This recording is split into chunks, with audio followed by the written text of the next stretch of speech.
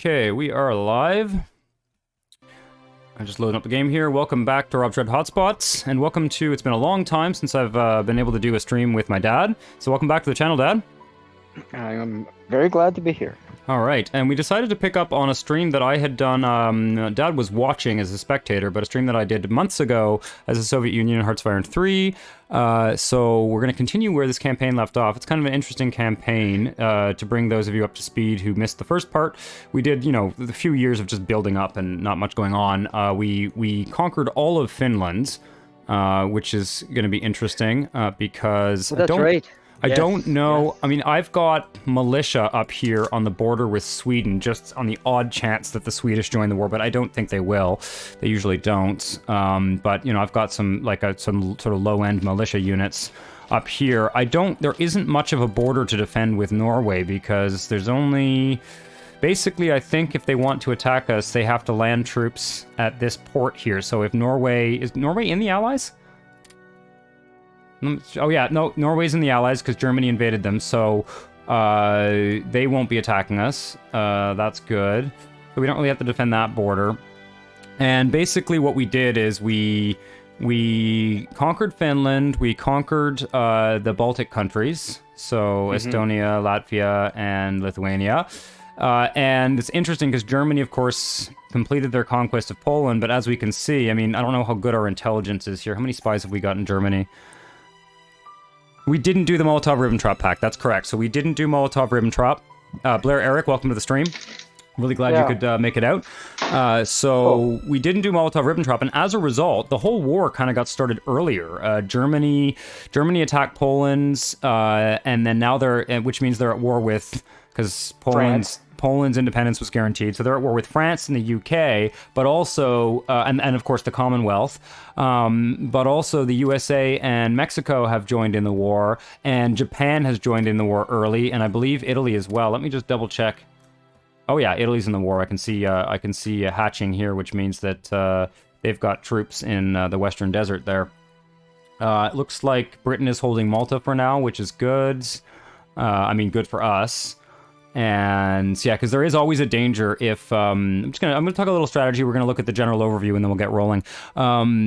There's a danger if Italy and Germany manage to take Suez. They are going to be able to potentially put troops, like they'll probably, because Iraq is a British puppet, so they'll be able to move into Iraq, and you know, you could potentially end up with Persia joining the Axis or something like that, and then we would have to defend this border. So I do have some troops. I don't know why I've got this militia on the Turkish border. They should probably be moved. That was a little bit silly. Well, you used militia. You were raising cheap units early. Yes, correct. But I think I'd rather have them on the Persian border than I seem to recollect, without referencing the map, that our east is extremely weak. Yes, this is a problem. Yeah, Japan's in the game early, so I would be being a bit preemptive there and get some troops out. Oh, for sure, yeah. Welcome to the stream, Jan Trappa. I'm not sure if I'm pronouncing your name right, but welcome to the stream. So yeah, no, that's definitely. I mean, in some ways, looking at the German Eastern Front here, Barry, the real estate market has changed. Whoa, what's going on? I think I got some YouTube sound effects from your end there, Dad. No, I just sorry. No, it's fine. It's gone. Yeah, no problem. So basically, you know, we really do want to attack as soon as possible. We're about a year or two behind Germany in terms of technology and doctrines and stuff, but their Eastern Front is going to be so vulnerable that we want to attack as soon as possible, even if we end up losing some ground against Japan in, what have we got here? Yeah, I've only got a handful of militia. So yeah, we definitely want to get the war against Germany started as early as possible because, you know, while they've got the bulk of their army on their Western fronts attacking France, they have not. Oh, they've declared on the Netherlands. So they're, you know, this is all gonna. The Western front or the Eastern front, if you're France, is going to collapse quite quickly as soon as they're going to steamroll through the Netherlands. They're presumably going to then declare war on Belgium. And, you know, if things play out as they usually do in this game, and historically, you know, France is going to be overrun quite quickly, and we want to attack them ideally before before the bulk of their armor and their more mobile divisions are moved back to the eastern fronts.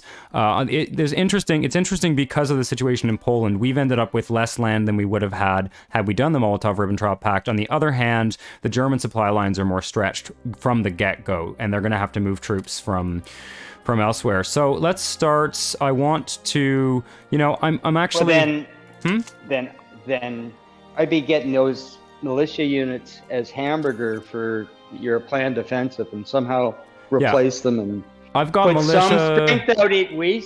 put some strength out east, or even withdraw to a better position out east. But okay, so what have I got? The only factor I can't sort of figure out in my mind is how aggressive is Japan going to be? Well, Japan is going to be, they're going to have much better infantry. Fior di Loto, welcome to the stream. Do I consider Hearts of Iron 4 or Hearts of Iron 3 more complex? It's interesting. I actually recently got on a Humble Bundle sale a bunch of DLCs for Hearts of Iron 4, and for the longest time I really did prefer Hearts of Iron 3, and there's still things that I really like better about this game. I'll talk more about it as we go along, but I think Hearts of Iron 4 has gotten better. I think the Man the Guns DLC that made the naval stuff more complex, and it looks to me like Hearts of Iron 4 is reworking their supply system with their new Russia DLC, so that's going to be really interesting. I think there's a lot of potential in Hearts of Iron 4 to finally be, to some degree, on par with this game. I'm not that interested in the alternate history stuff in that game, but it's Hearts of Iron 4 has gotten better. Let's put it that way. So I'm gonna take this militia here. I've got 9. What have I got? What have I done here? Okay, I've got 10 militia units, and I don't even know. This is gonna take so long to get to the Eastern Front. Maybe what I'll do is I'll move them to, because Mongolia is on our side. What's the infrastructure situation in Mongolia? Okay. Let's move these 10 units, because I'm not going to be able to send them all the way across. Let's make a line. That's better than nothing. Yeah. That's a defensive line against Japan, believe it or not. I mean, they can only expand so far. So we're gonna send one to this mountain or province there. I'm gonna send one to the hills province there. I'm gonna back this one up with. I'm gonna make a little line along this river here to try and, because it's a real one of the real dangers here is if I can't move them there. Is if Japan manages to break through in Central Asia, because if we're not careful, we can very quickly end up with a situation where whatever troops we have in the east are cut off from our supply lines. Yeah. So I've made a line. Let's take out the battle planner here. And I'll just make a new one and call it Eastern Defense Plan. Okay. All right. Eastern Defense Plan. And you type, I forget the mechanisms for raising troops in this game, but if you can at least cover a position at the hinge of the Kamchatka. Oh yeah, I was just looking at the production queue, and I've got. Let me just make a bigger line here so it's easier to see. Let's try and cover up a line that's something like this, along this river down here. I much like this aspect of this game that you can sort of draw out what the hell you're going to do. Yeah, Hearts of Iron 4 has even more of that, actually. So we'll make a sort of line like that. Now, obviously, there's a possibility of them moving through the mountains here and kind of flanking us. So ideally, we would also cover off down here, but it takes a long time for them to actually move troops. We'll be much more mobile in the steppes. It's better off, I think, to move across the steppes and then hit the mountains where they're going to come at us. Yeah, well, exactly. Yeah, and then we really do. We've got to decide. I mean, we also have to defend a line along here. Now, this is going to be harder to do. Like something like this. We need to defend a line because it'd be nice if we could. Now, if I recall correctly, did we build aircraft carriers? I think we actually built aircraft carriers. But we can defend a line here. Now, I would suspect that this could very quickly become an isolated pocket. It's very easy for Japan to surround us. Why wouldn't you put them in the green zone? This is forest up here. Yeah, I mean, I'll have to put stuff up here. I've got about, I don't know how many divisions here. Let me just 49. I've got 49 more militia divisions in the queue, some of which are going to be coming out in the next few days. So I'll be able to deploy troops. Troops along. Yeah. Fine. So this river I here. don't have a perspective on the supply situation. Yeah, exactly. So I'll place a thin line of militia here, and then I've also got in the queue 5 light armored tank divisions that I will probably place in the east as well. The light armor is going to be we don't really need medium or heavy armor because Japan doesn't have very good armor. So, if we get some armored divisions, we could easily, break through Japanese lines and reestablish our supply lines. We'll use them defensively. We'll use them as kind of a mobile defense core. Yeah, I don't have a problem with that. Yeah, that makes sense. Okay. All right. So that's good for that plan for now. Now this Western plan, oops. Sorry, my mouse did a weird thing there. So we've completed this part of the plan here. We can actually just delete that. Oops, this one and then this one. That's our our 1940 Baltic campaign, which is mostly complete. Why can't I delete this? Come on. Whatever. I think we need to. There we go. Okay, just was forgetting how the commands work here. So I'm going to need to reorganize this line here. We've got a lot of troops that are all over the place up here. I've got some militia that's stationed. These are just basically garrisons in ports because we don't want Germany to try and do some kind of amphibious thing. It's very unlikely though, so we may be able to move those later. I've also got some cavalry in the queue here. Cavalry are used for suppressing partisans because if we get like Finnish partisans cutting, you can have basically rebellions. If we were to have, say, Lithuanian rebels pop up or something up here, they could cut that actually makes sense even back then. Yeah, you're gonna have cavalry to deal with any partisans that might jump up. So that the attack plan is to try and take this little salient with Vilno, this little Polish salient here, away from the Germans. At which point we will want to, if it's possible for us to advance, it may be possible for us to try and do a push. In the sort of Königsberg and East Prussia up here.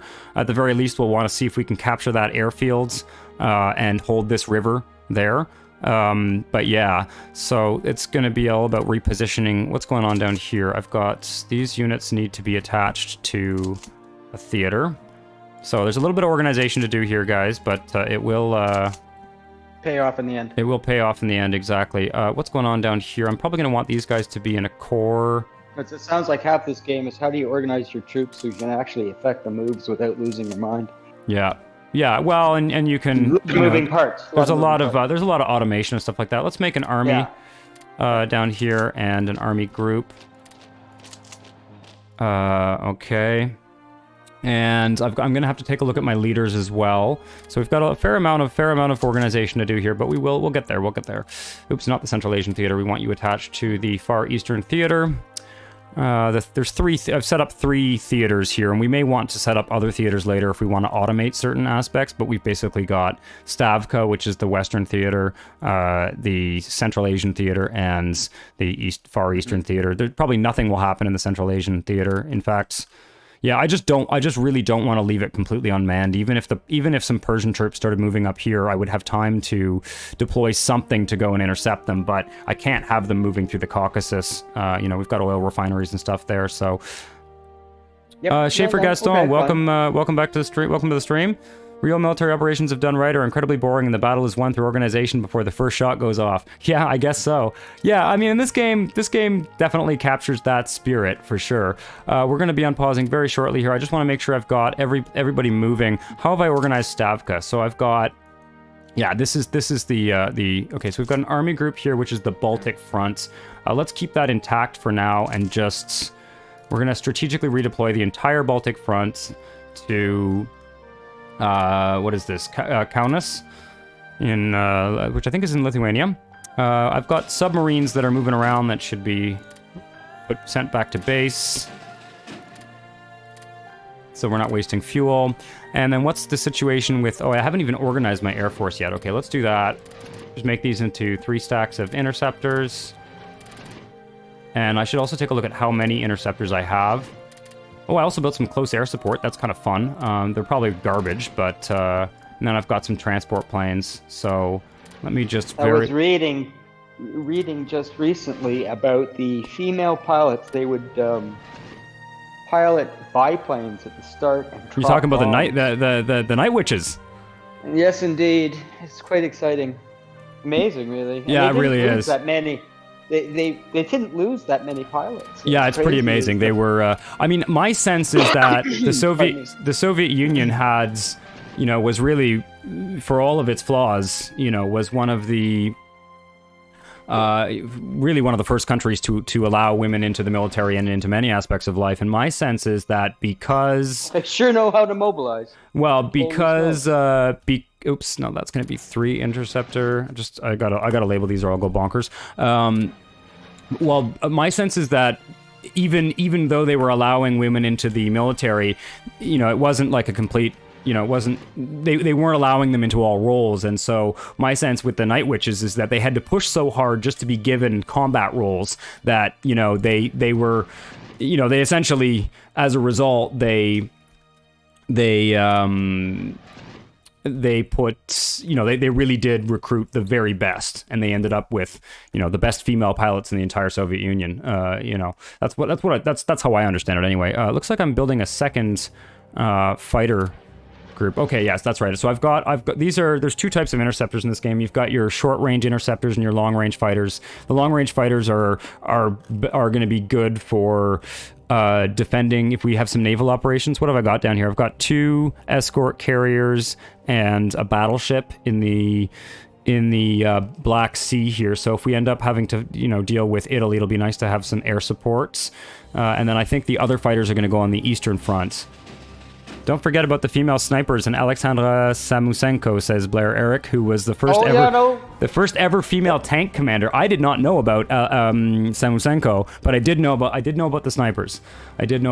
So what have we got up here? We've got the Black Sea fleet is just 1 battleship, 1 heavy cruiser, and a bunch of shitty destroyers. Okay, well, that's okay though, because Germany's navy is probably going to be in pretty rough shape because they're going to be dealing with the Royal Navy in the North Sea. And I agree with you. I mean, so we're planning to attack quickly. You set a date and look at the movements of your troops. Well, what time of year is it going to be? I think if we're going to attack this year in 1940, it has to be by about July at the very latest. So we'll see what the defensive situation is in the east. I'm going to put, in fact, why don't I name this a little bit differently? This one's going to be Black Sea Fighter Command. Oops. Now, did you go all long range or? Yeah, they're long range fighters, and then I've got, I've got to deploy the other ones too. Where did I even deploy that one? What happened here? Oh, there we go. And then we'll call this one Eastern Fighter Command. We're gonna have air support issues in the east. Although if you look at the air map mode, actually, one of the things that's a good idea is if we can keep that Vladivostok air base. Japan's closest air base is in Harbin in Manchukuo here. So in Manchuria, so they don't really have any forward air bases in the region. So one group of fighters should be. Going with the armor and going with air superiority would go a long way in the east. Now, our fighters are not updated yet. We still have some pretty shitty fighters here. Let's take the close air support. We've got a forward air base here. I should probably upgrade some of these forward air bases so I don't have to cycle them too much. But for now, they're going to be kind of shitty air bases. Our repair capacity, we're going to have to cycle units out of the front line to repair them because our frontline air bases are not high enough capacity. Now I've got some stuff up here. What's this? These are tactical bombers. Oh, interesting. Okay. Yeah. So now we can take these. We've got another tactical bomber group. What month are we right now? We're in April. I haven't unpaused yet, but we're in April. I'm going to merge those 2 tactical groups. Okay. Can you build another string of airstrips so that they're closer? Yes. Yeah, well, it's should have time. Yeah, I'm gonna do that. I was just thinking about that now. Okay, where are these guys? Okay, these guys are back in Leningrad. They don't need to be there. I also want some fighters down here. It's really important in those of you who might be watching to have some tips about the game. It's really important that you use your your forward air bases as much as possible, because the distance that they have to fly from the airfields to the front, that affects their combat efficiency. The farther their air base is from the area that they're operating in, the more, they take penalties for that, basically. So let's just take a look at that. We should also build a couple airports on the front as well. Well, you can spread your forces out. I'm a little bit reluctant to this airbase in Kaunas, I think, got bombed or something when we invaded the country. So I'm going to upgrade it to at least, I'd like to get it to level 6 ideally, so I'll just put that in the queue. I don't want to build too many forward air bases until if we can't hold the front, then we're just giving those air bases to the Germans. So now this is the biggest gap. We have an air base here, but we have nothing in this whole area. Now, I don't particularly want to build anything here, though, because this is kind of the Ukrainian plains, and it's very, very easy we're pretty well defended. To be fluid? Yeah, exactly. So what I've done is I've got 1 armored division and 2 infantry divisions on each province. So this is a pretty solid defense, but it's not that hard for them to start punching holes through that, so we don't want to give them any freebies there. We want to just go on the defensive in terms of air. We're not going to be doing a lot of bombing at first. No. Until we get some more air experience. Transport planes can stay in Moscow for now. And, okay, that's looking good. I don't know if those air units are attached to the correct... So I'm going to unpause. Looking at... One last question. Do we have a railway out to Vladivostok? Well, this game doesn't have linear railways. It uses in province infrastructure. So essentially, this is the infrastructure map mode. You can see that these would be the equivalent of railways. You can see like 70% infrastructure, 80%, and that's the capital. So supply... So just tell me, how long does it actually take to get there? To Vladivostok? Well, those militia units I'm taking will probably won't be in Central Asia for about 4 months. So I can deploy troops. Holy God! Yeah, I can deploy troops fresh. Like if they come out of the production queue, I can deploy them anywhere in my territory. It's like we're raising. I get it. Yeah. So okay, but still, though, I mean, that surprises me. Well, I guess those little colored veins that are branching out will get better with time. I can upgrade them. Yeah, for the time being, it's not. I'm not going to focus too much on it. All right. So this is fresh. This is fresh militia popping out of the queue now. Ouch. So we're going to start filling out this border here. I fully, it's quite possible that this entire thing will just get surrounded and overrun by the Japanese, at which point we will make a stand somewhere farther west. These are very cheap units. We have a lot of manpower. We can afford, I'm building units that we can afford to basically lose. We can lose 500,000 men. Okay, Germany conquered Norway. So I'm going to suggest as well that we try and perhaps have a unit up here so that we can grab this port. Kirken is... I don't know how do you pronounce that.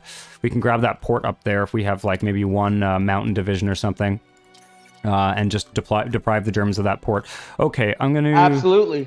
I'm going to move these guys down, and I'm going to move these aircraft carriers are going to have to wait. Air bases can wait as well. We'll upgrade them after. For the time being, I want to get that militia out of the queue. I'm almost tempted. You know what? I'm going to put the cavalry down too. Another strategic question. So, of our oil supply, how much is going to get chewed up by that air force you're building versus armor versus? We basically have a limitless oil supply as the Soviet Union. We don't really have to worry about that. Okay, peace. Yeah. Okay, I mean, peace. unless we're in a situation where Germany's in the Caucasus, which I don't see happening. Right. It could get spicy. It could. No, but at least at the start of the game, that's not really a strategic. Like, I got to worry like hell about. No, if we were Germany and we were in for a long campaign, then we have to worry about it. Germany's usually only got about.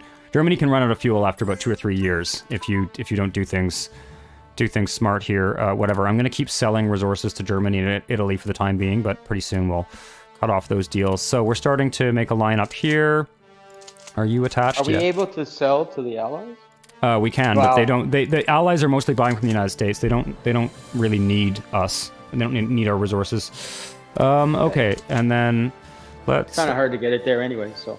Well, yeah. Okay, this core HQ is going to move up there.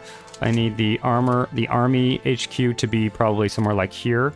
And this guy... Oh, do I have anything? I need to put something in Vladivostok because one thing the Japanese can do that would really screw up our plan here is just if they just drop Marines on that port, we lose our entire... We end up in really big shit. It's mostly the airbase actually, because we can supply the units over land. Did I set up a... Oh yeah, I'm actually... Looks like I'm sending supplies... Oh, no, that's trade. Okay, never mind. I could potentially send supplies overseas from, through the Mediterranean, through Suez. I could supply these troops by sea, but then we'll end up... that will work very well. Well, the problem is the German and Italian submarines that will operate in the Mediterranean will be kind of at their mercy. So, okay, can I do a core here? Do I need an army? Yeah, core is fine. Let's go there. And this should probably be a separate army and a separate front. Side note, as you were talking, taking the port in Norway makes sense.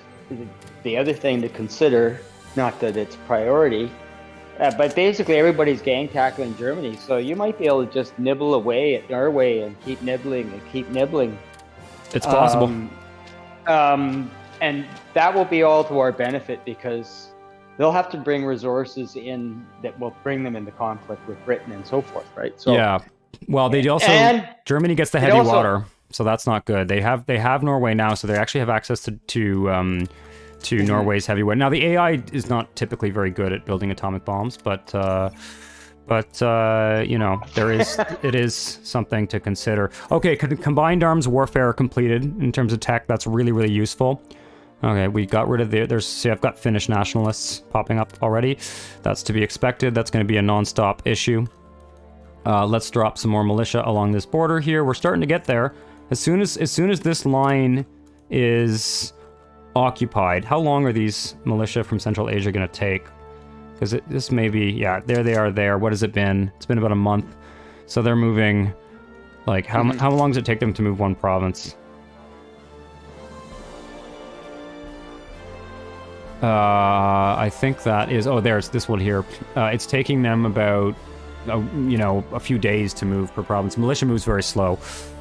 So that's a bit of a problem. On the other hand, Japan's going to move very slowly here. So even if we get there a little bit, even if we're kind of last minute, that's okay. Okay. Yeah. Everything that's in the east right now, other than obviously we don't. Panama joined the Allies, which is good for the Allies. Okay, we just got our new supply transportation and organization. By joining before you've declared war. Anyone who joins the Allies now is immediately at war with Germany and the Axis. Okay. So we're not joining. We are in a different faction. We are in the Comintern faction. So we can't join the Allies because of the way this game is sort of set up. We are in a separate faction. Okay, so this army. How do I want to do this? Can I make a core here, or are they too far apart? They're probably too far apart. Okay, so we'll go with... We'll actually maybe attach these guys directly to that army. And they'll probably be close enough when they get there. That should do it. How far are you from... 283. Okay, that's fine. I missed something. You said we're allies, but we're not at war with Germany. We are not in the Allies. We are in a separate faction called Comintern. So. Oh, I thought you said you just joined them. No, sorry. Panama joined the Allies. Oh my gosh. Okay. Yeah. So it's just because of the way this war has started early. We've got radar stations in the queue. That's kind of cool. That's actually useful. That's great. I forgot that we had researched radar. That's good. So one of the things that we fall behind on. So a lot of important doctrine texts are finishing up. This is good. Really important ones like Grand Battle Plan, Combined Arms Warfare. Why is Superior Firepower is not really a priority? Because I don't see us building larger divisions. Sorry that we're playing this now because I've just been rereading the history of the Canadians in Normandy. Yeah. Just because I was speaking to Barb and I learned that somebody I didn't know directly, but that Uncle Lloyd knew, had actually landed on D-Day. Wow, cool. So friends of the family. Yeah, very cool. And went all the way through to the end of the war. That's cool. Interesting. Okay, As let's infantry. see here. As infantry. As infantry, wow. All the way through to Holland. Wow. Yeah, the Canadian contingent went from, okay, great. We just got great army. That's great. Plus 15 leadership and plus 15% organization regain rates. That's because of all the militia we're building. So that's great. Super. So essentially, that's a bonus you get for having an army of 800 brigades or more, and it's very hard to get. If like the militia are super cheap to build. So, oh yeah, we've got to really focus on officer ratio. Maybe I will. Is there anything vital in here? I want Grand Battle Plan to finish, and I want Radar 2 to finish. So let's just put... How are we doing on spies? Good, okay. Let's put 2 points into research and the rest into officers for now. We have 26 total leadership, so that's probably a little over half of what Germany has in terms of leadership. So they've got a lot more to play with in terms of tech. Okay, these guys need to move forward. Yeah, we're going to be in pretty good shape here. Oops, no, I can't deploy in my puppets territory. All I can do is trust. Yeah. I've never seen serious... Well, I've forgotten our little Finnish adventure in detail, but this will be nearly start from scratch once the action begins. Yeah, I mean, we everything we've done so far has been pretty much just walking over very weak countries. So let's put you there and then attach these guys to this 12th army. And we're going to need some army. We're going to need an army group out here for sure for supply. Anybody else need to be attached? Can you? Yes. Okay, good. This probably should not be a core. Let me just see here. I'm going to run out of leaders if I keep building these cheap divisions. So I'm going to have to be a little bit careful about that. Oops. This needs to be deleted. And we'll just attach this directly to the army. The core headquarters give bonuses to reinforcement, which makes it easier for... Oh, fuck, what have I done here? No, that's the wrong one. Which makes it easier to stack divisions and reinforce them and move. But when we're in the Eastern Front like this, the front is so spread out, that we're typically not going to be fighting with more than 1 or 2 divisions in a province. So the most important headquarters are going to be the army and then army group for supplies. So, can this guy be attached to... Yeah, okay, so this... No, they won't even be attached there, so there's no point. Don't even know if it's worth having army groups out here. It's probably worth it. I would have thought you'd have to have at least one. You don't have to. Not all troops need to be attached to an army group. Okay, we're going to have to... What's it going to do to the fighting qualities of the troops? Because they're going to be isolated, they're not going to be reinforced, their production could get hit. Yeah, for sure. You know, if you're going to hold it, I guess. Yeah, no, for sure. Vladivostok, so we'll just call this the Vladivostok front, and it's got one army, and it's not this army. This army is going to be attached back to the theater, and up here we're going to need something, I guess we'll call this like the Transbaikal front. Transbaikal, by the way, this is Lake Baikal, so they actually did have a Transbaikal front in the Russian army, and it's other side of Baikal. All right.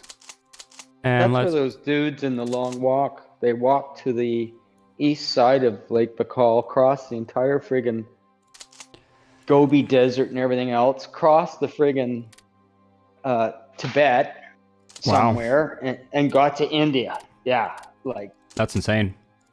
They escaped when was this? from... It was a Polish officer who'd been captured as part of the initial period.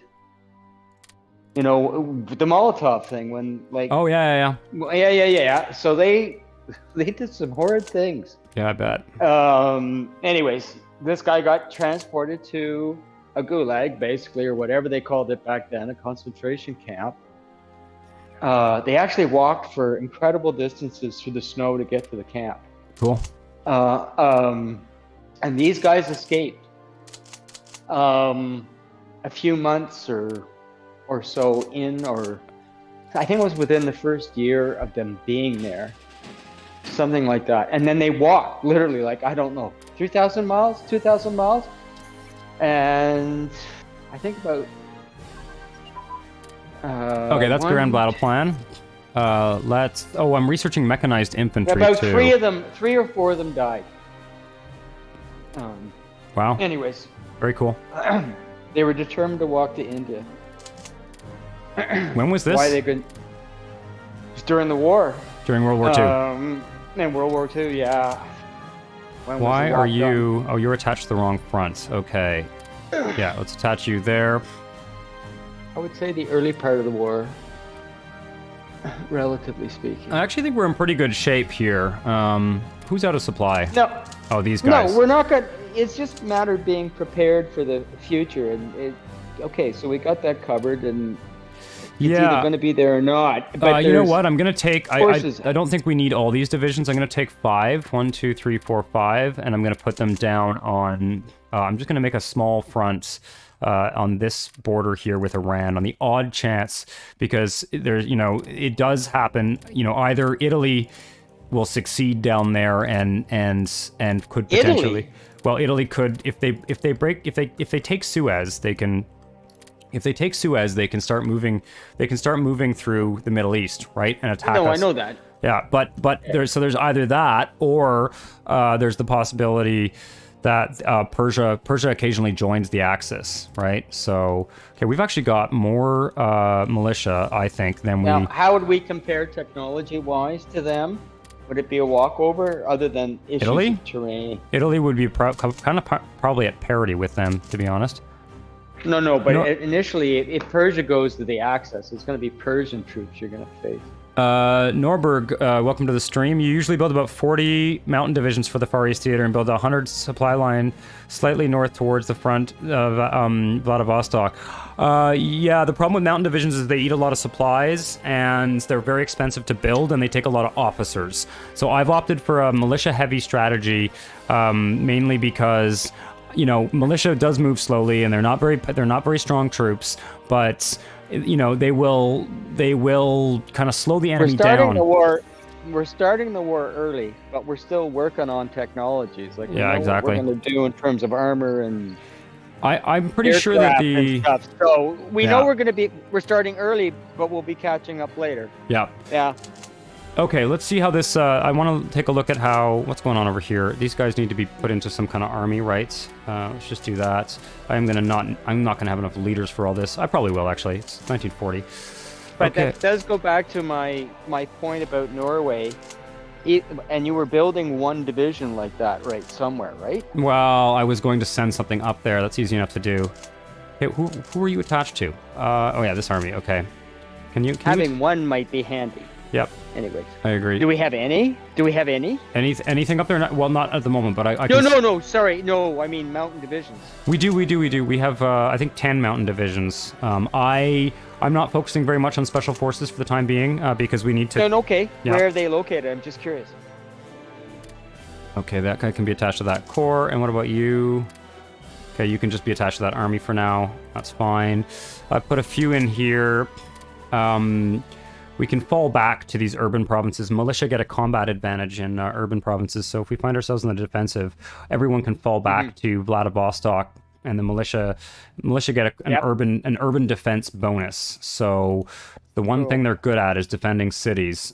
So how many troops can you fall back to Vladivostok, and we'll have enough supply to live for long? Well, it's more a matter of it's more a matter of combat width. Okay. Oh, Schaefer Gaston says I have to hop off for about 80 minutes. When I come back, I expect you to be firmly in Poland. I hope so. I hope so. Okay, let me take a look at the structure of this Baltic front here. What have I got? 3 armies. Okay, this is... Oh, I see. So these 2 armies have corps. Well, we don't need... We can actually get rid of one of these armies and just organize all this into one big army. And... You're going to have to be pretty brutal on that. I mean, once we go up against Germany, not that we're going to eat them alive, but you got to give them a punch, because for sure. Now I'm a little bit concerned. How many troops? If I wanted to take this port up here, I'm gonna need 1 corps. And what's the terrain like again? Oh yeah, it's Arctic. So it's Arctic up there. So we're going to It's got to be mountains nearby, though. Yeah, mountain Back troops. to the back to the mountain question. Just where are the ones that you have? They're down here, and I'm gonna need to reorganize this area here because I've got too many mountain troops and not enough infantry and potentially armor. Okay, so I'm gonna move this first army up to Petsamo here, and just attach them directly to. They don't need a. I wish you had a troop body that you could, because I mean there was a railroad. If they absolutely had to have somebody get there quickly, they could probably achieve it at least in a couple weeks, not fucking 4 months. Yeah. I mean, I don't know. It's a system. Sounds like these mountain troops are a little bit strategic because they're expensive for us. They're expensive, but the problem is I haven't focused on training them very much because they're used in such a. Hey, come on, can you attach to the Far Eastern Theater? There we go. Okay, they're used in such specific situations that I've needed to focus my training on because it's all about leadership. You need to concentrate my leadership on armor. Armor. And okay, so I've got here's my armor stacks. Okay, so I've also got militia stacks in these cities here. So if our front falls apart, we have these militia stacks sitting on these urban tiles, on these urban provinces, so we can fall back well, the idea would be actually that we make everyone a Stalingrad. Okay, I've got a bunch of armor down here too. Okay, this armor should be moved up north. If we're going to attack here, we need to concentrate forces there. Basically, in fact, who's this attached to? Oh, these are attached directly to Stavka. These are like reserve armor corps. Give me one of these corps. There's armor on the front here, isn't there? Yeah, okay. I don't need any. Oh, there's only 2. 1, 2, 3 divisions of armor. That's not enough. You do need to have at least, shall we say, an offensive reserve where you have success, where you can just slam in some armor. Mm-hmm. Where it's positioned behind the front such that it can move quickly, like not in front of the Pripyat marshes, but where there is a corridor where it can move. Yeah, are these guys attached to an army? Yes, they are. Okay, so these guys are gonna on this side, and I'm gonna leave. I need at least 1 core of armor, and I'm gonna send it here. Yeah, I'm gonna send it here, and it's gonna attack and try and close this gap here. And we're gonna try and hold that river. And then what have I got here? This army has been detached. I've got the rest of this. What is this? The second army or something? Okay, this army's a mess. This was the army we used to invade Finland. There are some tank divisions in it. I'm probably just going to leave it as is. Unfortunately, it's just we really do. Too isolated. Yeah, well, we don't have a lot of troops here. So let's see here. Okay, you're all moving there. Second Corps. No, I'm not going to leave it right there. I'm spreading it out. I've just strategically redeployed to this area. Let's actually put you guys on this side there, and 4th Corps. Let's put you there for now. And yeah, I need more troops on this side here. What can I spread out? What can I spread out? Take the mountain troops. Cover off this front here. Okay, don't forget the way you can pinch off that salient is you hold one side and you pinch the other. So if you're sort of stuck with having your troops too badly distributed, well, choose the side that you can. Oh, there's more here. What's this? Another army? What are you attached to? Oh. No, this wait a is sec. what comes of starting a game after a few months, but it's a good one. It's interesting. It's interesting how the history is sort of tripped in a different vein. Yep, for sure. 6th Corps. Okay, you guys can spread along this front here. And we were smart. I mean, we didn't do the Molotov thing, right? No, exactly. Let's get an armored division there and up there. Oh, I've got this needs to be covered off too. We're getting there. What is it now? It's June. Oof. Yeah, we got to. We definitely want to get moving on an offensive soon. I'm actually feeling pretty good about the east for now. Let me just. Never mind the militia for now. Let's get back to work. This militia we can pop out later. I guess my only question would be is if there's anywhere where you probably have more force than you want, to at least initiate the movement orders into the area towards the direction of the area you're going to attack. Yeah, well, that's what we're doing right now. I mean, I'm positioning. All these units are being No, repositioned. I know. along. You're basically, from the clock point of view, you're going to be forced to move. What is happening in the rest of the world now that we've done all this? When you're done, before you sort of push the button to say boom. Yeah. Let's just double check. Okay, where's France at? Where's Britain at? Yeah, well, let's take a look at France right now, because that's pretty crucial. Okay, Germany has overrun Belgium. Belgium is basically surrounded. Yeah, France is going to fall soon. We're going to have to attack as soon as we possibly can. It's going to be... Okay. It's definitely going to be a bit of a desperate attack here, and we're going to... If we're not careful, we can end up on the defensive quite soon. In fact, give me 5 militia divisions. Let's get... We need that cavalry too. 1, 2, 3, 4, 5, and then give me the cavalry as well. And I should start working on those carriers again. US is in the game, right? Yep. So Okay, actually, let's yeah. take a look here. The other thing we can look at is we can look at what ships have been sunk here. Let's just take a look here. Where is it? Owner. Okay, the UK has lost... Whoa, the UK has lost nothing. Wow, that's great. So they've only lost 1 light cruiser. Jesus, Germany's gonna get fucked. The US have lost a heavy cruiser against the Japanese. Norway, we don't really care. Netherlands, Japan sunk all of China's navy. That's normal. Japan has lost so far 2 battle cruisers, a heavy cruiser, a light cruiser, a destroyer, flotilla, transports, landing craft, another destroyer. Italy has lost 2 heavy cruisers, a bunch of escorts. Germany has lost, basically the entire German navy gone. And I can see a fair number of submarine flotillas sunk, so they're probably... Holy shit! Yeah, they're probably losing... well, the problem is before France... Germany's submarine force is not effective when the French Navy is still in play, right? So when France surrenders, because France has got an aircraft carrier and 6 battleships, so they've got a lot of, and France's navy is very modern. I'm a little surprised by that, only because don't forget at the start of World War II there was Scapa Flow, and they got in there and did a whole. Yes, the one thing that's not modeled very well in this game in terms of naval stuff, and there are some mods that try and fix it, but capital ships are more or less impervious to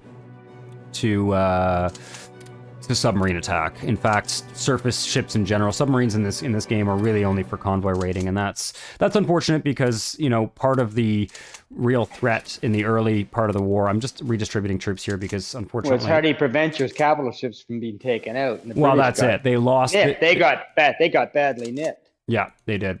Okay, so this whole side here is going to have to be fairly defensive.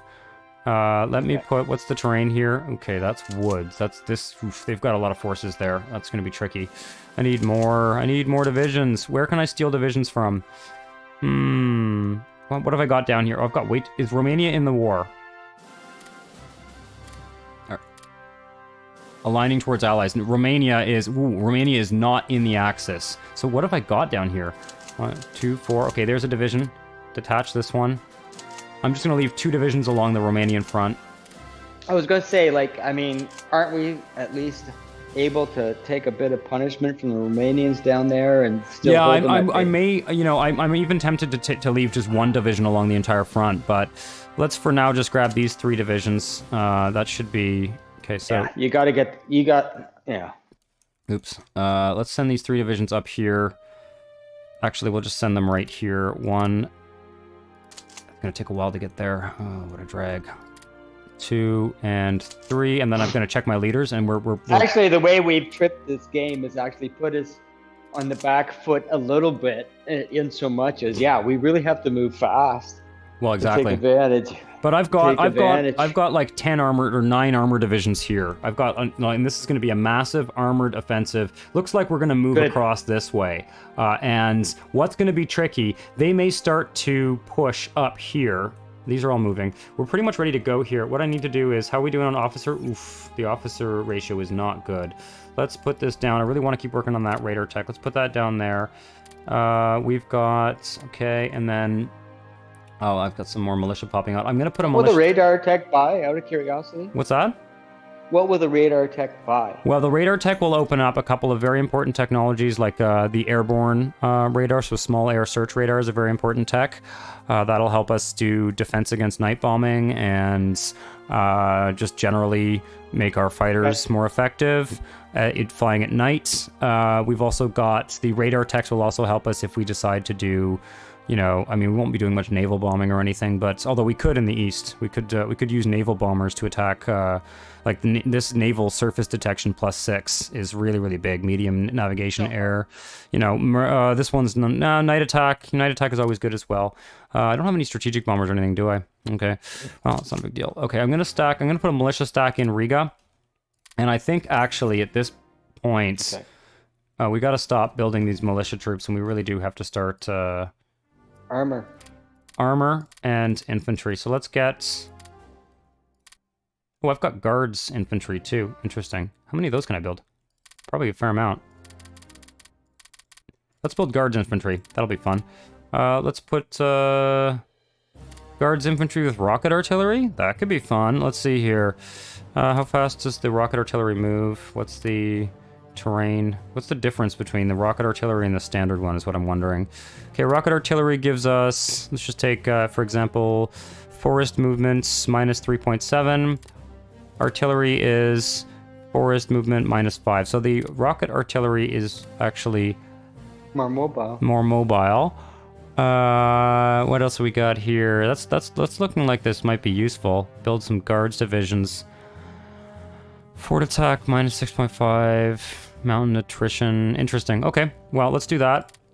Now we're going to mobilize the army. I don't know if we're already... Are we already mobilized? I think we're already mobilized. Okay, good. We're already mobilized. I just want to make sure these guys finish. And these guys have to finish these guys for the east as well. And we need this as well for the east. Let's wait until this plane finishes. So we have some air defense in the east. And then... Yeah. Okay. Not loving the distribution of our air forces here. Our air force is very much out of date. We're going to be fighting a losing battle in the air against Germany, but there's really nothing we can do about that until we get rolling here. Okay, that's the air. I think we're going to have to attack. I'm just going to look at my order of battle and make sure... Make sure that there's leaders on all the divisions and corps.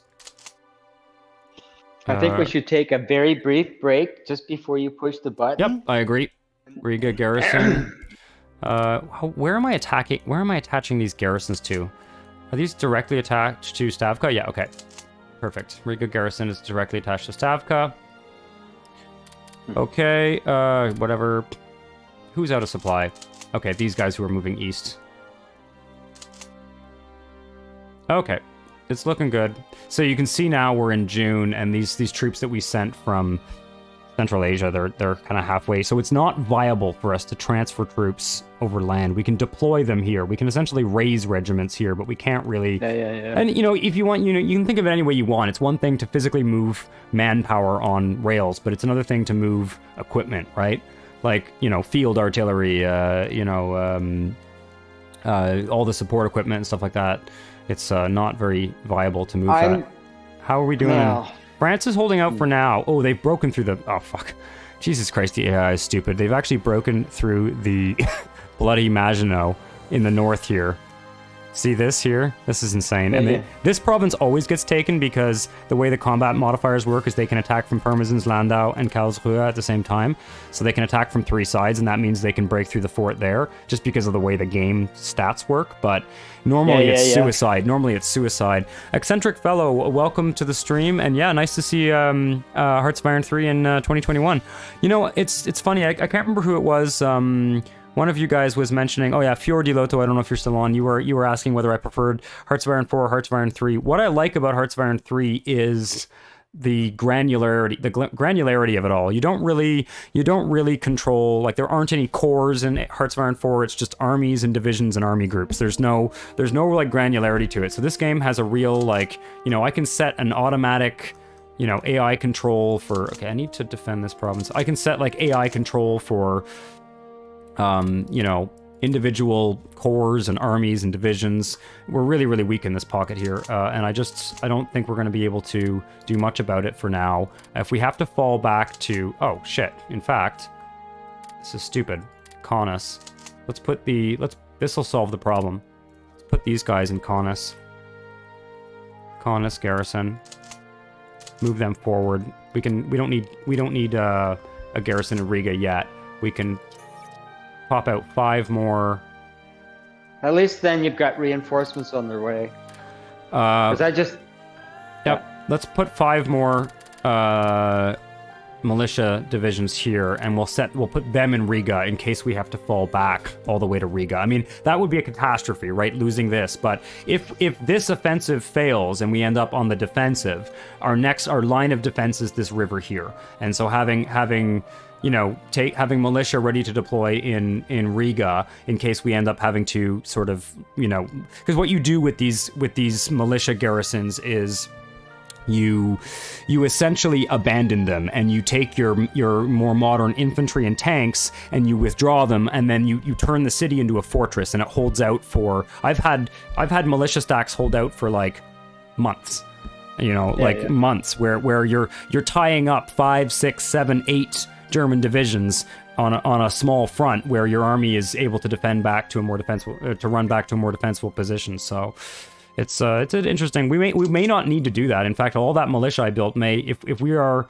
Oh yeah, this armor is actually on the way. So as soon as that armor Can you arrives, upgrade them? Can I upgrade them? Upgrade Yeah, them? yeah, I can upgrade them. Okay. Right. So that armor is. Oh yeah, we're in good shape. We've got 5 armor divisions on this side. Oh yeah, we're in great shape. We're in great shape. I would say we're pretty much ready to go. So okay. Let's drop. Yeah, you two can actually go. Is there? What's the infrastructure here? Oh yeah. Okay, that province is blocked. Okay. All right. The army's a bit of a mess. I do need to quickly check. The hell is all? What the hell? Oh, Jesus! It's been so long. I've got 15 divisions in reserve. Well. Never mind then. Let's take this reserve and just move it forward to Calm here. And we'll leave these guys as... these are completely reserved divisions. Yeah, we're in great shape. And we'll move them to the front once we determine whether we're on the offensive or the defensive. In fact, rather than do that, I will make a second defensive line along this river. And if our offensive succeeds... What's that? Don't disperse them until you know which way it's going. Well, I'm gonna disperse them essentially, and don't worry, we'll. Well, you can't stack them and keep them as a stack, or I could, but it's gonna. They take a while to get to the front, so I'll just start them moving all along the front here, and would they move faster if you break them up? No, I want them in different areas, so I basically moved them along a line here, so they can be reinforced anywhere along this line. If I need to rush some units down here, I can start just spreading units along the front. And do we cycle in this game? What's that? Do we have to cycle in this game? What do you mean, cycle units in and out of battle? Yeah. Yeah, in a long battle, absolutely. Yeah, it's very similar to Victoria 2 and stuff like that. Okay. All right, and then what I need to do is check and make sure that all of my corps have... Yeah, these units have not been assigned yet. All of my corps and everything have leaders. Jeez, I've got some... Okay, that's fine. Let's just close all the ones that have leaders, make sure that we're not missing any. It's looking pretty good. Yeah, I've got a bunch of corps down here. 1, 2, 3, 4, 5, 6, 7, 8. I need 8 corps leaders. What's on this Finnish front here? Oh, and then some army leaders and stuff. 8 corps leaders, army leaders. What a hassle. Okay, that's going to take a second. Let's do that before we take our break, because it's not going to be... Yep, please. Too long. Far Eastern Theater I've got. I took a break anyway.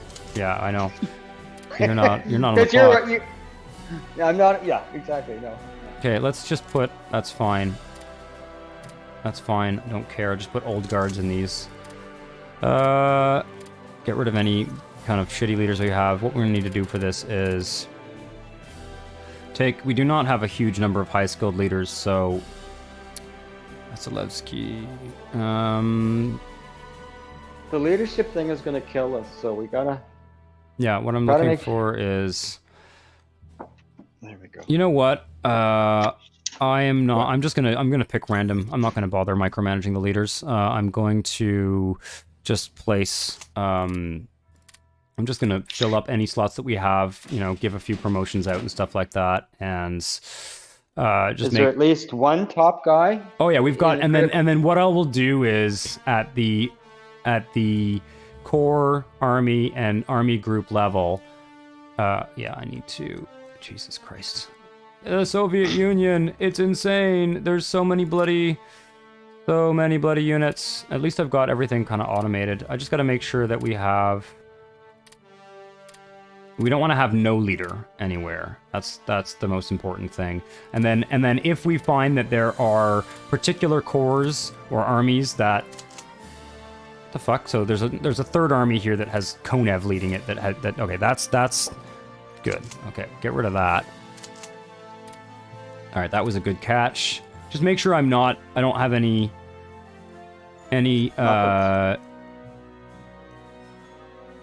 leaders that are particularly poorly selected. The Baltic Front's going to need. Let's put Konev in charge of the Baltic Front. He's a very good general. And make sure we've got kind of decent... Yeah, we've got very, very strong leaders on this front. Zhukov is in charge of the 2nd Army, which is the army command here, and then Konev is the army group commander, so that's pretty good. Northwestern Front... Oh, we could use a better field marshal there for sure. Okay, yeah, these guys, we need better... We need better leaders for those armies. So let's grab... I want Vasilevsky... Do I want Vasilevsky at the core level? Probably not. So let's grab Vasilevsky and promote him. And just stick another guy down there. And then let's grab Malinovsky and promote him. And then we can stick this guy down there. And that was up on... Malinovsky. I watch videos of a racer with that name. It's a pretty common name, I think. There we go. So we've got some strong army leaders here. Do we even need 2 armies here? Yeah, we do. Okay. Just take a look here. Yeah, we definitely do. This guy, the Minsk garrison, I guess, is attached to this army as well. That's fine. Okay. And then here we'll just grab some defensive leaders. They're not very good, but these guys aren't even organized into armies either. Okay, that's a hassle. All right, let me just do that quickly. I knew there was like a lot of this crap to do, but you know, we are ready to start the war as soon as I finish this. Will I put Zhukov as Stavka leader eventually? Yeah, I'd like him to gain some experience on the front line first. I want him to hopefully maybe level up to level 6 or something. I don't know if I will put him as the head of Stavka, actually, because I'd kind of rather have him at an army or army group level. Here, you can go there. And... Oh, is this a tank corps? Yeah, that's a tank corps. Well, get someone better.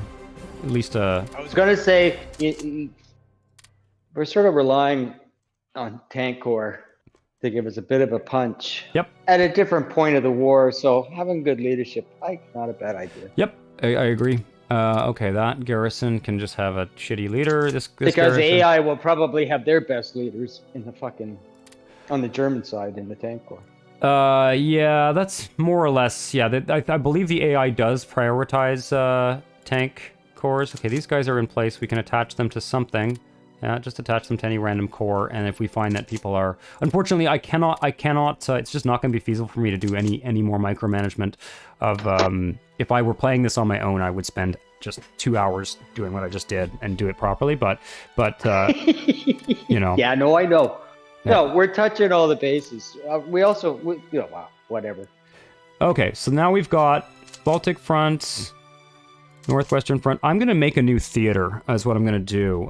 What I'm going to do is I'm going to take all of these fronts here. So starting with the Baltic Front, I'm going to make... We'll just call it the Western Theater. Stavka will be our kind of reserve theater. I think we're going to have to do this. And yeah, it doesn't... I will get a better guy in charge of that theater. And let's attach the... Okay, you need to be attached to the Far Eastern Theater. This is going to start to make sense soon. Okay, First Army, you should be... Yeah, Stavka can be Finland and everything like that as well. And I'm going to need to attach the Northwestern Front to the Western Theater. And then I'm going to need to make fronts down here. So we'll call this... Okay, first of all, we need armies here. What a hassle. Okay, there's a little bit more to do here than I thought there was. But it ain't the end of the world. It shouldn't take long. Because that is the German border, right? That is the border with, the Polish border, essentially, that Germany is now occupying. Okay, Third Army down here. Okay. Okay. How far do we have to go before we hit mountains? Mountains? Yeah, in that direction. I'm just curious. Well, there's this mountain chain here. Okay, and, like so by the this is where there used to be a Czechoslovakia. There used to be a country called Czechoslovakia there, and then Germany overran it. Yeah. Let's attach you to 14th Army, I guess. I will shut up. I'll let you get done. Okay, there's another corps up here. This is the tank corps that needs to be attached to, I guess, 2nd Army. That's fine. Okay, and almost done here. 1st Army is going to be directly attached to Stavka. Now, Black Sea Fighter Command can be attached to... No, just detach it for now. And we'll probably need a few more corps and stuff. But we're starting to get to a place where we can launch an offensive here. Baltic Front, Northwestern Front. Now, I've got some armies down here. 1, 2... And then this is all going to be one big front for now, because I don't have enough. Yeah, so let's make an army group, and we'll call this the Southwestern Front. Okay, and that's going to be attached to... We'll call it this Western Theater here. So, Baltic, Northwestern, Southwestern. Okay. Move this guy here. And then what have we got attached to Stavka? Basically, mostly garrisons. And then these reserve divisions are also directly attached to Stavka. And what's this 24th Corps? 14th Army, perfect. So this is kind of a reserve corps, a reserve armored corps in the steppes. So it's mostly, I've organized this in such a way that all of our most important units are attached to this Western Theater. Let's grab a strong, reasonably strong field marshal for that theater. I'm going to grab, Jesus, level 4 leader on, you can be a field marshal. Okay, level 4 leader on a fucking militia unit. That's not ideal. Why is there militia? Oh, this is, I see. Let me rename this corps. This is, Northern garrisons. Okay. Arctic garrisons. I'm gonna get confused. Arctic garrisons. It sounds crazy, but if you don't name things... I've never done that in Civ. In Civ or in EU4? I've never done it in EU4 either. Although I should take more advantage of labeling something. It's necessary in this game. It's necessary in this game because absolutely. Like I just sort of sitting back, taking in like this is like Civ squared. Until you do like a semi-thorough walkthrough of your little optimizations here, figuring out this question there. Hopefully, I've been provocative in terms of looking at merits of things. Yep. You know, because it's a huge front. Yep. Especially as the Soviet Union. You never fight across a front like this in Civ. Well, in EU4, yeah, no, because you don't have... even EU4 doesn't get this complex. It gets closer. It's the sheer number of provinces. That's what it is. It's the number of provinces that make it that makes it, you know, harder. Okay, they're probably gonna push here, and we're gonna have to, you know, we're gonna have to just kind of wait until we close this. Once we move in along this front, we'll have a much shorter front to defend. Right now, we're covering off 1, 2, 3, 4. Like, what is this? This is like 15, you know, That's 10, true. 15 provinces. This is like 5 provinces. Yeah. We gotta assume we're gonna remove the appendix, which means all of a sudden the concentration of forces on our front is gonna be like huge. Yeah, so. exactly. So that will take, I would estimate this will take what's left of the summer. It's July 1st now. I'm going to suggest we declare war immediately after we take this short break here. Let me just double check. So Stavka, who's on Stavka? That's fine. Who's on Far East Theater? Central Asian. I'll go on. Western Theater. Okay, Western Theater needs a better... We'll take him and put him on the Western Theater. Baltic Front has Konev. Northwestern Front. This guy is not good enough. What should I do? Let's grab a better leader here. Take one of these guys. It's a shame he's on his way to learning some traits, but whatever. You're going to be a field marshal now.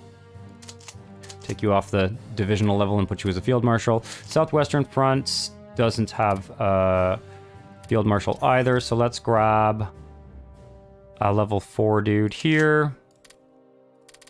Okay, you can have that guy and stick him as the Southwestern Front leader, and I believe there's a couple armies here that don't have generals also. So let's grab this guy. Krulev, okay, you can be a general. And, oh, did I choose a division leader for that one? I'm not sure. Not a big deal. Okay. By assigning a field marshal, what do you get for that from the game? So the way it works, I'll go through the order of battle. The order of battle is the best part of Hearthstone 3, in my opinion. It's what's more detailed. Hearthstone 4 doesn't have any of this, and because people don't like it, because people don't have like the OCD that I do or something.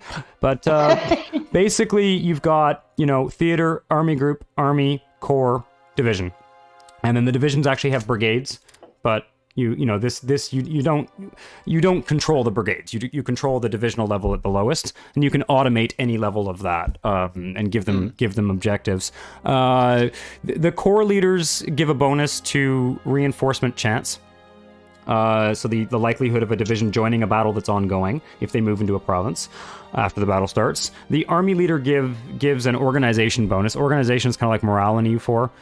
When this green organization bar gets to 0, the unit breaks and flees. And so really good generals at the army level are important because they increase the organization of all the units under them. And field marshals give a logistics boost. Okay. Tukhachevsky is where it's at. Zhukov is a wimp. Tukhachevsky is where it's at. I'll find Tukhachevsky, Blair Eric, and I'll put him on Stavka later if you want. So the army group gives a logistics bonus. The theater commander actually gives a stacking penalty reduction. You get stacking penalty when you have too many divisions for the size of the front. So having it's a very situational. We're not going to be massing, 20 divisions in a single battle or something until much, much later in the campaign. So that's why I'm putting shitty leaders at the theater level. The leaders also have traits. Like, let's find one that has a trait here. This Alakin guy has offensive doctrine, which has certain effects in the battle. Also Winter Specialist, which reduces winter attrition, and the Old Guard trait, which is a negative trait, and that means that he gains experience slower. So we're going to be trying to get the Old Guards out of the army and train up the new generation of generals as we go along here. But it's going to be a bit hectic because we have something like 400 divisions now. It's bonkers. Not 400. We probably have something more like 250 or 300 divisions, but it's getting pretty insane. So, I'll want to be doing things like checking on these militia divisions here and making sure that there's, nobody who's particularly, vital is in a a weak division. Okay, God, I've still got stuff that doesn't have. Okay, cores. You can have this guy. You can have this. Give me at least a trait. There we go.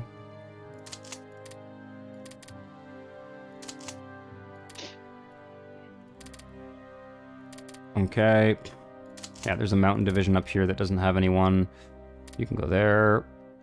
I think we're in pretty good shape. Okay, we've got one more army that needs a general. 9th Army.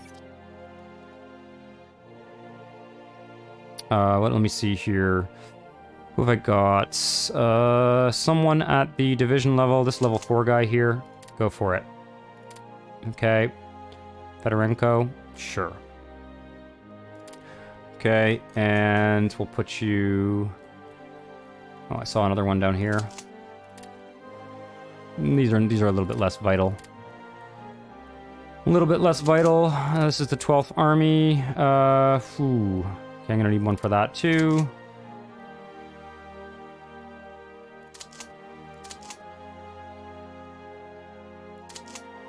Let's put the level 4 guy here. Maybe I can just pick from these guys. Yeah, let's do that.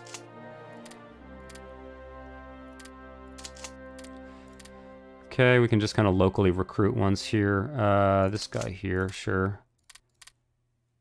Oh. What is interesting, though, is that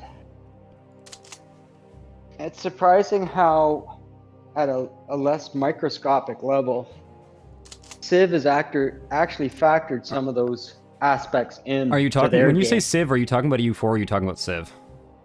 Civ. Oh. If I was talking about EU4, I'd call it EU4. Okay, just double checking. Yeah, I haven't played Civ 6 very much, so I can't really speak to that, but it does, No, it's more of, I would say it's,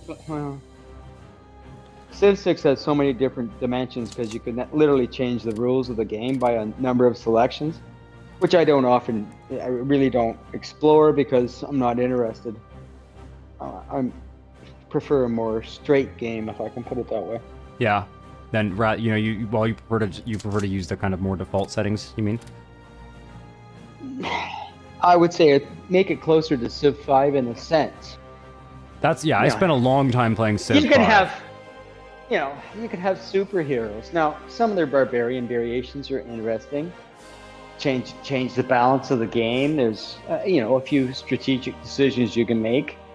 And Civ 5 allows you many different ways to succeed on many different locations. So, and it is actually satisfying to play.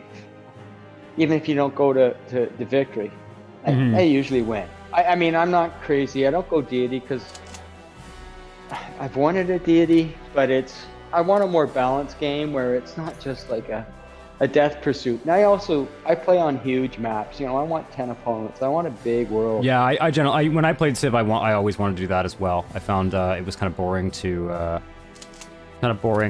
play with smaller settings. Yeah, no, I agree. Now, some of the more weird geographies, like the fractal and stuff, that it's more challenging. It can be more frustrating too because your start positions become more narrow. But the thing about Civ 6 is that they've made so many mods to the game that give you different dimensions you can work on, that you can always find some bonuses. You can really use money as importantly as tech or whatever. And the fun, you can always win a tech victory. The more challenging would be a cultural or whatever, but you can do it. Yep. Okay, let's just put these guys at the theater level. I'm just reorganizing the Air Force, and I think I missed a couple of generals, so let me just pop down here. These guys, I decided, I guess, they're not going into any. They're not going into any order of battle. Oh, these ones are actually. Oh yeah, no, they're good. Okay. These are the ones. These ones are going to need to be reassigned because they're the ones that are moving out east. So we'll just detach. Actually, easier way to do this. Detach. Okay, just make sure these are all detached. That's fine. And you can just attach these directly to the Far Eastern Theater for now. Far Eastern Theater.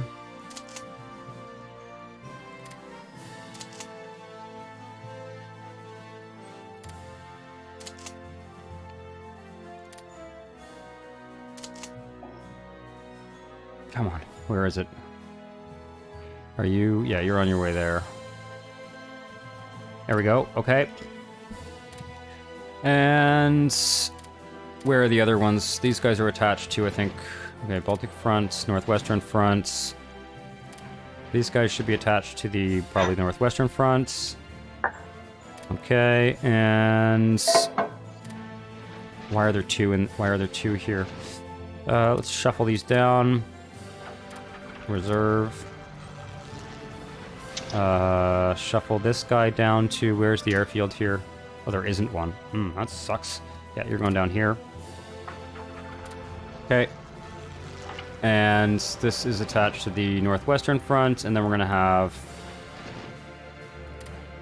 Did we get any air? Where are you attached? Northwestern. Did you get any airfields built, or was that impossible? No, it's going to take a few months, but that's okay. We can. Okay. All it means is that we can't repair units. I don't know what I've done here.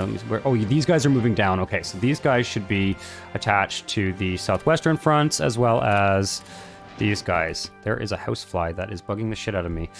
Okay, so that's fine. The Air Force is done. I'm pretty sure somewhere in here, there's an army that needs to have generals. I just made a couple generals. Give me 1 second here. That's all fine. I can reorganize Stavka afterwards because they're not really frontline divisions. Okay, there's one. Oh god, that's a really good general to put up there. Whatever. Oh no, that's actually we do want good generals here because this is you're going to be fighting the Japanese. So yeah, we definitely want good generals here.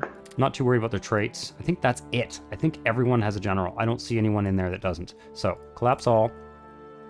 Black Sea Fighter commands. Attach it to Stavka for... No, we'll attach it to the southwestern front. Okay. And any other air units that need to be attached. Looking pretty good. Looking pretty good. If we want to, we can also attach the navies to... We can attach the navies probably to the fronts here, so Baltic front there.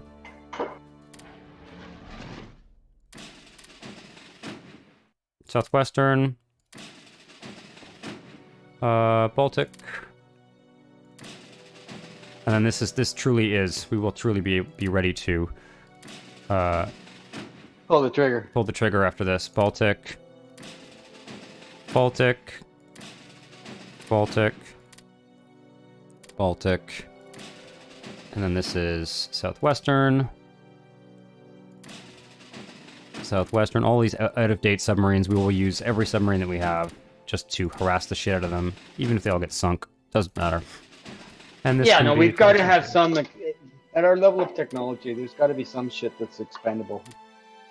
And hopefully, the key thing is you get something out of it from the German side. Yep, for sure. Okay, it's looking pretty good. We'll hold off on these. Okay, all right. Let's take 5 minutes, and then we're gonna declare war on Germany, and it's gonna get crazy. All right, we'll be right back.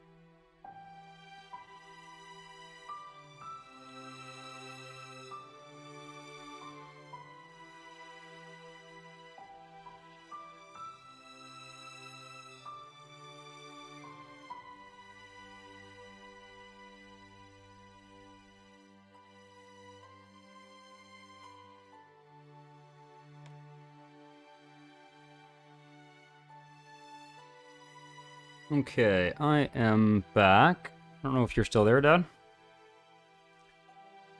Wait a second. Let me just set up my camera again here.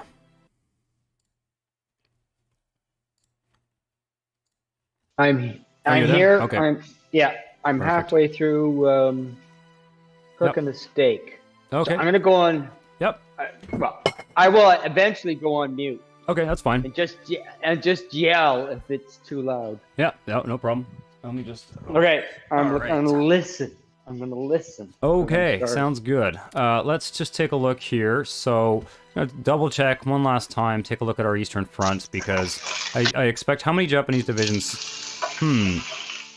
Okay, yeah, you might... Yeah, no, I don't know if I need to mute you yet. I think we can hear a steak sizzling. But it could be worse, right? Could be worse. Let's... Okay, so we're definitely going to be falling back on the Eastern Front. How long till I get that armor? I'm prioritizing upgrades, right? Okay, good. Armor is not going to be ready until October. And we'll have to fall back to a defensive position. Hopefully we won't lose Vladivostok, but if we can get that militia to fall back to Vladivostok, then we'll be in good shape there. Let's focus on the Eastern Front here. I'm going to drop a save. Good idea. Yeah. So let's just, I'll just save it over this old one Because here. we have spent a long time getting here. Yep. Okay, and let's do it. And the thing is, like, I'm gonna kind of pretty much play this. No, that's Poland. I don't want to declare war on Poland. I want to declare war on Germany. We're going to conquer Germany. Oh, is that a war objective? Yeah. That's the long-term plan. Now, one thing I would point out strategically, what do we get here? We get For the Motherland, which gives us IC leadership, land build speeds, and God, I'm gonna try and kill that fucking housefly. Armor build speed and land build speed. Okay, that's good. Those are good modifiers. We can now put in better laws because we're going to put in service by requirements and total economic mobilization. So, have I got... That should be fine. Okay. Alright. Oh, these guys are still cooling off from their...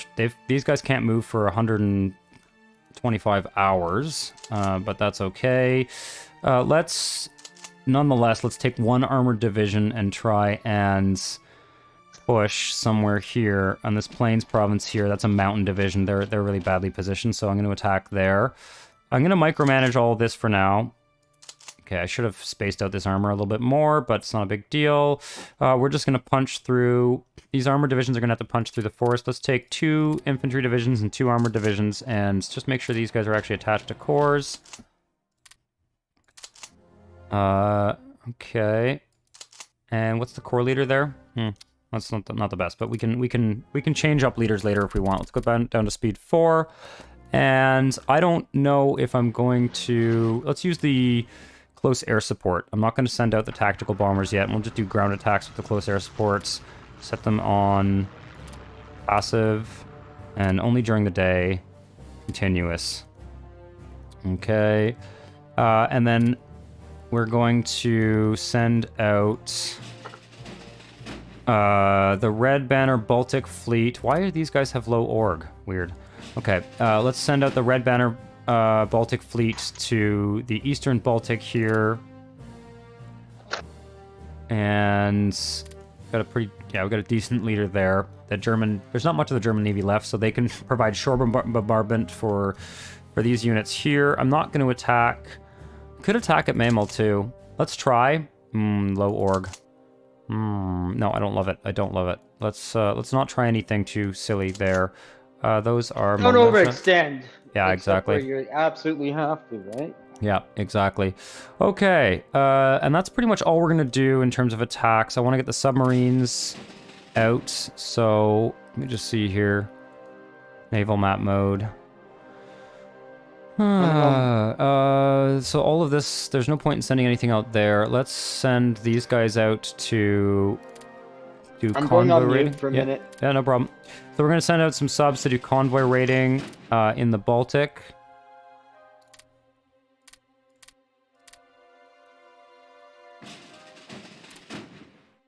And these guys have low org. That fly has got to die.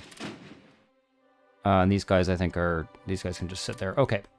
And in the Black Sea, we might as well start harassing Italy. What's the situation here? Looks like the front line hasn't really budged. The British are just outside of Tobruk. So it looks like the British are kind of pushing a bit. The Italians have pushed the French back almost to Tunis. Is Malta still held by the British? Yes. Okay. So let's send some subs out here. We're going to try and harass the Italians. The Italian Navy, convoy rating passive. Just put the naval map mode on. And these subs will invariably get damaged. I don't know if Greece is in the war yet. I should check on that. Oh, what's the range on these guys? 1700, okay. Let's try and hit the Italians in the central Mediterranean as well. And I think I've got one more here, do I? Yeah. Oh, these guys have 2,000 ranged. Okay, let's go all the way over here. Try and harass the Italians as much as possible. The escort carriers in this Black Sea Squadron do have carrier air groups. So I'm also going to stick this Black Sea Squadron. I just want to double check. We are not at war with Romania. Stick this Black Sea Squadron. Maybe in the Eastern Mediterranean here. What's their range? And put them on defensive. Because we're not going to stand up to much punishment from the Italian Navy with these World War I era ships, but might as well, might as well. Okay, now, I'm going to break through this province here. Take some of these other tank divisions and 1, 2, 3, 4, 5, and just get them moving. You know what? They can just sit there. That's fine. Okay. We are being attacked. Ooh, yeah. Okay, so this is basically, we're going to have to retreat here. What's the terrain like? Ooh, yeah, this is a really bad spot. Okay. Let's get these guys to there and right back to Vladivostok. Why these guys have low org? That was stupid. Well, it's not the end of the world. Okay. So I'm fully expecting the Eastern Front to collapse. But the most important thing is not that we take ground. The most important thing is that we try and encircle. There's about 15 to 20 German divisions, maybe 15. 1, 2, 3, 4, 5, 6, 7, 8, 9, 10, 11, 12, 13, 14, 15 divisions. So if we can surround at least a dozen of those, that'll be a big chunk of what Germany's able to put in the field. So let's just see here. How are these battles going? Okay, we're being attacked on the east a lot.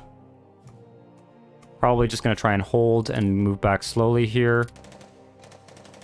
Yeah, we'll let this go for a few days and just keep an eye on the ledger here and look for battles that are going particularly badly and then just pull units out as soon as we can.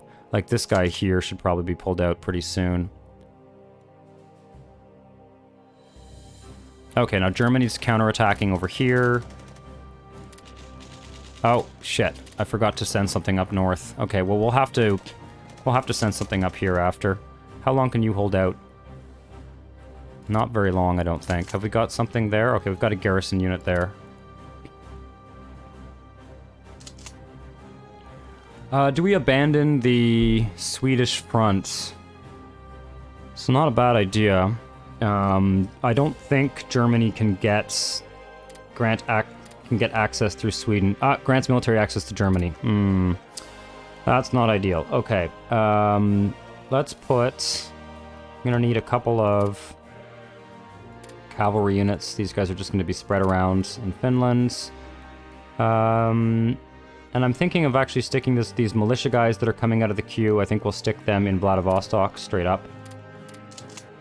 Because we're going to have to withdraw to the Vladivostok sooner rather than later. So there's at least a couple there.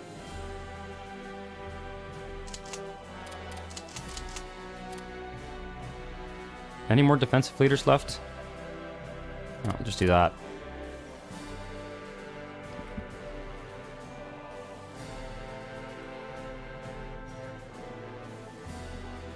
Okay, and we'll attach that to the Vladivostok front. Oops, popping over too far there. Okay, What's going on with this? Yeah, our officer ratio is really going to be a liability here, but okay, we won the battle here. That's great. How's the close air support doing? Where are they flying from? I just can't see the airbase. There we go. Okay, they're in good shape. Cancel their order. Cancel their order. No German Air Force to speak of. Let me just double check one thing here. Combat. Wait. Ooh. When our air units start, I just need to find 2 options in here to make sure I've got them. When we are bombed by hostile forces, that's very important. When a land battle is over, when a naval battle is over. Okay, that's perfect. I think everything else is fine. Okay, this battle here, not bad. Okay, as soon as we take that province, we'll start moving the other armor through. One of the important things about combat in this game is you have this cool-off where your units need to reorganize before they can move into another province. So, let's see here. Money for supplies, sure. Just double-check something here, make sure we're not building anything stupid. Looks pretty good to me. Alright, let's take 3 armor divisions and get them moving. I don't think the Germans will be able to reinforce that province. Okay, we are losing battles out here. These guys need to move back. Okay, let's just scan across here and see anybody who needs to be pulled back right away. Ooh, this is dangerous. We've got them breaking through the middle here, across the river. Oh, because these units were just deployed. That's why. Okay, so what I'm going to do is I'm going to... What do we got here? I'm going to strategically redeploy one militia unit back to this mountain province here. Okay. Gonna be tricky in the east here, but we're winning battles up here. This battle is inconclusive for now, where we're gonna probably lose it. What's this? Oh, looks like no, okay, we're defending along this river here. They're gonna take a lot of casualties trying to move through this area. Who is attacking us there? The Japanese and their puppet state Manchukuo. Oh, they've gotten that far. Holy shit. Well, they haven't gotten far at all. I mean, they haven't moved. These are all just static battles along the front. Okay, peace. No, I didn't realize that there was going to be troops materializing. Oh, they're already there. We saw them. We have intelligence. In fact, speaking of intelligence, let me just double check here. Majors. We are stealing tech from France. We should be. Let's steal some tech from France. And we're doing counter-espionage here. Let's put this on military espionage, and we need some spies in Japan. So we'll just get them on counter-espionage for now, but get some spies in Japan so we can have a better idea what's going on over there. It's gonna be messy here. Now, this is not looking great. This corps should be moved out of battle. Okay. It's okay. We can let them push a bit here. We can let them push a bit on this side and cut them off over here. That's the idea. Yes, if you're going to retreat or absorb, hopefully you can get a salient out of it that you can nip off. Exactly. That's the idea. Okay, I don't see anything. Okay, these guys here, not looking good. Yeah, these guys are going to have to move back. We can't defend. That is a Plains province, so we're going to move them all back right away because we need to get them across the river. So we're going to give up this little salient here, just because it's not very defensible, basically. I'm not loving that single armored division there. Okay, we're getting naval strikes here. That's fine. Just ignore that for now. Italian naval bombers are hitting us. Haven't heard much okay, we've got ground attacks over here. Should be able to... Have the submarines done anything? I haven't heard... I can set the options so we get notified. Let's send these guys out and intercept the Japanese bombers that are hitting us. Just want to see how these battles go. Yeah, we should be able to... They're just using... They're using unescorted tactical bombers, so we should be able to do some damage to the Japanese Air Force, such as it is. Okay, yeah, we've actually almost closed this salient here. We're 1 province away. Take these guys and move 2 divisions there. Actually, 3 divisions there. Perfect. Yeah, we're going to be able to start pushing in the north here. In fact, I think we should start right away, start pushing up here, because it's going to be... Actually, the real question is, do we push or do we wait until they run out of supplies? I don't know if we have time to wait until they run out of supplies. I think we kind of have to just push through. I think the most... You want to apply pressure on the Germans, because Yeah. I'm assuming the game will balance. I mean, what the game has done, which is very interesting, right? We got an early war. We're thinking, great. Well, in some respects, we're in good shape. But of course, the Japan factors and other places are bigger than we think, right? So, yep. Our worst, let's put it this way, our worst scenario has come true. All the more reason where we're succeeding with the Germans to just absolutely nail them, because that's got to help France. It's got to help Britain. Yep. Right? It will. And okay, you can be attached to the Vladivostok garrison. All right. I gotta get that. I gotta stop building militia. I gotta get some more units. Although, to be honest, our army is... The size of our army is quite huge. I probably can't really afford to be building much more just because of our lack of leadership. Leadership. Yeah. It's the officer ratio that's going to kill us. Okay, we're getting bombed by Germany here. We have some interceptors who are in pretty good shape. Let's send them out. And let's just see just how bad the battles in the air are. Not so bad, because so far the Germans don't seem to have any fighters on the Eastern Front. Mostly bombers. So we should be able to resist. Okay, and Germany, you can see here, Germany is slowly moving through northern France. I say slowly, but, 2 months ago they were up here. So it's taken them 2 months to move through Belgium and all that. And they're now, France might be able to hold this line. Where are Britain's troops deployed? We don't know, because we are not in their faction. So okay. We know that Britain holds Malta. And we know that Britain is advancing in the western desert of Egypt and into Libya. France is kind of falling back to Tunis in Algeria. So this area here is very, very important, the Suez Canal, as well as what's going on in Ethiopia. Okay, looks like it's kind of a pitched battle in Eastern Africa. This is all pretty important to us, just because Britain will be able to... Germany fighting a two-front war. Their general staff is even more incompetent in this game than in real life. Yeah, for sure. Yeah, for sure. Oh, okay, good. That's an encouraging sign. Okay, so we really do need to push here, and I need to keep these tank divisions moving.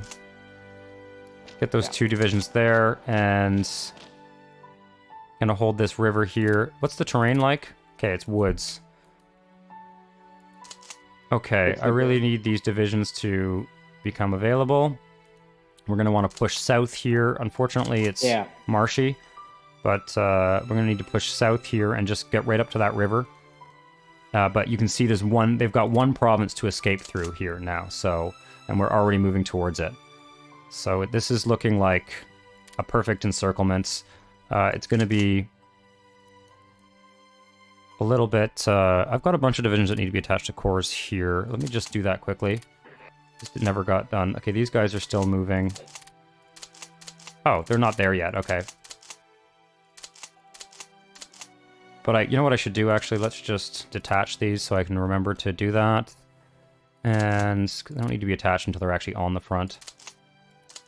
These guys can be detached as well.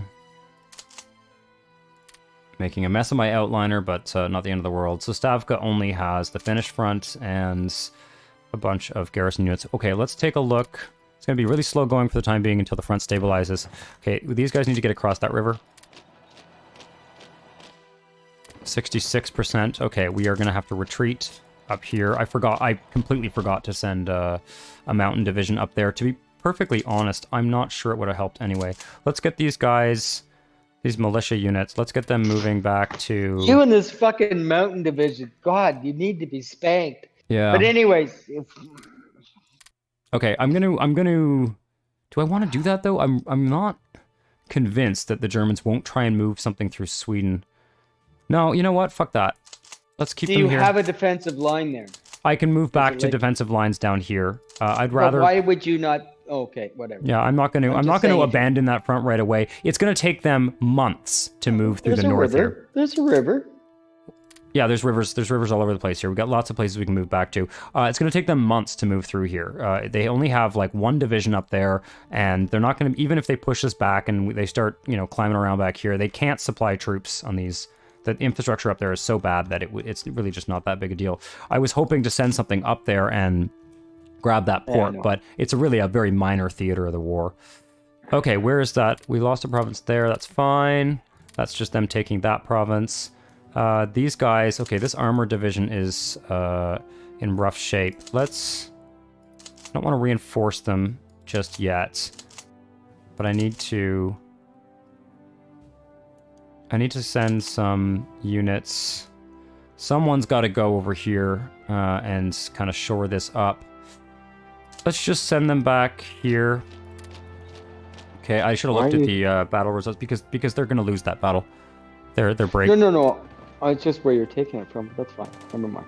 Okay, I'm going to leave these guys in action a little bit longer.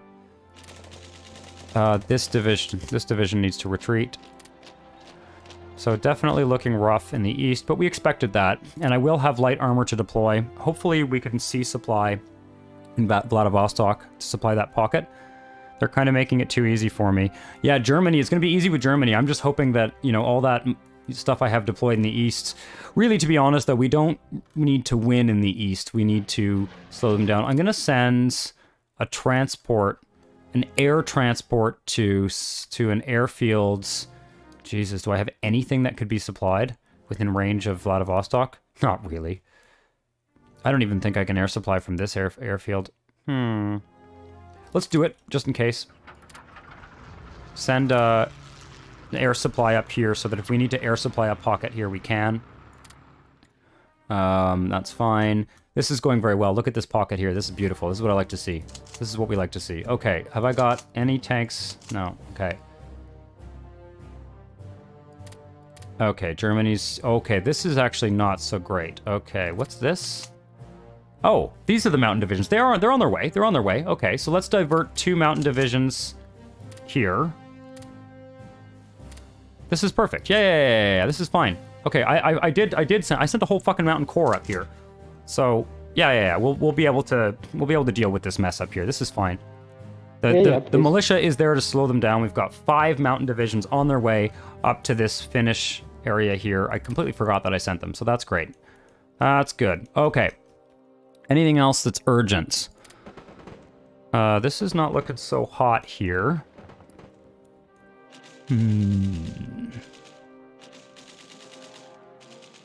Of course, it sucks too, because if we're pushed off, this is the main rail line, so it's not ideal if we lose that. So your hinge, well, you're centered right on your hinge right now. So on that front, you can't lose that hinge. Yeah, you can always swing back, But anyways, you could swing everything back here, but at the end of the day, what I'm going to probably end up doing is deploying some light armor probably around here. And I'll deploy them there, I'll wait until they organize, and then I'll try and break back through and open up supply lines again. It's going to be... Could you not drive from, what I'm going to say, the left of the screen across the salient Can you go, basically, due east across that salient that the Japanese have created with Manchukuo? This here? Yeah, I mean, I could drive... One idea would be to deploy the armor. The farther west we deploy the armor, the better from a supply point of view.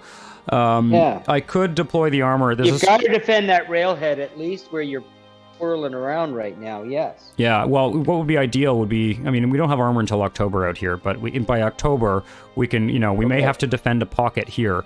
They may break through here, and we'll end up with a pocket to defend there, and those troops may end up all getting lost. I mean, them's the breaks. No, exactly. But you can't lose the other hinge. But what I'm saying is, if we were to put armor here, we could start pushing, or we could put it here. We'll see where we're at. The whole point of this militia is to delay them. It's not. I know. Yeah, we can lose a lot of territory there, and it's like, so what? Pretty inconsequential. Yeah. Okay. What's this? We lost a battle there, so you're retreating.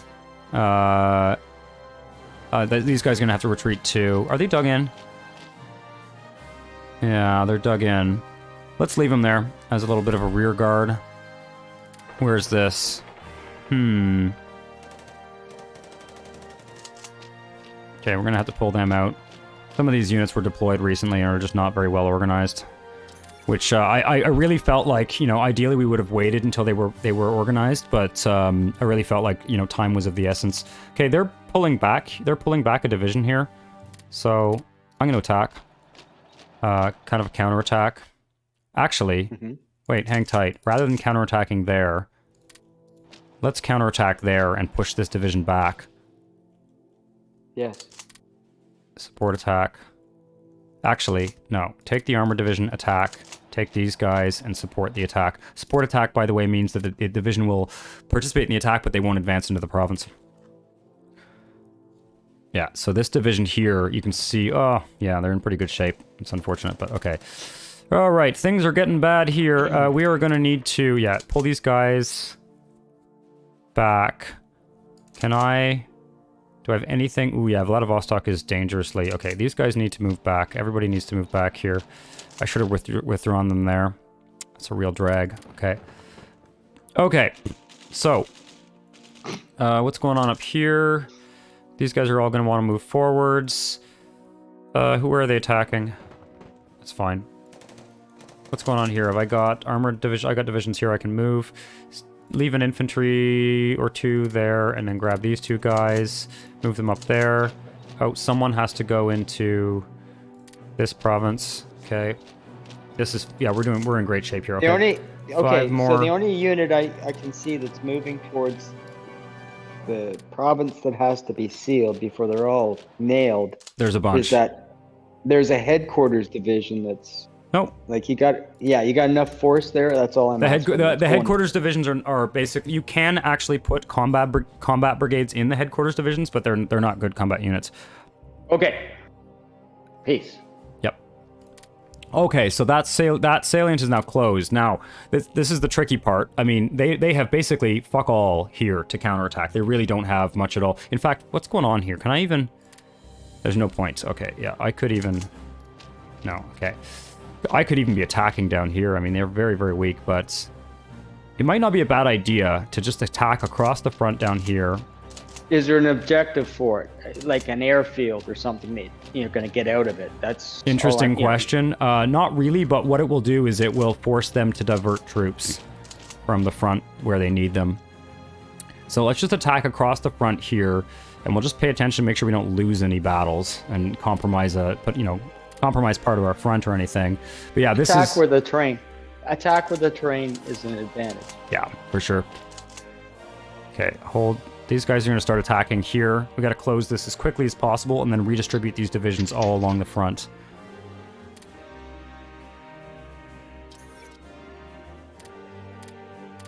Yeah, we're already winning battles up here. They're retreating. More militia. Do I want to just drop this in Vladivostok and hope for the best? Oof. Don't love it. I'm going to put... This is a really bad idea normally, but I'm going to stick a completely disorganized militia division here because it'll force them to... They have to then attack it, and then it'll take them a few days before they can do another attack, because... Vladivostok... What's the fort level in Vladivostok? Level 1. Fuck me. Oh well. Okay. How we doing up here? These guys were strategically redeployed up there, so... This is actually going to hold for now. Got 2 divisions in that urban province. How we doing up here? What's this guy? What's going on here? Not loving that. And they're going to have to retreat. What's the terrain? No, that wasn't the best province to retreat to. Anyhow, not a big deal. This line is holding for now. These guys have to retreat to there. Who else is in bad shape? Yeah, these guys are basically going to break. Let's go up to here. Yeah, we're almost definitely going to lose some militia divisions on this front, but it is what it is. We knew that was going to happen. This is not going well. Let's call this off. Attacking into a marsh is always a problem. We may have to just leave them there for now. The important thing is to... Well, how many divisions have we got here? 1, 2, 3, 4, 5, 6, 7, 8, 9, 10, 11, 12. That's what I was hoping for. 12 German divisions. So the priority number 1 is not letting a single one of those divisions escape. That's 12 divisions. It's It's 100... Big deal. 100... That's 3 armies. Yeah, pretty much. Oh, that's the sound of convoys being sunk. Not our convoys. Let me just put the combat. Come on. When one of our... Submarine succeeds? Yeah, something like that. That's what I want. It's when we lose. When our navies attack the enemy. When our... Oh, yeah, that's good. May as well find out when we lose, too, just to know. Well, of course, yeah. That should be already set up. Where the hell is it?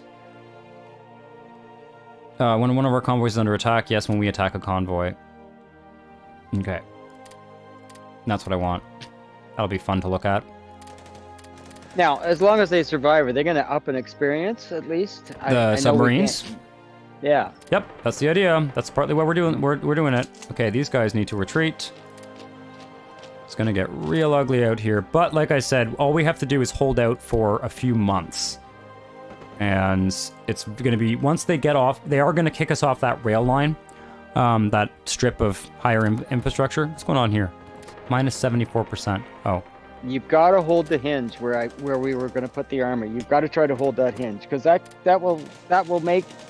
actually will shorten your line to transportation. Oh, I see what's... Okay, we got a bit of a problem here. I need to reinforce this armored division, because they're gonna break through otherwise.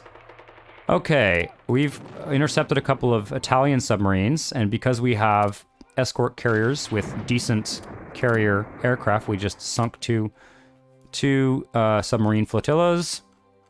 Wow. Yep, so sinking Italian submarines, that'll help the British out in defending Malta. How are the Germans doing in France? That's the real question here. Yeah, okay. This is looking like dead France. They don't have they've punched. I noticed they got over the river.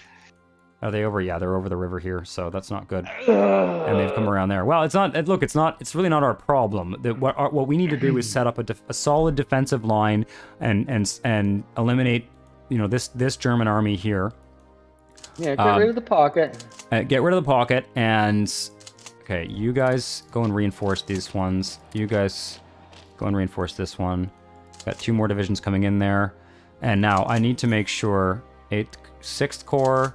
23rd Corps, 23rd Corps, 11th. Okay, 6th, 11th, and 23rd. Yeah, okay, that one's good. Okay, that's skill 3. Could put a better leader in charge of that corps. I think it's 6th and 23rd I need to do here. Who do I have? Okay, you. Where are you? Okay, yeah, I don't mind changing the leader here. Okay, let's get a better corps leader. The 11th is good. 6th. Okay, and who was the other one? 23rd. Yeah. That's fine. Okay, perfect. Much better. That way, and also, wait a second here, what have I got going on here? I don't want manpower, I want organization brigade rate. That'll be better. Just taking a look at some of these leaders here. Aircraft carrier, practical decay, that's great. Naval aviation. Yeah, I'll keep it.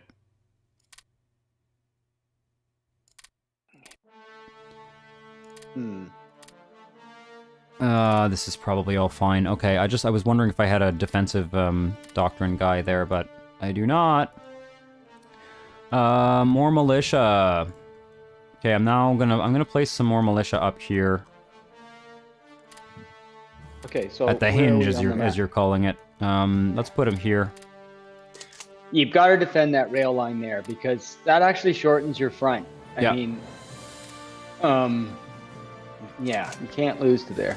And it will weakening the center there, maybe the Japanese will create a salient, and you'll be able to cut it off. Well, that's it. I mean, you know, as many of these divisions as we can save, for sure. I mean, we're already, you know, we're definitely going to be on the defensive out here. But looks like the Mongolia here has a few divisions that are kind of slowing them down in the mountains. Oh, there's not mountains. Good. Yeah, so it's gonna take them a while to get up here. So we'll see. Good. We'll see. All right. How's the pocket doing? We're advancing very slowly here, but there will be times when we go back to speed 5, if you can believe it. Okay, we're actually pushing them back here.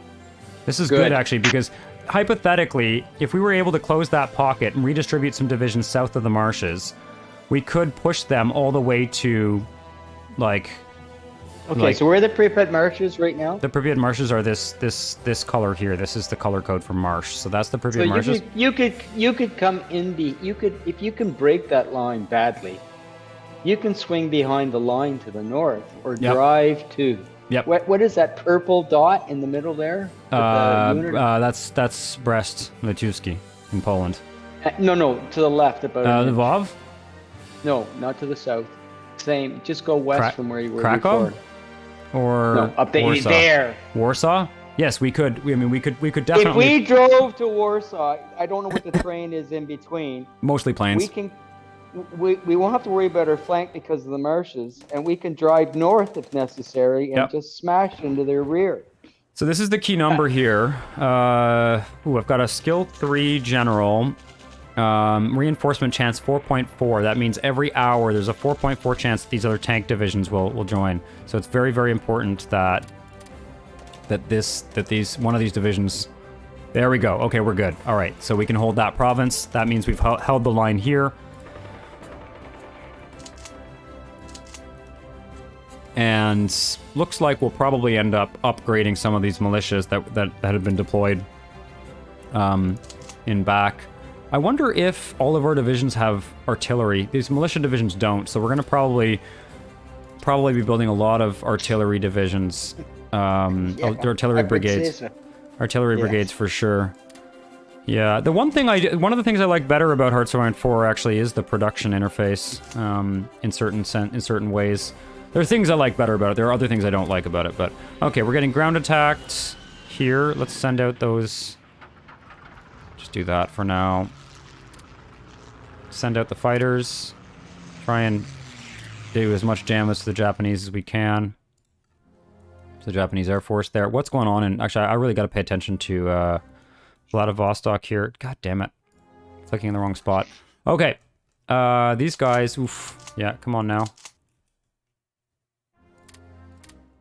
And we're going to need to move them back here even, maybe.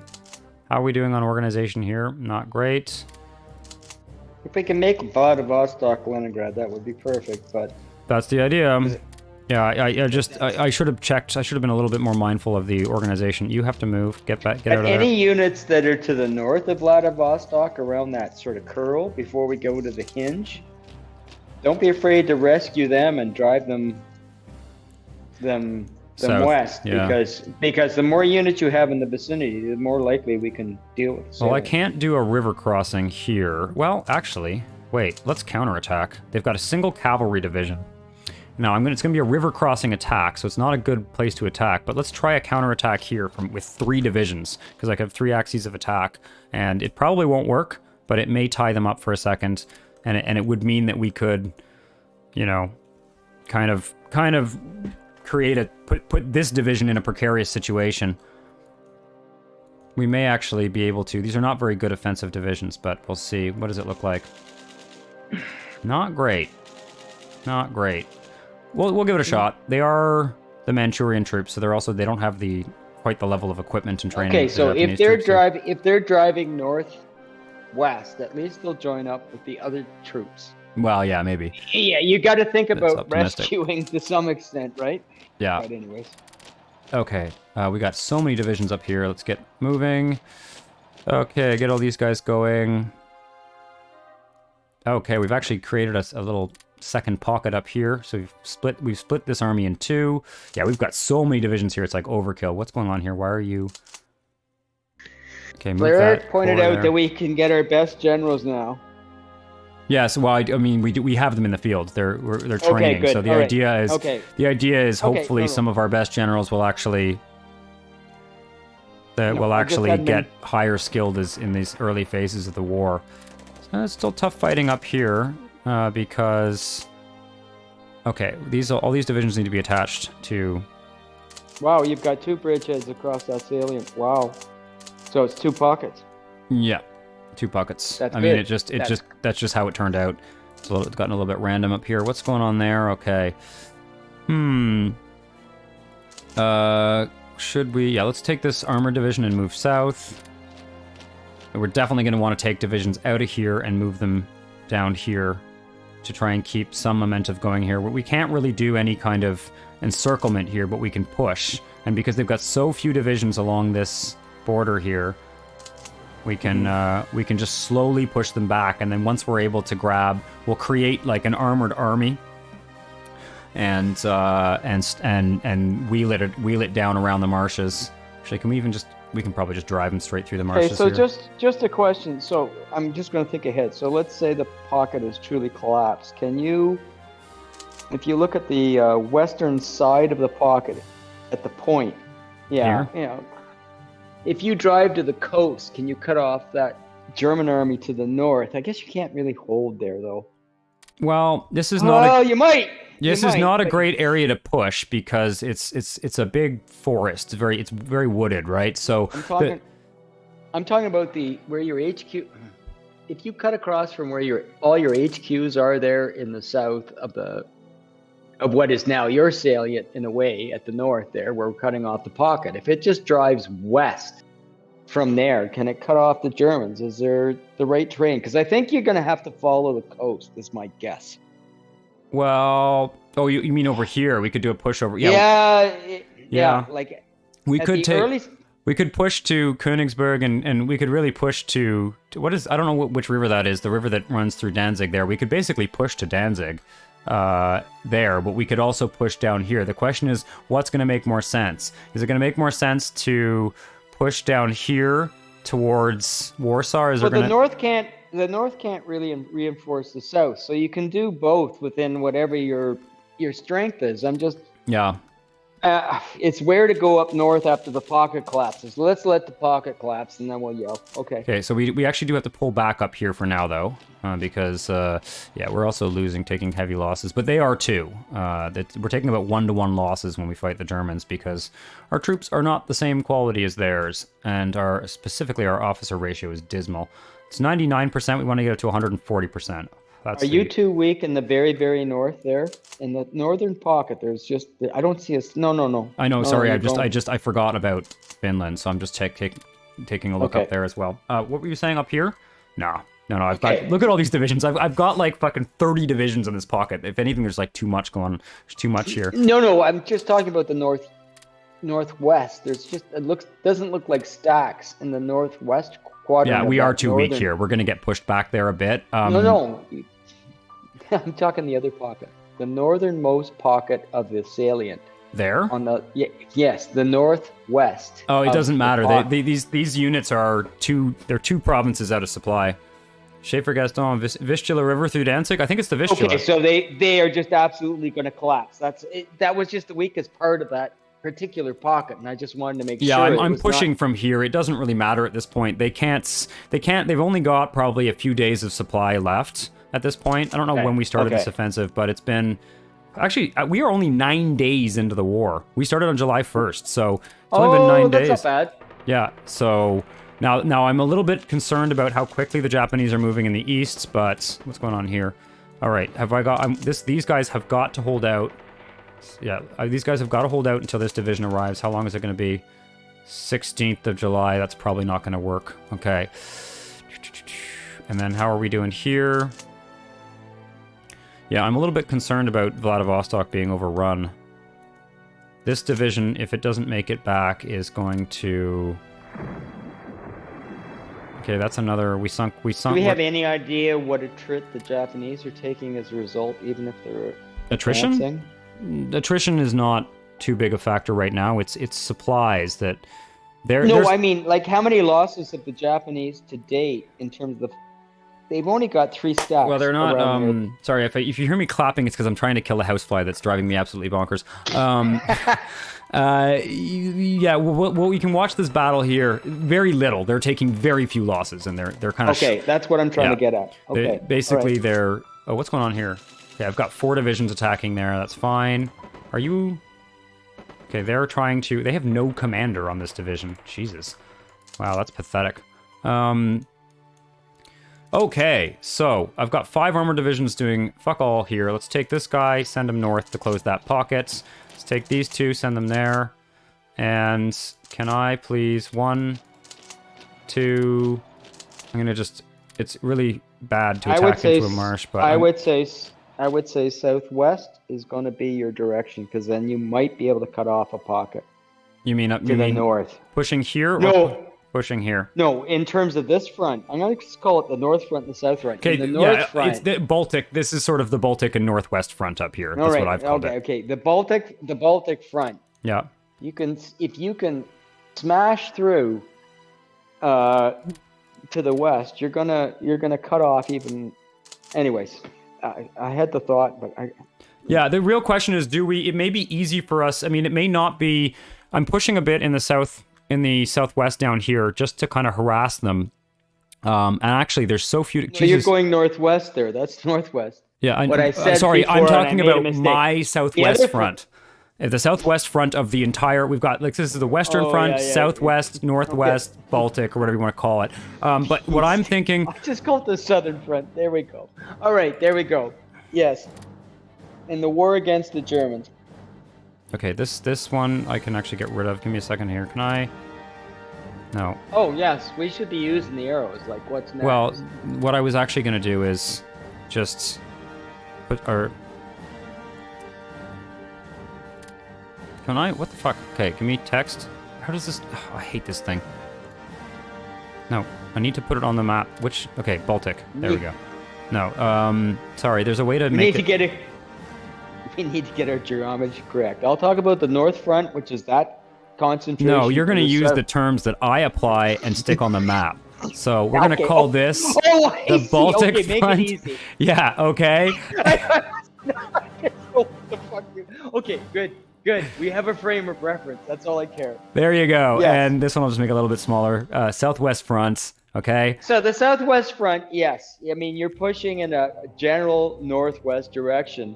The Baltic front, I think you may be able to push from your southernmost point in a southwesterly direction and maybe cut off all the German troops to the north that are... If you drive towards the coast, you can encircle them. And then if you like haven't busted the... Or like, is that what you're thinking, driving down here? Just move the base of the direction of the arrow in a sense is right. Just move the base of the arrow up. Like here. Okay. Yes, and now make that... Yes, that's a successful direction, or you can even go due west from there. But anywhere you bust at that point where the base of that arrow is, if you can bust through, you can encircle the armies on the German side that are on the Baltic side of that front. I think we may actually have... I'm going to delete these arrows here because we're pretty much done with them at this point. Yes. Yes. I think we may actually have a big enough concentration of armor. I don't think we should attempt anything down here in the southwest front because it's going to the time it's going to take me to strategically redeploy all of these divisions all the way down here is we're going to lose a month just getting our division set up there. Okay. So what I was thinking actually was it might actually make sense to try a push because the terrain is a bit rough here. This is all woods. Might actually make the other thing we can do is actually make a push down here, and I think it will be easier to actually encircle. Do you have the predominance of force? We do for now. They're not done in France. Like, at this point, I think there's no. Where the base of your arrow starts. Do you have a concentration of force? No, but I could. Once this, I've got all these divisions here. You can move them left. I can move them, right. yeah. I'll strategically redeploy a concentration of armor here, push them back to this river, and then make a bridgehead across the river and sweep around and try and encircle. Now, we'll see. We'll see what it looks like. Why don't you just drive to Warsaw from there then? I mean, if you succeed and break through, you can probably drive to Warsaw. I think so, yeah. If the AI doesn't lose its mind, you'll be able to push on the southwest front too. Yeah, I think broadly. Yeah, I think we can. I think we'll be on the offensive. My sense from looking at how things are going here, I think we'll be on the offensive on the Western Front for the remainder of the summer of 1940. What I suspect will happen is Germany. I mean, it would be unimaginable that Germany will fail in France. I've never seen that happen before. Okay, this is not working. So you look here. You know, we're taking 2 or 3 to 1 losses when we fight the Japanese. That's kind of to be expected, frankly. I could counterattack. What's the terrain here? Yeah, let's counterattack here, just to slow them down. There's no real harm in doing that. I think you have to assume you're going to lose Vladivostok, so don't like reinforce failure. Anything north of Vladivostok that you can rescue at and sort of move towards your hinge to just reinforce the line further west, I think is a smart move, because the Japanese can't go too far. That is nowhere's land out there. Yeah, there's not much for them out there. And it no also strategic resources. Let's just take a look at. Speaking of Japan, let's take a quick look here at the island hopping campaign. Looks like it's pretty much status quo. I don't see any major Japanese gains. The Japanese have landed in Malaysia. So the Japanese have landed at Teluk Ansan, and they have taken, looks like, where are the resources out here? Yeah, that's not good. So have they got the oil refinery yet? Where's the oil refinery? In Java here. They do not have the Dutch oil refinery yet. So that's good. But yeah, they've landed in Borneo, and they've landed in Malaysia. They've, of course, taken Hong Kong, and that's normal. When I play as the Brits, I defend Hong Kong because you can just kind of make it a fortress, but the AI always loses it. That's fine. How are we doing here? I can put another division in that, speed that up, because speed is of the essence here. We really need to take this guy here and close this bloody pocket. What's going on here? Why are there... Okay, so that's just over here. Okay, we really need to get this. Okay, this is actually perfect. These mountain divisions are... Like, I'm gonna basically allow this German division to push all the way back to Murmansk here, and then I'm gonna cut it off from behind. You are going... Yeah, they're going to there. So we're actually going to... We'll actually win the fight up here. We've got those 5 mountain divisions can do it. I'm convinced. Mm-hmm. The whole mountain core. Is anybody pushing forward down here? Yes, okay, good. Okay. It's pathetic that I need to use 5 divisions to push back one of these German divisions, but it is what it is. That's a marsh province, isn't it? Yeah, it's a marsh. It's because attacking into a marsh, you get some pretty serious penalties. Yeah. Given that the partisans lived there forever during the war, all kinds of factions. Oh yeah. Jewish, refugees, and... Yep. Oh yeah, all sorts of stuff going on. All sorts of stuff going on. Mm-hmm. Communists, partisans, whatever. Yep. It's just... Yep. And they could all hide in there at the same time. Did you ever go to the plateau in France where the Maquis were able to survive? No. What no, I don't think so. That would be like... What region is that in? What do you... The mountainous volcanic region to the west of the Rhone. Oh, or to like the north. I've been to places that are close to that anyway. Northeast. Yeah, northeast of like Carcassonne and stuff like that. There's a whole mountainous sort of plateau. Yeah, no, I don't think I was there, but not far. I've been not far from there. Okay, so this pocket here, this is the Zarasai pocket here, is about to be closed. Looks to me, I'm going to try and get the battle report, try and remember to look at the battle report here. I'm going to have to withdraw some troops elsewhere. Okay, they're attacking Vladivostok, this is bad. Did that division make it out? I think it did. Possibly, okay. So they're attacking Vladivostok. We may be able to reinforce it, or it may just have to die, but not a big deal. Now, I should have done this before. These are not particularly valuable ships, but I will move the... I'm going to get this navy. I'm going to try and run sort of... Is there a blockade runner on this? Yes, there is. Okay, I've got a blockade runner there. I'm going to try and get our Pacific Fleet... Well, I could send them all the way, or I could send them up to a naval base, like, way up here. I'm a little bit concerned about supplying a naval base up there. I don't like that idea. Let's send them up here for now.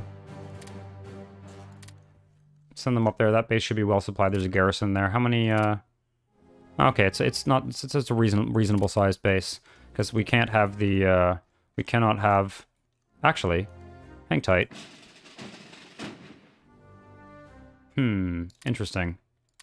I'm going to move them here and put them on passive, and that'll give a shore bombardment. Yeah, so we can use the Navy to shore bombard for this battle. That's, yeah, that just went down by 10%. Shore bombardment's huge. And it's only one division attacking, so minus 14%. Yeah, that should really help. Good. Wish that division was going in another direction. Okay, get you moving over there. Okay, what's going on? Oh shit, we've got... These guys are gonna have to... Oh no, this is not so bad. We're gonna wait until those divisions arrive there. We've shortened the front here, even though we've lost... Okay, this is kind of a waste here. You move there. We've got divisions that aren't... Yeah, let's move there. Divisions that aren't really holding a line there. Okay, over here... Oh, I see. Hold off. Okay. Okay. Looks good to me. Alright. Attacking... Wait until this battle is done. Yeah, divisions are disappearing. Those are encircled divisions. So that's... at least, that's probably an underestimate. That's probably less than estimated, but 40,000 German troops. I'm going to say there's probably more like 60,000 there, because there's some divisions that are, like, lost, basically. Okay. So that's good, but let's not get distracted watching our victories here. Let's... So one comment. So where you've succeeded, you've got a huge concentration of troops. I know you were thinking of thrusting from the north. Is it faster to thrust sort of southwest from where the troops are? Just drive all the troops through that in the opposite direction where your arrowhead is. Yeah. If you drive through there and circle the other way, will there be an advantage? Just because you've got troops in the pocket, is it faster to get them there? Well, the other thing we could do, actually... Just bounce off the forest. The forest, if you get pushback, you can always retreat into the forest, and at least you're in defensive terrain. All the Germans right now are in plains, are they not? Yeah. Well, what I'm thinking... Okay, it's just an idea. Yeah, there we go. It's all about what if I were to push here? I'm also thinking about what are our encirclement opportunities, right? Because a push here, like, is Hungary in the war? Oops. Is Hungary in the war? I need to know. God damn it. Get out of this thing. Yeah, Hungary's in the war. Okay. A push down here we could essentially push down here, and if we keep pushing on this front, we could even join up. Like, we could even do... There's not very many divisions here is the trouble. And there's the marsh, so that kind of sucks, but... No, the only way you work that is to go around the marsh. You have to actually... Yeah. So the question is where are the most German troops? Are they in the southwest front, or are they in the Baltic front? Jeez, I even got the names right. Yeah, there are very, very few troops. There's almost no troops in the southwest here, where I'm actually sending these divisions forward, because there's basically nothing. Oh yeah, we've got a fair amount down here, and we've actually got some armor in reserve down here. Yeah, let's move these guys. Oh. Sorry, I'm going to adjust my microphone here. Okay, so I don't think I'd move towards them. I'd seal off the guys. I think the easiest corridor is the Danzig corridor. The question is there a point along that corridor where you can defend? Because if you have cut off all the troops up there and eliminated them, can you just sort of circle around that big forest? Is there a river to build a front? Like, where are you going to build a front in Germany? Or you just keep going all the way to Berlin? Like, I think here's what I think we're gonna do actually, because I'm looking at this and I think I forgot that I had 5 armored divisions in reserve back here. 5 is not a lot, but it's a fair amount. I'm gonna start shifting. I don't need to defend the Romanian border. I can have 1 division across the entire border, and even if they push a bit, like the Romanian troops are just not at the same level of training as the German troops. So I'm gonna start pushing divisions gradually up this line here, always keeping 1 division dug in, and take this armored division here, move it up there. And I've got 1, 2, I think I've got 7 armored divisions down here. I think what we do is... Did I delete that one? Okay, thank you. All right, what I would like to do is this. We can push... We can push down here. We only have 2 forest, we only have 2 or 3 woods provinces to get through. We can push down here, push up there, and then we're going to be aiming to make eventually, we'll be able to, as the 2 armies join together, and then step 3 is to start a push this way and do an encirclement there or something, or potentially do another kind of encirclement over here once we've amassed our troops on the other side of the forest, and that's still plains where your 3rd arrow is easy movement. Okay. Yeah, and then I think we punch through the forest here. I think we try and hold a line. We'll stick up here for now, but I think we essentially in the long run are going to be trying to get to a line somewhere like this, right? Which also puts us in a pretty good spot to. I almost want to. It would almost be worth. It's almost worth declaring war on Romania and just overrunning them at that point.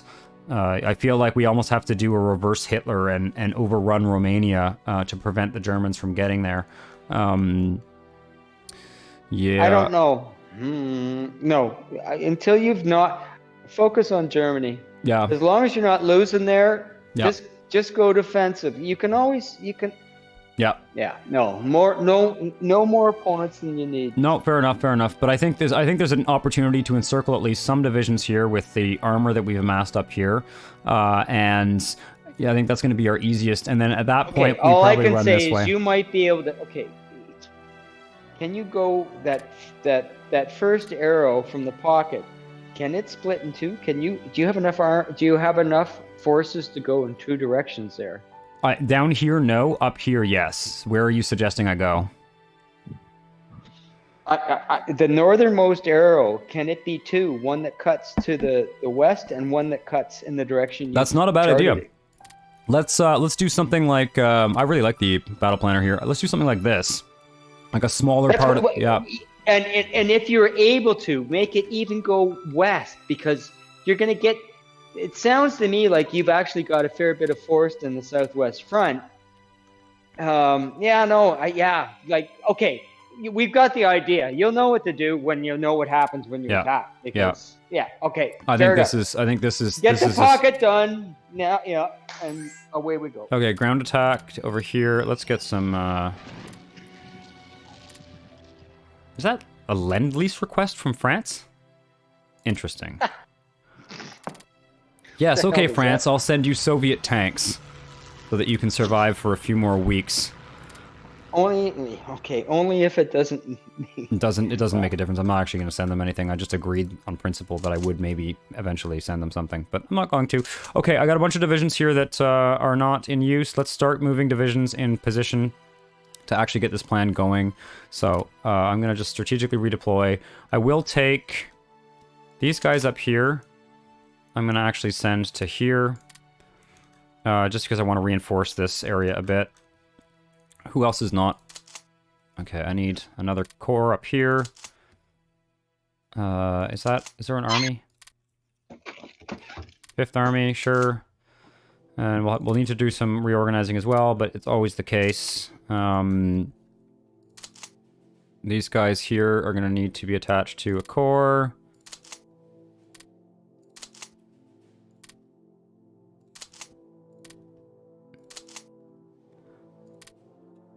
Yep, okay, that's fine. I'll just reuse the other cores from before. It's fine. May need to reorganize things afterwards, but for the time being, this will do. Okay. And yeah, everyone's going to be concentrated down in this area here and doing a big push. And smaller push down here. We may only be able to go a few provinces, and we can just kind of keep pushing there. Yeah. But, I mean, we also have these divisions will... There's nothing down here. There's fucking 5 German divisions covering their entire front down there. Okay, anything dire happening over here? These guys need to get across the river. Okay, that's going fine. Getting lots of experience in the east. Vladivostok is... I don't know if it's... I wouldn't say it's holding out, but it's... It's grinding them down a bit. Use those multi-role fighters to do some ground attacks. Okay. Intercepted a large German bomber formation. Anybody here? Can anybody here be moved? You get moving. Yeah, pretty much everyone is on the move here. Let's get these guys moving down there. Okay, this pocket is closed. I didn't look at the statistics for that last battle there, but I'm pretty sure that we encircled about 100,000 to 120,000. Let's say 100,000 German soldiers, which is pretty wicked, frankly. These guys moving down there.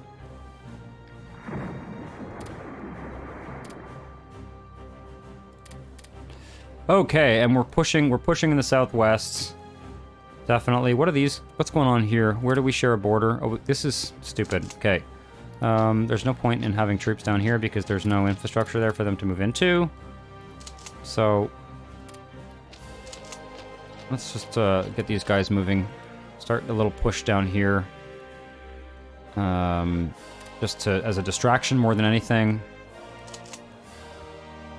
We've got... Wait a second here. You move up there. You move up there. They can't attack through that province because there's no infrastructure. Let's just hang tight there. Follow our plan here.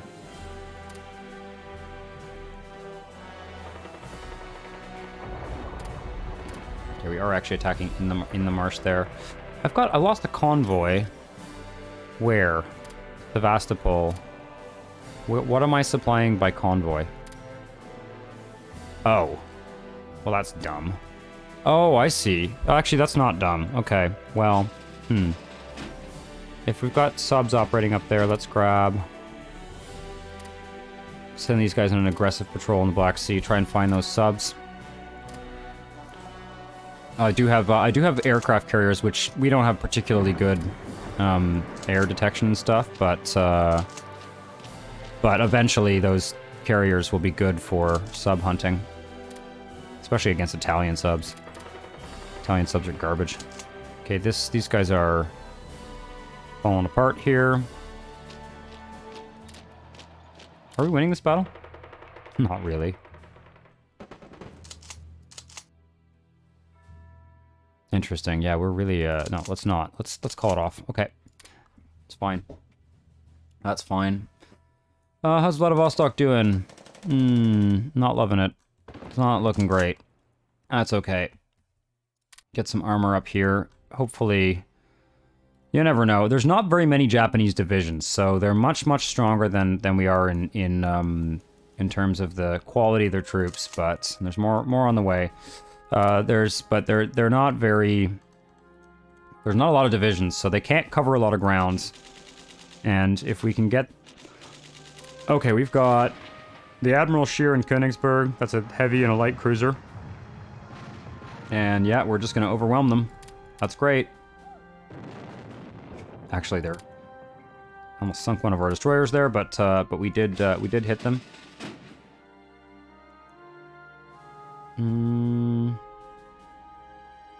Fuck it. It's a destroyer. I'll just let it fight to the death. Okay. I don't want to withdraw to I don't want to withdraw from Vladivostok. I want them to fight to the death. Money for supplies, whatever. Absolutely, because I don't think. Well, you can gauge better than I, but I don't know that you're even able to withdraw them at this point. Well, there's a few provinces. There are a few provinces. What I'm hoping is that I can actually swing these divisions around, but these divisions don't have much organization left anyway. Okay, we're moving forward there. Okay, I'm gonna need to pick up the pace in terms of moving these troops. All these troops here need to be strategically redeploying, which is essentially like taking the train. Good. Yep. Did I hope I didn't take any garrisons or anything? No, looks good to me. Okay. And we'll get this offensive moving. In fact, we should probably just get it moving right now. Yeah, let's take these 2 armor divisions here and just see if we can get across the bridge before the Germans regroup. Take these 2 armor divisions here. I'm gonna just go bypass this garrison and just swing as many armor divisions across as I can. And yeah, we should be able to go all the way to Brest before the because you can see them moving divisions down here across the line. Meanwhile, let's start this attack in Memel again here and attack here, just pushing them here towards that river. Because they're taking divisions, they're peeling divisions off here and sending them down here. So Yeah. So push. So force them, tie up the divisions, attack across the line, tie up the divisions so that they. As long as they're moving in the direction we want them, I don't mind that. Because you don't want them to reinforce the hinge. Okay, get these guys moving. How long till you arrive? 16th of July, a few more hours. 8 more hours. Come on. Okay, the troops in Vladivostok have withdrawn. They're retreating. So let's take this navy here. Actually, it's still useful. It can just sit there. I would expect that the Japanese navy is pretty damn tied up fighting the Americans and the British. The British have probably got a pretty big force based in Malaysia for now, and the Americans have probably got, they're all fighting over here. So I would imagine, I don't see any, doesn't look like the Japanese have done any marine landings except down in this area. So I don't mind leaving some kind of World War I era ships to kind of provide the shore bombardment there. We can afford to lose them anyway. They're holding out here. We're holding out here for now. Yeah. Now I would strategically deploy. Yeah, we would strategically retreat all the way up that peninsula and just rescue whatever forces you can, because it's just going to help with the salient later on. Yeah. Has that armor ever appeared? Has that armor? When does that armor appear? August. Another month. Okay, and another month. It's going to take about 35 more days for it to be built, and then it's going to take, after that, about another month for it to be organized and ready for battle. So, we'll just, whenever it's ready, the location we choose to deploy it will depend on what the front looks like when it's ready. It'll have to be deployed a little bit behind the front. It's going to take probably at least a month to get into a fighting shape. I would say what month are we? We're in July. We're not going to be able to use that armor until September or October. Just because of the way it needs to be deployed and organized and everything. Like when units are deployed, they start with 0 organization, and it takes them, a few. I'd wait till next spring if you could. Well, or is there that much of a seasonal?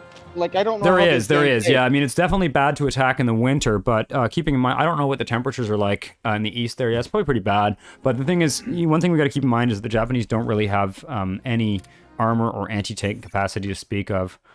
I don't want to build these. Okay. I don't want to build these guards for now. They're going to take a lot of leadership, and I don't have the leadership to spare. So let's get. Okay, the cavalry I do want. Is there any fix? Is there any fix for that we're? I'm right now. I'm putting all of our leadership into recruiting officers. So we're getting 159 officers per day, but we need.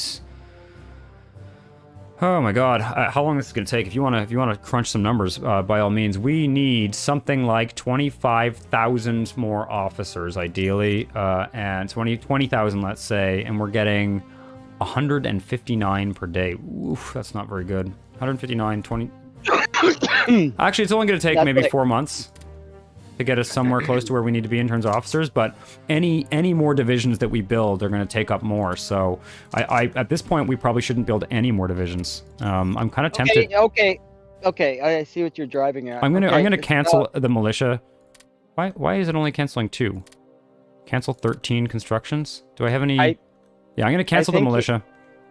I think you need, the only things you should be building is a few elite units if you can. Yeah, exactly. So the guards infantry I will build, but it's down to the bottom of the queue for now. I'm going to focus on the air force, the armor, and just these are just anti-partisan cavalry brigades. They don't take up much leadership. And then, you know, things like air bases. Can also, to be honest, it sounds crazy, but I'm also going to start working on a navy. Because it takes a long time to build navies, so I'd rather get going on that now so that we can actually have some active presence against Japan. You know, like I would like to. My goal would be to defeat Germany. Can you really? Can a navy help you against Germany? Like, not really. Do you? Not at the. Well, can you have at least command of the Baltic? Oh, for sure. We basically already do. Well, let's keep that. Yeah, we do. I mean, I just... That means everything along the shore you can bombard. I know it's hard to defend, but it's also easy to move in, right? I see one... All I see in the Baltic right now is about 2 German light cruisers and a heavy cruiser. I'm assuming that's a light cruiser. And then they've got 1 transport flotilla. So they basically... All of their naval assets are tied up probably in this area here. They don't have much left. The British sunk everything. The German AI is not very good at protecting its navy. The British and French basically sunk everything. Keeping in mind, it's July 1940, so Germany's on time for the invasion of France historically. But I would imagine that what we're doing right now will slow them down. They may very well. It's entirely possible that France will survive the rest of the summer simply because the German AI decides to pull back. Okay, we're starting to win battles here. Starting to win battles up here. And we've pushed forward to Memel, so we're now holding this entire river. That's ideal. Okay, reinforcing there. Armor's pushing through there. Get this armor division moving. You. Anything that can move is going to go across that river. I don't really need armor here. You can go there. And I'll just have to reattach some stuff to... okay, we actually succeeded here as well. Can I get across the river here? Maybe. Let's try it. You get across the river there. Yeah, they've actually abandoned a big chunk of the front line here, so I'm just going to push wherever I can. Take a look down here. Yeah, I can start pushing down here again. I'm not going to push against that stack. Well, actually... I can encircle here. I can encircle a few divisions there, so yes, let's do that. Those guys are out of supply because they just drove halfway across the country. That's okay. Take that armor division and swing it around there. You keep moving once you're there. It's looking good. This is going to be more of a general push than a linear push. No, I understand. Yeah. That's fine. That's fine. You should have the predominance of force there. Oh, yeah, we do. And the thing is, like, on a 1-to-1 basis, we lose any battle. But we're not fighting them on a 1-to-1 basis. Okay, these guys are just partisan suppression. Interesting how they use the cavalry. It's about the most flexible force. I used cavalry for that. There are actually military police units you can use for partisan. Convoy spotted? Interesting. Okay. It's suggesting... I don't think they'd be as effective. Cavalry... Troops armed with, like, machine guns and rifles and light mortars. That's a hugely effective force because it can go over so many different terrains that vehicles can't. Well, the cavalry, I mean, the cavalry is more, the reason I use cavalry is because, you know, if like I've got cavalry here, right? So if one pops up here, it'll get there faster.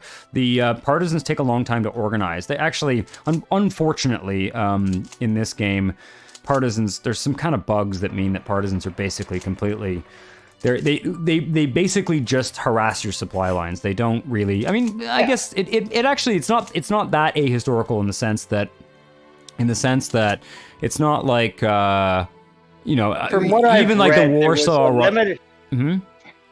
From what I've read, I mean, the most successful area for, I would say, successful partisan action seemed to be the Pripyat marshes. At many other places, it really wasn't. Even in France, you know, it was very sporadic in terms of they didn't have the supply. Yeah. Well, and like you take like the Warsaw Uprising, for example. I mean, the Warsaw Uprising might have succeeded had the Soviets decided to support it, but they didn't because the Warsaw Uprising was allied with the Polish government in exile. So there is some, I don't know. I mean, that's it's actually quite a controversial topic, but there is some sense that had Stalin decided to massively support the Warsaw Uprising in, like, what was it, 44 or early 45 or something, it's possible that they would have been, that they would have had the means to you know, become an effective fighting force by the time, you know, the Soviets got there. But some people say, and this may or may not be true depending on who you ask, some people say that Stalin slowed down his army to let the Germans put down the uprising, because they weren't communists, basically. So, depending on who you ask, let's counterattack again here, just to slow them down. Support it. Oh no, you're under attack. You can't support any attacks. Okay, we got to move these guys. You're going up there. That's fine. You guys go here.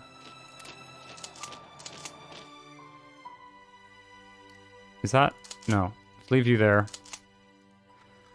You know, they've only got a few divisions here, so I don't know. We'll see. We'll see. I'm going to reserve judgment on what happens in this pocket.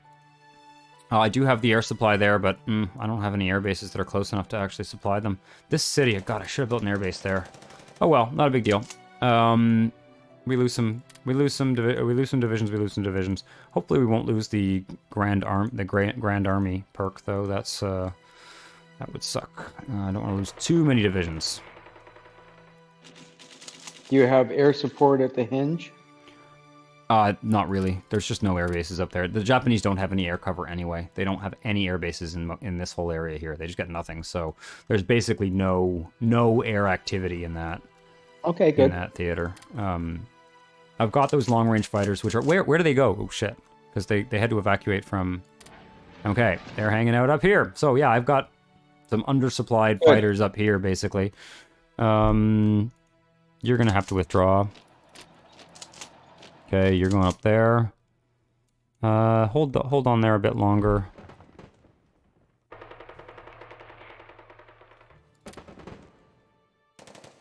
They've got such better leaders than we do in that area. That's not surprising.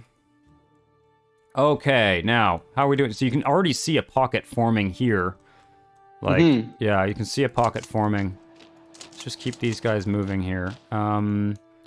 You keep driving up that way. You can go there. They've walked out of. They've abandoned Lvov. That's a fort. So we'll take that. There's a possibility of creating a small pocket here.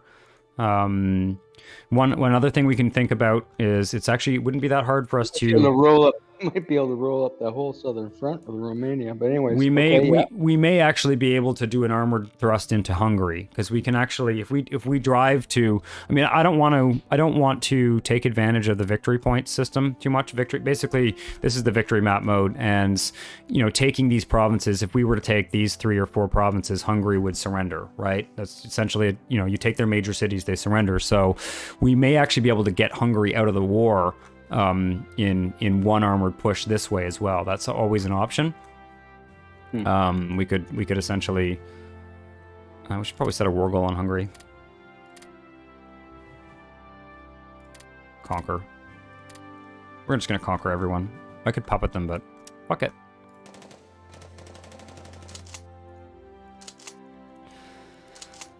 Okay. There's like an install communism war goal, but the war goals don't work very well in this game. You generally just want to stick with conquer.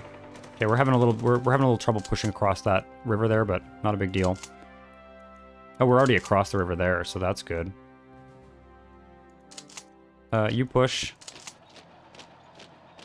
I'm going to start pushing all across the front here, because you can see, again, I'm seeing units moving down here. Anywhere I push, even if I'm at a disadvantage, like here I'm attacking across a river into a fortified position, I'm going to lose the battle. But what I'm doing is I'm preventing them from moving troops down the line. I'm tying them up here in the Baltic when they desperately need to cover their... I mean, their whole fucking flank is exposed. This whole flank is just exposed, right? Yep. So let's push in the north. In this kind of, like, we're just kind of statically pushing across the front to keep them tied up there. What's this? Oh, a bunch more infantry. Okay, move up here. Yeah, we're gonna be in great shape. A little bit surprised at how easy this has been. Oh shit, I forgot about what's going on up here. Okay, you guys go. This is gonna be hilarious. They can just hold on there for now. Probably gonna lose that port, but you go to Petsamo. They then don't have a supply port, and then you can go back and retake that. These guys can try and push across there. They'll probably lose, but you know what? No, hold it. Yep, so that German division is gone as well. That worked out fine. All right. We've got too many divisions attacking here. Let's take that one out. Oh shit. That was stupid. Oh well, not the end of the world. I should have checked which division I was taking out because I just pulled one of the frontline divisions out. Oh yeah. Yeah, I think by the end of the summer, it's July 20th. The war's only been going on for a few days. I think by the end of the summer, we will have a front line along this river, along the Vistula. I think that's the Vistula, I guess.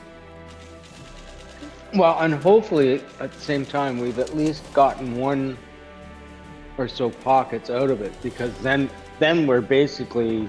We need to destroy the army in the field. That's the key. Like, the key to the Eastern Front especially is encirclements and just, you know, Germany does not... What's the manpower situation? Like, we've got about 1.8 million manpower. Germany has 1.5 million. So we just took out 100,000, right? And ours grows faster. Ours grows 54.9 is our monthly gain. That's 50.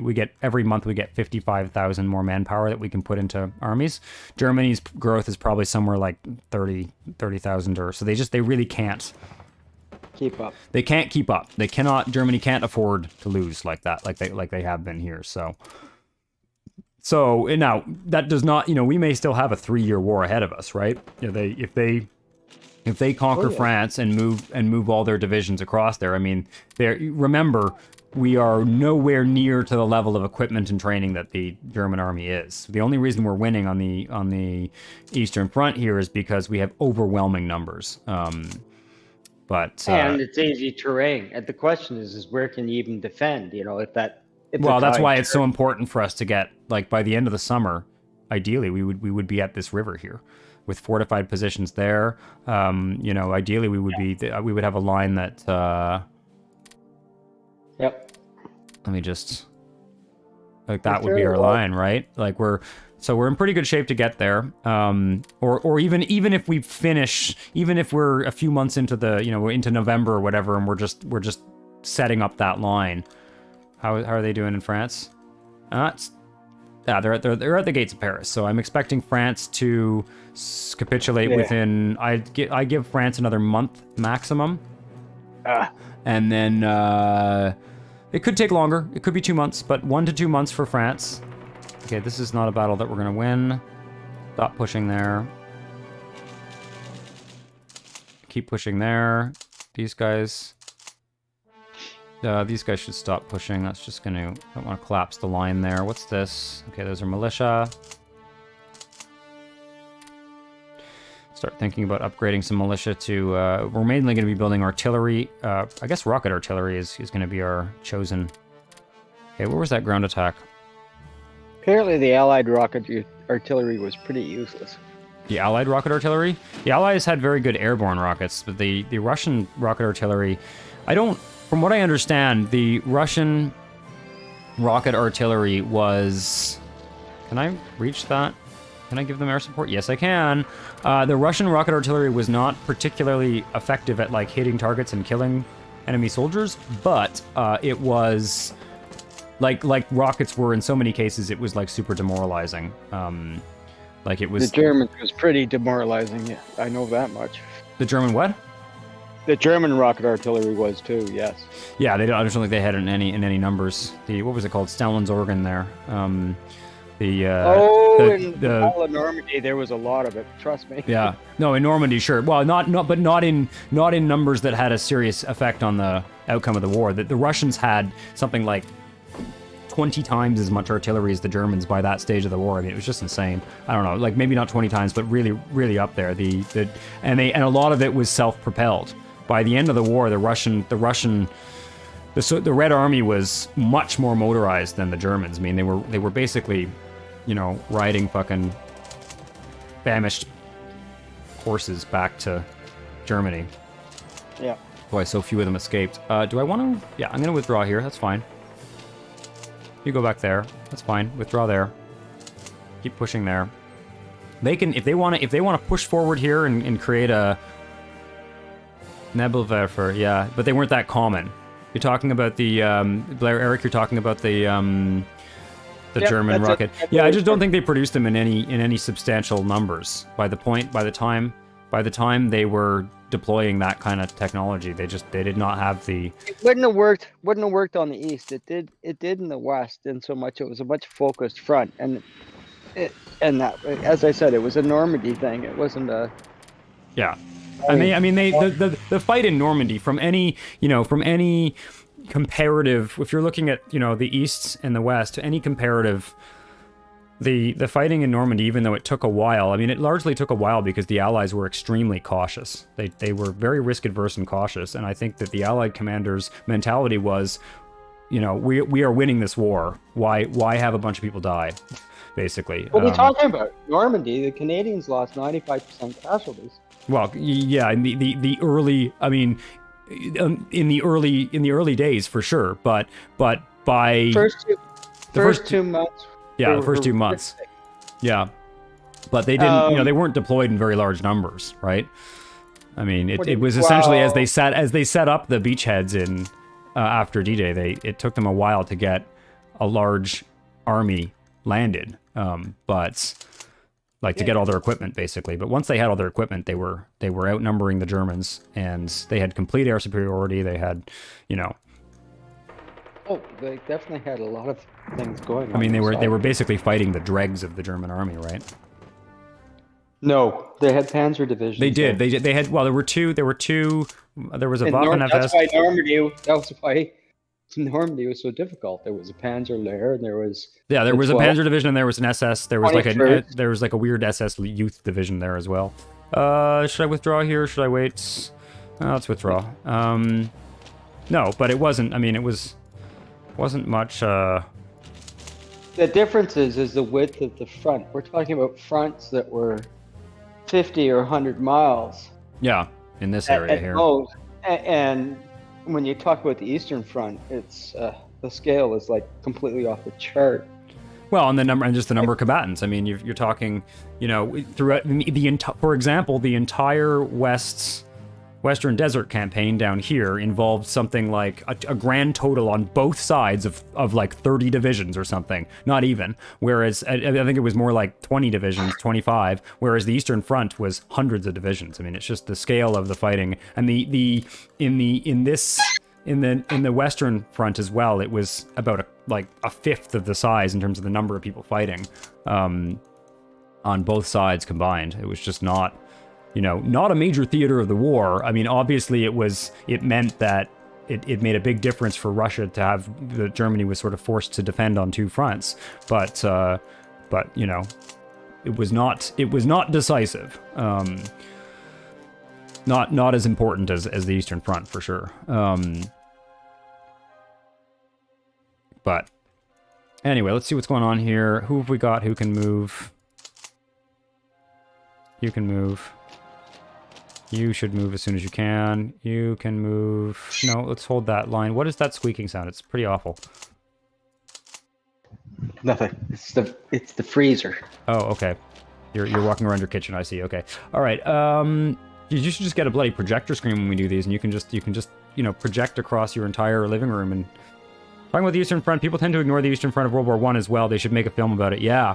Yeah, people tend to ignore the eastern front of World War One. They also tend to ignore like there was a whole theater like with the Ottomans and the Russians. The Russians did very well against the Ottomans like in this area. They went all the way to the Russians were like all the way to like Trebizond here. They were all like I think the Russians advanced like quite far into Turkey actually, and pretty hard fighting too.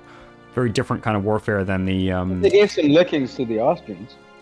Yep, the Austrians lost to everyone. Like Austria did not even succeed in invading Serbia. That they spent like years just trying to invade Serbia. And they did not succeed. Oh, that was a waste. I shouldn't have put that division into combat. I didn't realize they were that close to breaking. Well, oh well. Okay. Okay, so we've broken across the river there in 2 provinces.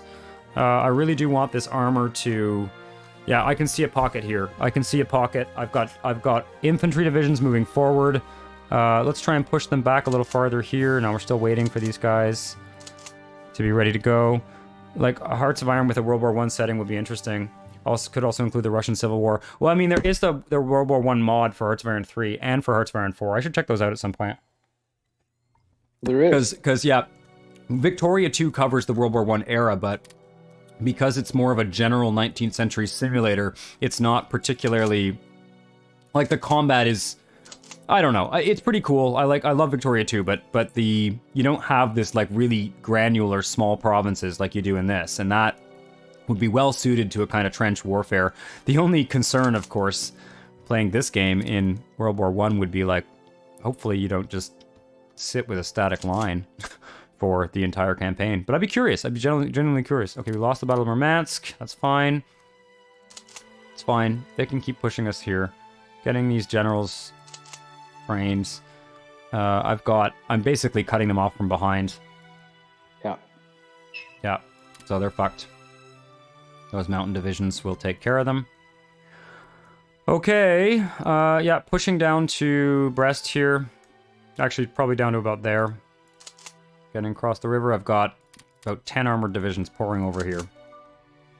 They're also, I'm actually happy that they're pushing forward here, because I want them to push forward here, get all balls deep into this forest area there, and then I'll just swing around and encircle them. I think we're going to have the capacity to do that, and if we do that, I don't know what's going to be left of the German, army, frankly. You know? They've probably got 40 divisions in France or something, 50 divisions in France, maybe? Maybe more, but not a whole hell of a lot more. Okay, more armor moving through there. I'd really love to do a little miniature encirclement there. How are we doing down here? Waiting on these guys. The little X's mean that they're reorganizing from their previous attack. Interesting. Well, 1, 2, 3. And yeah, I'm going to encircle these 3 divisions there. As we push along here, we might as well encircle what we can. And here, okay, I can't break across the river there, but I should be able to do a minor encirclement down here as well. Mind you, they can retreat into Hungary, so that's probably going to be more trouble than it's worth. Always got to remember they are able to retreat into friendly territory. Okay, where is this going on? Okay, we've got... They seem to have decided to deploy an air force. We don't have anything in range. God, I really want that air base. They've got a big stack of garrisons there, though. That's going to take forever to... I'm going to have to encircle that. Okay, I can grab an air base here. I can grab an air base there. What's the terrain like? Yeah, let's get to that air base as soon as possible. This one there, because I don't have any frontline air bases on this whole front here. Nothing I can do about it. Except, let's take these guys, the longer range fighters that I was going to use on the in the Baltic here. I'm just going to move them up and get them over here. They're not particularly good defensive fighters, but they're better than nothing. Where am I being attacked? Okay, okay, you guys can go out and hit the... I haven't used my, I've been using my close air support. I should do that too. God almighty. Well, it's not, to be honest, the close air support is not super useful. Well, and it may consume resources, but anyways. It consumes resources, but I mean, Russia's got... Aviation fuel is not really a concern for us. It's mostly just the fact that, like, as soon as they get intercepted, they're basically just torn to shreds by anything Germany puts in the air at this point. Yeah, they're not going to be very useful. I don't see any. I have not seen a single German armored division. I think they're all in the west. So the close air support is mostly good for tank busting, but also our technology is so shitty. Yeah. I mean, when you do like ground attacks at the start, it's like, oh, in 1 day of ground attacks, you killed 17 soldiers. You know, it's like nothing. It's just not even useful. Okay, that's radar 2. Excellent, love it. Let's go. We basically just need to put everything into officers, though. We can't research any new tech. Yep. I don't even care about... Yeah, fighter pilot training is not a priority right now, unfortunately. Should probably... I'm not going to bother to redo the text right now because...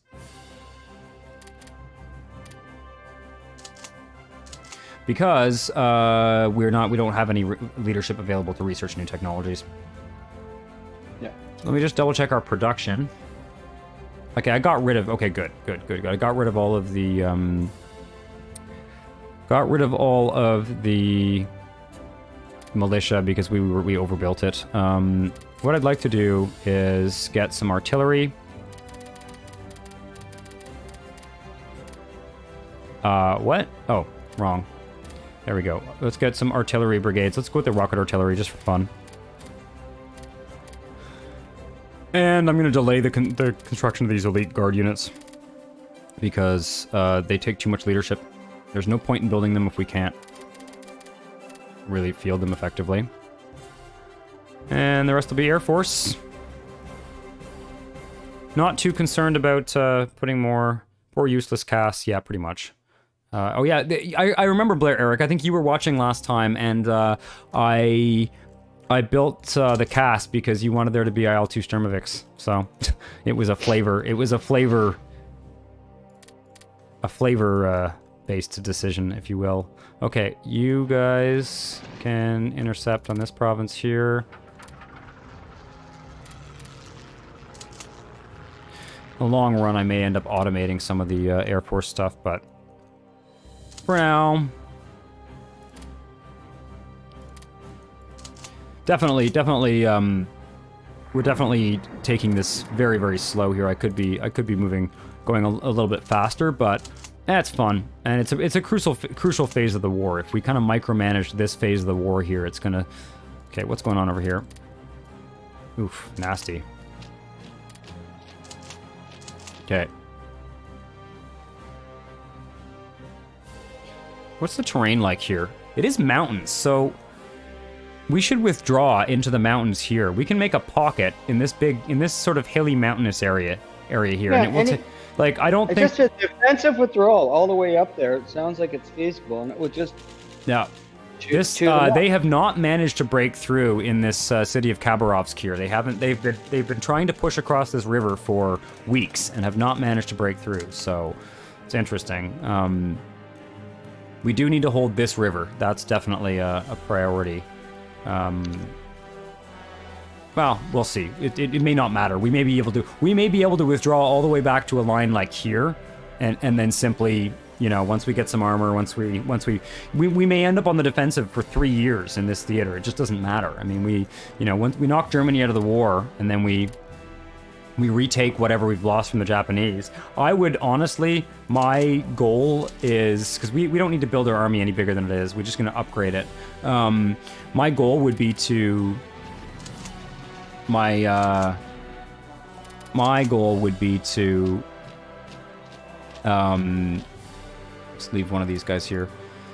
My goal would be to get some Marines and do a naval invasion of Japan. If we can dominate Germany so badly that we can take an active role in the Pacific, then, you know, because we're actually if we can build some marines and transports and stuff, we're actually in a better position to invade Japan than the United States is. So, takes them forever. Takes them forever. America is the most industrially powerful country in this game, but has an extremely small army at the start and basically no offensive capability whatsoever in any of the. Yeah, let's take 4 divisions from here. Like they're not really able to go on the offensive in any meaningful way until 1944, which is basically pretty true historically. They really did. The only work they did, like in the Pacific and stuff, was in very, very small theaters, like very small, you know, forces. They just did not have a coherent large force deployed anywhere until fairly late in the game. Partly, I mean, to be fair, partly I think they needed to. I don't think they could do the D-Day stuff without. Well, the Altitude Thermovics are just cool. Yes, they are. They couldn't really do anything. They couldn't really commit to anything offensively until they felt like they were just taking small islands. Well, but I mean in the Pacific, but also in the European theater, I don't think that they had any reason to commit until they also felt that the Battle of the Atlantic was well and truly won, because they didn't want to be supplying an army across an ocean and not knowing if, you know, the tank delivery was going to arrive on time or at all. Okay. I'm not too worried about the Eastern Theater. It's almost kind of tempting to automate it, but I'm not going to. Okay, here we go. Get this infantry moving forward.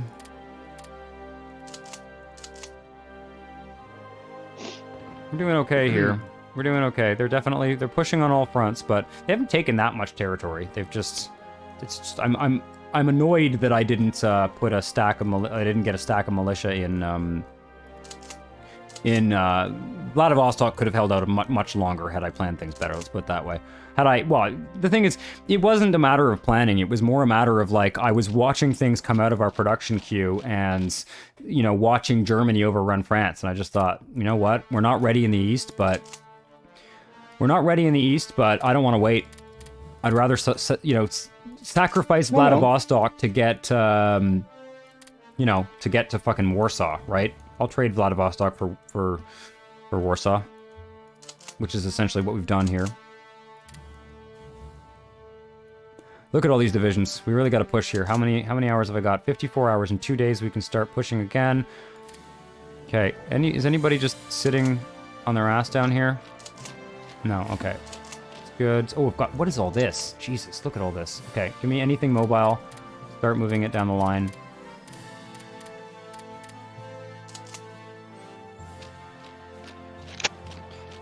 Leave whatever's there. Grab this guy. Okay. God, so many divisions. I've played like the historical campaign where you wait and you do the Molotov-Ribbentrop Pact. I've played it before and been very much on the defensive as the Soviet Union. I mean, you really do you just get overrun. In fact, it's an interesting way to play. If you go the historical route, it's interesting because you really do. It's a real brawl. Well, and you're trying to get. I mean, you're trying to avoid what happened historically, which is, you know, hundreds of, like, millions of Soviet soldiers getting encircled. I mean, they really did. They lost millions of soldiers, in you know, massive encirclements across the front in the first 2 summers of the war. The first summer of the war, mostly, though. Okay, this is an encirclement. 3 divisions. It ain't much, but it is an encirclement. Make sure a division stays here. You guys are going to... How long do I have to wait here? It's under attack? Who's attacking you?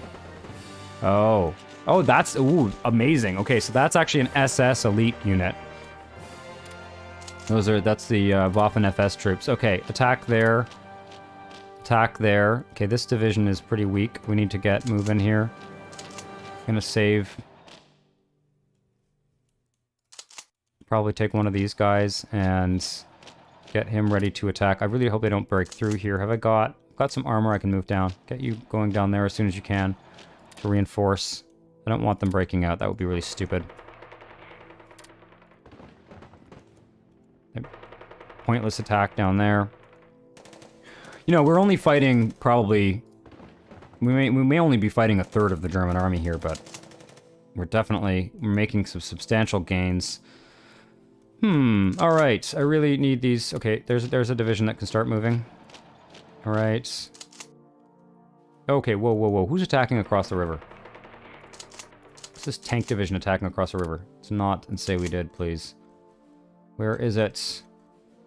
This guy. No. Okay, there was no one there. That's why I moved there. I moved them because there was no one, they just reinforced the province. Okay, you, and you. Move down here. Or, you know what? Send some down here. Yeah, send some down here. 3 divisions, and then the rest that way. You know what? No, I don't love that. I don't love that. We'll see. Hang on. Zoom out for a sec. So, if I look at the pocket that you've created of Concord... No, don't change the map mode. Okay. You can see where it's all hashed in the southwest front there. The big pocket that you've taken. Yep.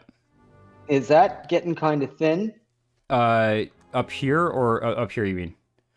I'm talking the southwest. Yeah. Yeah, I'm talking...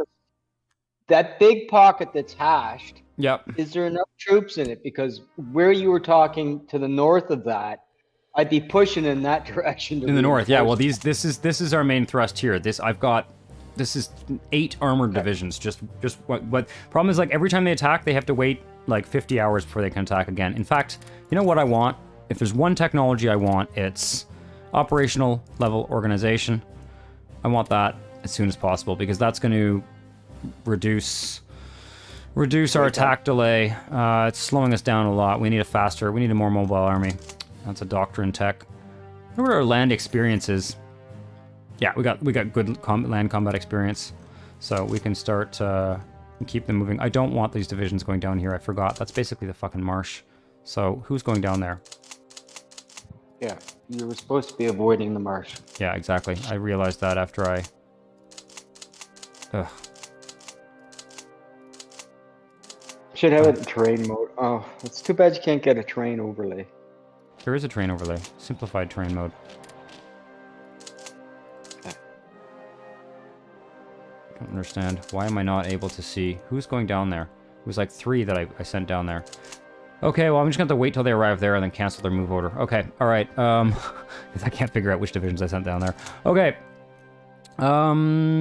These guys push that guy out of the way. That's excellent. Okay, you guys are actually getting pushed back.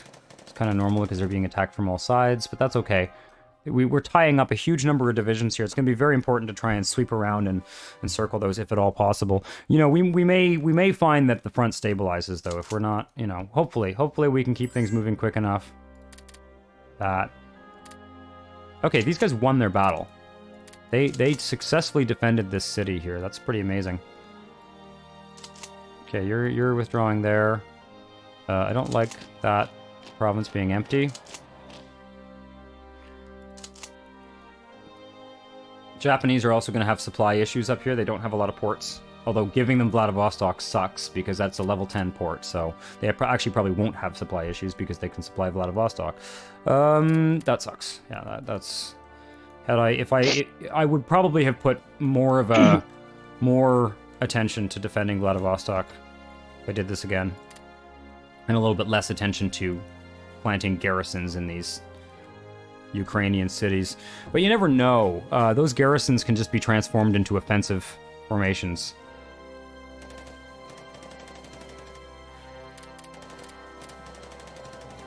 You've lost the port, but you'll be able to get it back at some point. Oh, for sure. Yeah, it may be several years before we end up back in that neck of the woods, though. We'll see. We'll see how long it takes us to overrun Germany. It's quite possible that... Typically, the way I play this game is I micromanage everything until I've set things up so damn well, and then I usually just automate the entire front and then just say go. And let the AI just win the rest of the war for me when it gets... You know, once I've overrun them and broken, you know... But that'll be a while now. Okay, let's get this infantry moving forward. We've got armored divisions here that can keep moving as well. No, keep moving this way. I don't even care if I leave holes in my front. I just want, I want as much, to get as much there as we possibly can. I want speed 4, right? You know what? I'm just gonna... There. You can do that.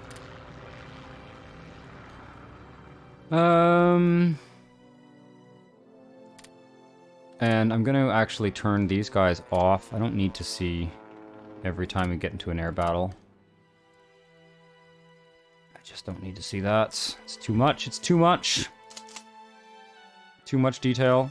I want these guys moving forward too. What's going on here? Okay, that encirclement is holding out fine. You guys move there. Ooh, risky. Okay. I don't want them to break out. I'll be really annoyed if they break out. This battle's almost won. These guys are defending successfully. I'm gonna start to automate some of the Air Force here, or just put it on a less, somewhat less onerous. I want you up here. And I want you to cover off a wide part of the front.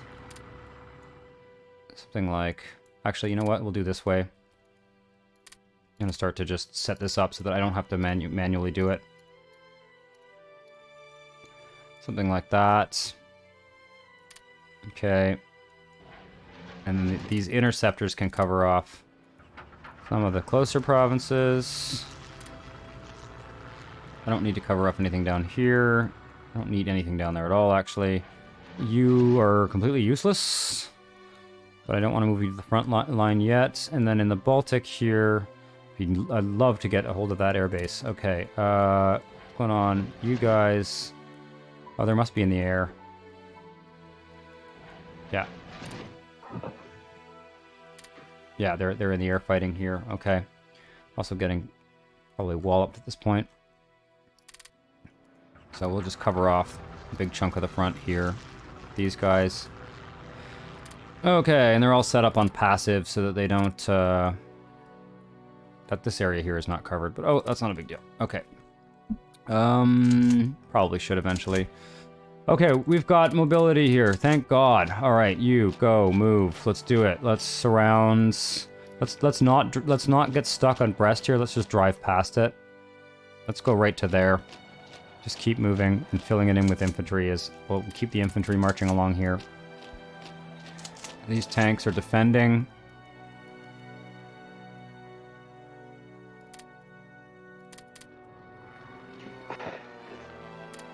Okay.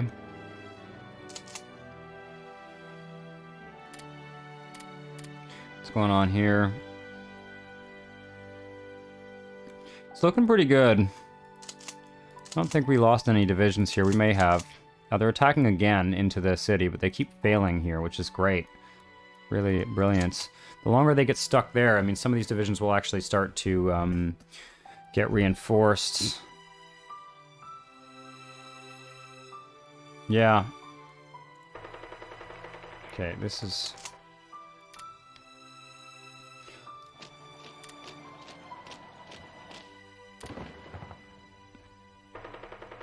This battle is definitely being lost. Okay, retreat to the forests. Or to the woods, I mean. Hills. Hills. And then you as well, retreat. These guys can retreat to the...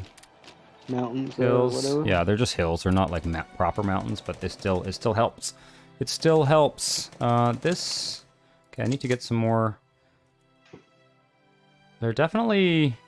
They're starting to build up force here. Yeah, no, like... Yeah, they're definitely starting to build up forces. Ooh. This encirclement might fail. How many have they pulled back from France, I wonder? They don't need very much at this point. Although, it may... You know, what may end up happening is they may end up really reinforcing their border here. We may not be... You know, we may end up getting pushed back and going back on the defensive, but France may also survive. They may kind of, like, sacrifice France to... Well, we certainly haven't succeeded in the one salient we wanted to achieve. We haven't broken. Well, not yet. I mean, it's, south. you know, keep in mind it's only been a few days. right? Oh, Yeah. okay. We're still in July. We're still within the first. I can't believe it. We're still within the first month of the war here. Believe it or not. Okay. No.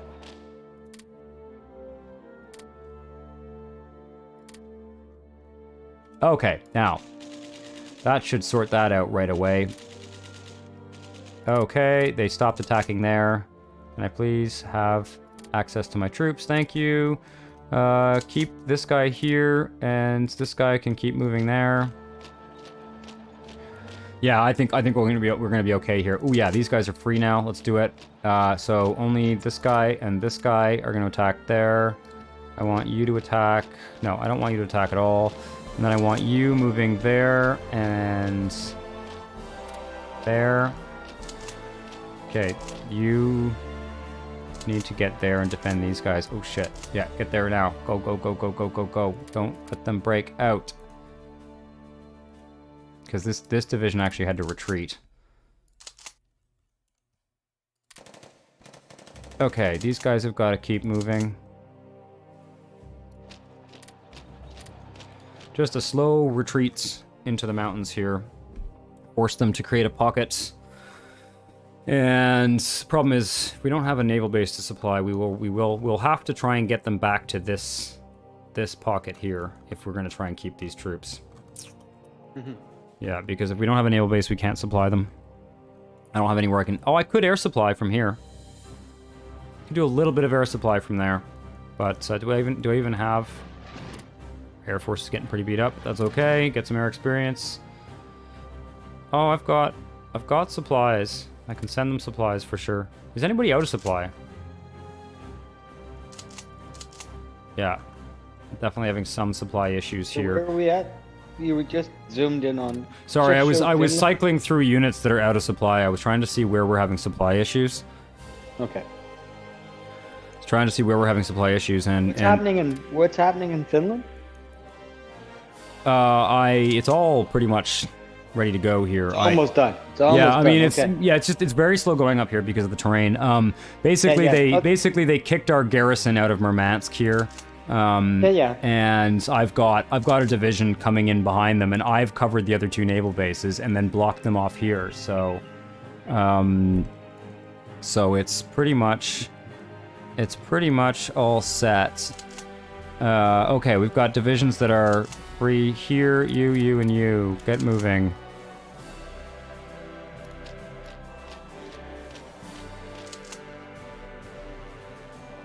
Okay, I want to leave. The pace of the game is interesting because it is, at least at the level you're manipulating it, it's like you were a general working on at least a day-by-day basis. Yeah, I mean at this stage, I'm kind of playing it that way. You know, I could be selecting a corps or an army or something like that, and just saying, you know, move towards that point. I'm choosing not to do it because I find it more fun to play it this way. The AI. But this is also your Normandy battle, right? It's not where you want to be making mistakes because... That's it. Lucario Bariqua, welcome to the stream. You have, you've missed a little bit. We started the war, as you can see, and we've actually been mostly on the offensive for now. Germany is... I'll give a little update for anybody who might have just dropped in. Germany is moving through France. They've overrun the Low Countries, but we attacked them when they were not even just hitting Belgium, and we encircled about 100,000 German troops in this salient of Poland there, and we're now trying to create a similar pocket here, moving forward there and there. So we've got a little encirclement going on here as well, as long as this armored division gets there on time. Yeah, they're going to be there in an hour. Okay, love it. They made it. Awesome. And that's it. That's three more German divisions encircled.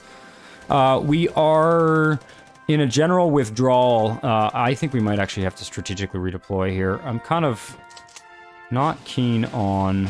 Well, on the one hand, I could strategically redeploy and try and get back to this port and then try and cover off this. On the other hand... Yeah. You're retreating up. I don't mind you retreating up the coast to that port and trying to hold there. It's a narrow. We won't make it. We won't make it though. These divisions here We're going to have to strategically redeploy them, because what will happen is they'll cut us off. They're going to encircle them. There's no point. Let's get these guys moving. Yeah, that's what I'm saying. Get them the hell out of there. These guys out of there, and then we're going to keep these guys here as sort of a rear guard. I mean, keep them there. No, these guys can withdraw to there. And try and slow them down here. See if we can get these guys up and around there as soon as possible. These guys have held out very, very well. Yeah, we've got a couple of these divisions. They do very well in the urban terrain. Well, I think the key thing is you don't want to lose units because you've got all that experience, right? Once you build them back up again. The units have experience, which you can see. Where is it? Let me find one here. Let's find these guys here. Should have some. If I go into this unit here, the brigades have experience, which is indicated. Where is it? Lots of numbers. Here it is. Here it is. These guys experience 24.207%. The more important thing is the major general here is getting experience. So yeah, and they also get like terrain bonuses for fighting in certain types of terrain and stuff like that. So yeah, it is helpful. The major generals typically, I don't actually think that generals die in this game. They might. I've never really known that actually. They generally don't though. They generally escape. Naval leaders do. Naval leaders die. If the fleet they're commanding sinks, they die. Makes sense. Sort of, yeah. I mean, there absolutely were officer casualties, high-ranking officer casualties. And oh shit, I don't have them encircled. That's okay. They can retreat back there. They're pretty fucked. You can go and intercept them. So we should have overrun some of them anyway. As long as they can't retreat into this province, that's all I care about. God damn. I wonder if they have anti-tank guns. I've got 2 German. Really starting to show our weakness here against the Germans. Okay, let's move. Who have we got here? Okay, we're not gonna stop. We're gonna go around the city rather than into it. We're gonna drive right past it because that province is fortified. You keep moving. And you keep moving. Let's get these 2 armored divisions, one of them at least, get down that way. I've got an infantry division coming in there. The mountain division can come around there as well. Who have we got here? I think we're in pretty good shape. Take the armored division. No, let's keep one up there just to... What's the terrain situation here? Do I need to cover up any more provinces? No. We're actually in good shape here. No need to put anyone else there. In fact, move that guy forward. Get those guys over there. I'm not going to start pushing too much here. I want to close it first. Because if I start pushing, they'll just do a general withdrawal. What's going on down here? Okay, they're actually counterattacking down here, although not really. They don't really have much to counterattack with. Sooner you can... I'm not too worried. I was worried there for a second because it was looking like there were a lot more divisions, but I mean, it's a pretty thinly spread front they've got. Matt Luziak. Hey, Rob, just got here a little bit ago. Glad I was finally able to catch the stream live. Welcome to the stream. I think it's a pretty exciting one. I mean, it's a certain pace of game, right? But, okay, you guys are being attacked again, so please withdraw. I'm going to take a 15-minute break. I'll be back. I am also going to take a break, actually. So, why don't we... I will take 5 now. I need a quick 5-minute break. Just 5 minutes on my part, not even. And then,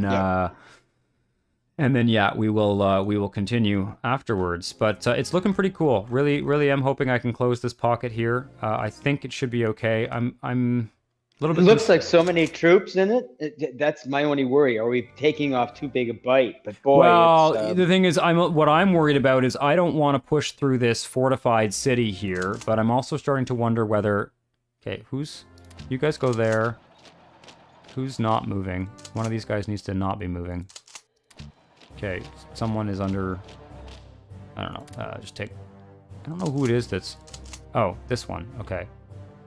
Oh, shit. Oh, I see what I did there. Well, okay. That's not ideal. Move. And then you stay. Okay. Yeah, what I'm worried about is, like, by not pushing through the city, we're actually going 1, 2, 3, 4 more provinces. I'm wondering whether it'd be better to actually just pound through the city, just force my way through it. Okay, well, let me ask a different question. Can you go on the other side of the city? I've got the divisions pockets- down here, but we don't have much. You know, we don't have as much troops down here. Once this pocket No, here is no, closed, no. Back up where you were. You were going around the city.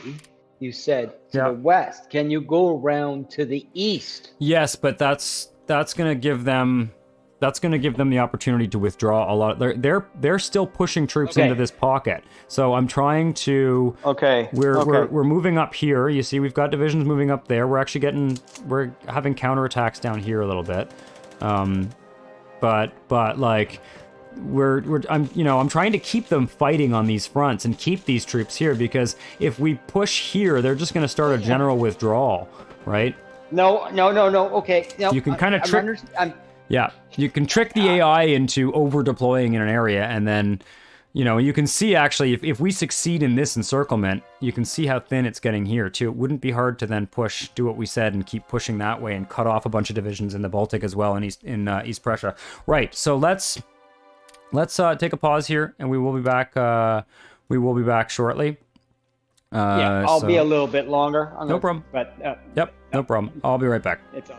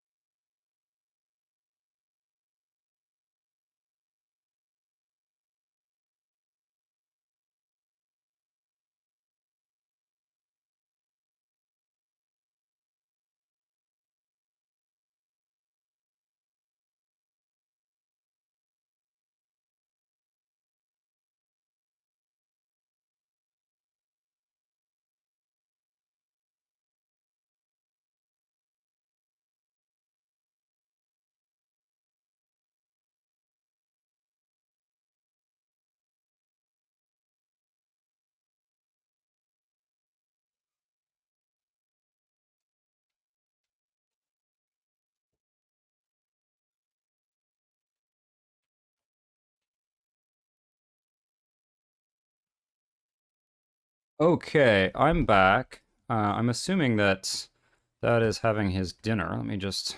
So we will just keep pushing. We'll keep doing this here. Because it's, otherwise we'll never get anywhere. And it's, it's very slow moving. We've only played like a month of the campaign in a few hours. It's pretty rare that I actually put this much attention to detail, but I'm kind of enjoying it. So I'm really hoping that this pocket will actually properly close and that they're not going to escape. There is a chance. Okay, yeah, we've encircled, I think, 3 divisions there. That's ideal. Awesome, and we're crossing the river over here as well. Or, no, I guess that's not a river, but we're moving through that way. I don't know that I actually want you to go there. I think I want you to push there instead. Yeah, let's do that.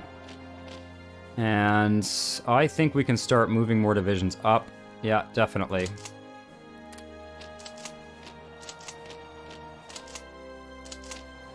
I'm not expecting Romania to join the war, but I'm not going to leave the border unmanned. It's not a good idea. Because if you leave a border unmanned, it's like you can just sort of lose weeks of potential offensive, just, strategically redeploying to cover a flank or whatever.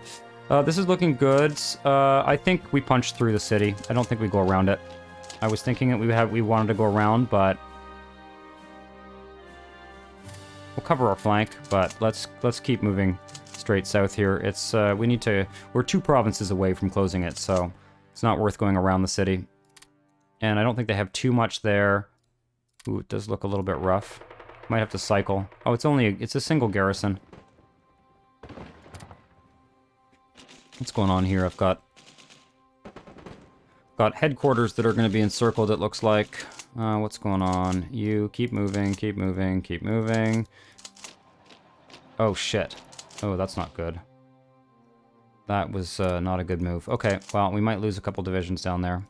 Anyway, the whole point of this was just to delay them. This militia was not intended to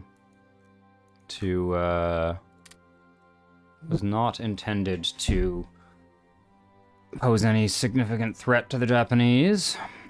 Just a matter of fielding more divisions, even if they're weak divisions. Bloody... That's hilarious. That fly just landed on the microphone, so you probably heard it.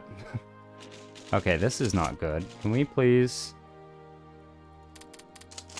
reinforce that? No reason to give up any ground up there. We are just 2. Okay, let's also take these guys here and push there.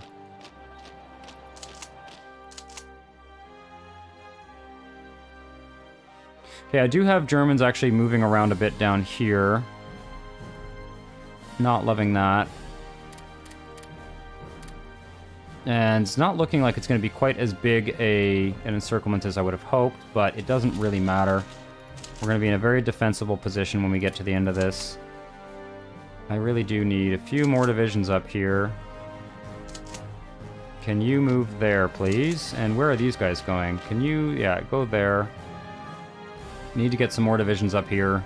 Moving along the front, fill in this area here, and try and get some more divisions encircled. Alright, these guys actually can't push because they're being attacked. So there's no point in attacking there right at this minute. Yeah, I've got divisions escaping, which sucks, but, it is what it is. Even if we get 8 divisions encircled, that's more than the Germans can afford to lose. So, okay, they need to hold out until these guys get back. We are having counterattacks in the Baltic. For sure. But that's fine. If they're counterattacking up there, those divisions aren't defending them where they need it most. So that's cool.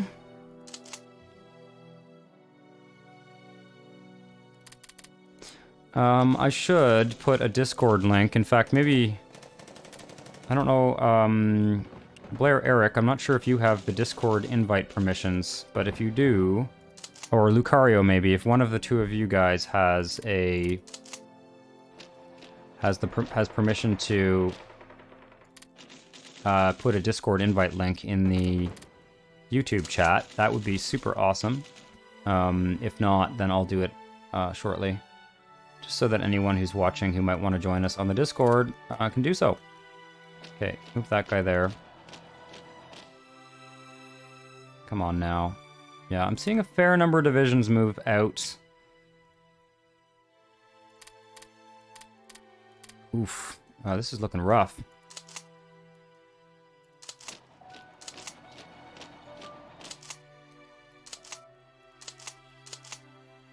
Did we lose? I think we lost some divisions. I'm not sure, though.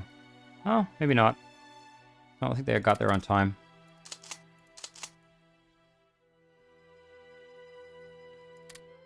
Yeah, looks like we're holding out okay. Just waiting for them to get back. We may have lost a couple of militia divisions there. They might have gotten overrun and captured. I'm not sure if we can escape from this pocket, actually, at this point. We'll see. Now I've got a couple of divisions that still have some organization. The city is still holding out, although now it's being surrounded. Okay, you need to withdraw. Jeez, these divisions are pretty damn isolated. You can withdraw there. Well, I've got 2 more there. Okay, that's fine.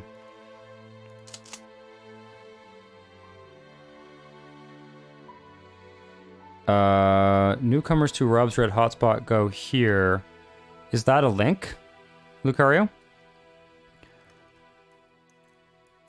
I don't know if I can see. I don't know if I can see the link in the because I haven't managed, I guess, to get any of those bots doing the YouTube automatic posting. For some reason, they're just not doing it. So I feel like I had that working at one point, but it's been so long since I've streamed. I just don't even remember. Are we gonna... Yeah, okay, we're gonna be fine here. Good thing there's no German armor.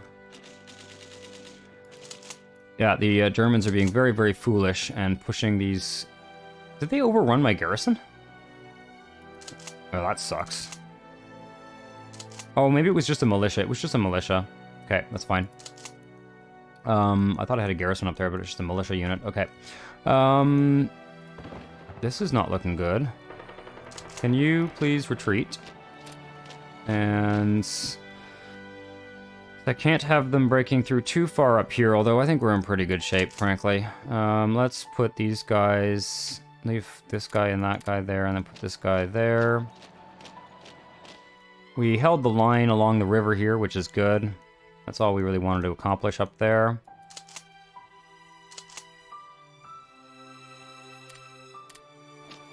Start moving in on the other side here. Oh, they're moving some more in. That's good. They seem to have decided that they don't want to abandon this pocket after all, which is good news for us. Ooh. Not loving that. Okay. Counting on them not being able to move out fast enough. Can you start moving there, please? Thank you. Is anybody covering that? We got any air coverage here? Yeah, we need air coverage in that pocket. Do we have... Still have no airfield on the southwest, on the front. We have no frontline airfield. Really not ideal. So I want them to provide full coverage to this pocket here. That's what I need. Thank you. And I really do need an airfield. I need that airfield. Okay. Yeah, it's the right move to attack the city. Come on. Okay, that's much better. We've got 5 divisions in there. Are we... We're not over our combat width. That's gonna... Yeah, that battle is taking a turn for the positive. For sure. Take a few divisions here, move them down. You can't see the link. Okay, you know what? I'll post the Discord link right now, because you should join us in the Discord. It's fun. It's mostly SimCity stuff for now, but I'm trying to get some more Paradox stuff going soon. So apologies for alt-tabbing out of the game for a second here, but I should do it now. And invite people. Give me copy, and I'm just going to stick that in the YouTube chat. There we go. That should do it. I don't know why... I don't know why it's not allowing Lucario and Blair Eric to do that. We'll have to look into that. We'll look into that at some point. Remind me on the Discord, and I'll set it up so that... not that I don't want to nag my regular viewers to have them post those links and stuff, but it is helpful when I'm in the middle of the action for someone else to be able to do it. Okay. Is this guy going to make it? 5th of August? No fucking way, man. Okay, that's probably, that division is probably lost. Yeah, okay, we lost a division down there. All right. Oh, it's to be expected. Okay, these guys are going to stand there and hold out a little bit longer to try and give these guys a chance to retreat. There's got to be some losses there. There's got to be some what? I said there's got to be some losses there. I mean, it's inevitable, right? Yeah. I mean, it's a little worse than what I would have hoped for, to be honest. But yeah, well, we had that discussion at the start, though. I mean, it was the kind of place that, like, anything you reinforced at the start probably was a lost cause. Yeah, pretty much. Pretty much. You know, if you zoom out and look at the map, other than Pacific harbors, I mean, which, you know, we have to start with the land. Yeah, for sure. Anyway, it's not a big deal. It really isn't. You know, those divisions were very, very cheap to build, and you know, it's a fair amount of manpower. But I mean, we don't really have an issue with manpower. What's it looking like? How's Germany doing? Yeah. What? They've got. What are they doing? They're doing like I don't know. They've got like 1.5 million, and we've got 1.8 million. And this encirclement, we're 2 provinces away from completing this encirclement. Yeah. So that's looking pretty good. And we've got. I don't want to start pushing quite yet. I'll start pushing here. Let's get across this. Oh yeah, we've got tons of stuff up here. So let's just start pushing across the river. Move a guy there. Don't want to push too fast because otherwise we'll Yeah, they'll try to pop out. Well, that's it. They'll chicken out. But we finally got all this armor here is on the front attacking the city. It's kind of stupid to attack the city with armor actually, but it's what we have ready, so it's what we're gonna do. It's not a big deal. Okay, now I need everybody who's within range here. 0 hours. Okay, they're being attacked. Link works. Finally got a viewer to join. Oh, awesome. Really glad. That's excellent. I'm probably just going to leave this all. They can wander around back here if they want. They're not going to be able to fuck up my supply lines. You guys, attack. Oh. Well, not a big deal. Okay. Let's take... You can actually stay there. Everybody else... It's that one. Okay. You guys can go there and then attack there. Our Air Force is probably on its last legs, but because they are starting to deploy more here. Okay, this battle is won. There we go. Boom. Love it. Okay. Right, so I need...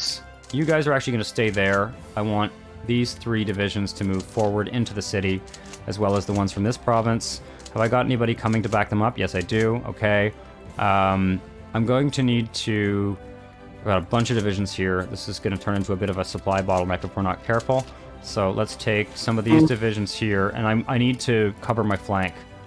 So... Well, what I was going to say is you've got a huge amount of stats there. Can you divert some of them to go west and sort of crunch the hinge there of the Germans? Well, what I'm going to do is I'm going to... So these guys here, actually, I'm going to move them across the river. I'm going to move... Okay. So I'm going to try and push a bit here so that I cover my flank. I want a flank that's about 2 provinces deep, because otherwise they can encircle me, right? If they manage to punch through here. Oh. Right? No, exactly. That's... Yeah. And then let's actually start pushing the other direction, like here. And... You got to squeeze, yeah. Yeah, exactly. It's time to start moving, basically. Let's take 2 divisions here and attack there. Everybody else can go there.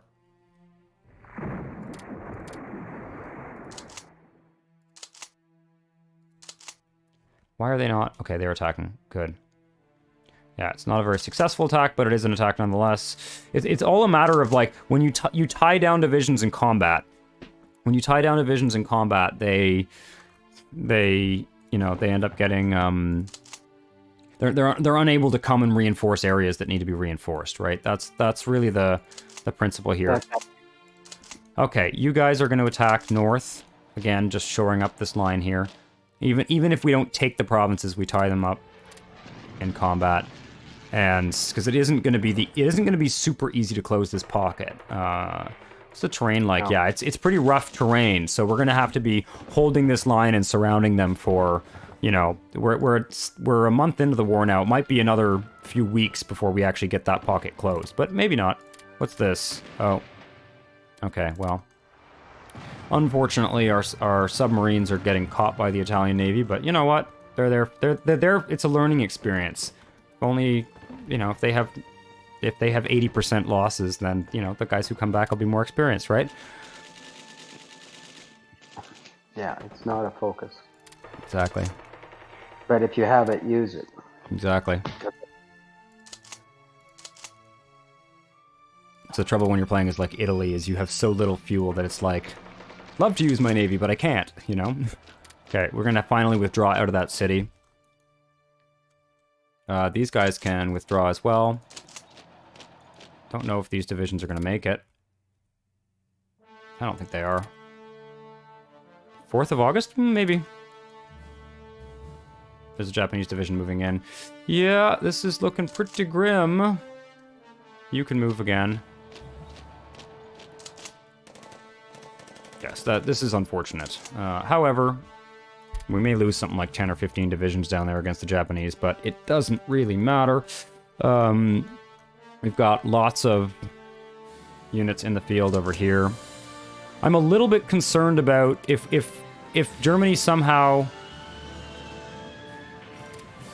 Why is it registering French? Oh, I see. Okay. What happened to those subs? Did they... Oh, they survived. Neat. Well, their reward for surviving is to keep fighting until they die. Okay. That gives it... What's that? Like they got radar. Don't forget it's the Italians. It's not like they have radar. Until you have radar, you're basically screwed. Yeah. No, I know. Okay, let's push that way. Let's push this way. Yeah, this is looking good. This is looking good. If we keep up the good work here, they won't be able to. What's happening on that northern flank? What northern? Up here? It's stabilized. It's stabilized. They pushed us across the river. Like, we lost a province here, we got pushed across the river, but I've been letting them push here, because if they're pushing here, they're not reinforcing down here. I mean, they've got 3 divisions down here, and they're using these... No. What's that? Yeah, okay. Yeah, no, I just wanted to see it, that's all. Yeah, it's looking good. It's looking really good. And I'm just hoping we can clean this up reasonably quickly. I think we picked the perfect time to start pushing forward on all fronts. Push them. Oh yeah, they're already, where's that? Okay. Did we just get veteran army? Hang tight. Strategic effects. Great army. How many do we have? We have 865. Okay, we can afford to lose that Eastern army without losing it. Veteran army. Wicked. We fought 250 land battles, which means 5 leadership, 5 organization rate, and land organization. Now, mind you, Germany probably got that before us because they fought against Poland first. Yeah. Jesus Christ, getting completely overrun. The problem with this is, you know, I don't know if I would do this militia strategy again. I think I would, though. I think I actually would, because I just think I would have built less of them. These stacks I put on the cities here were overkill, and those could have been diverted to out east. We were assuming a defensive war. Yeah. And then an envelopment, not an offensive war, so whatever. Okay, well, this is interesting. I've actually pushed over here. This is actually a little bit risky. I've got to make sure that this armor wasn't paying attention down here. I want you to move forward, and I want you to move forwards. I'm going to take 3 here, and then get this guy moving. I can't really do a sort of blitzkrieg style... You know, like when you're playing as Germany, you can take a unit and send it way deep into enemy territory and have it be isolated, because you know that you're going to be able to catch up to it. But we don't have an army that's quite that mobile. That's fine. That's fine. We need to be doing a much more meticulous encirclement here, where we make sure that our flanks are always covered, and okay. The little arrows at least are bright, but to what degree they tell me things at times.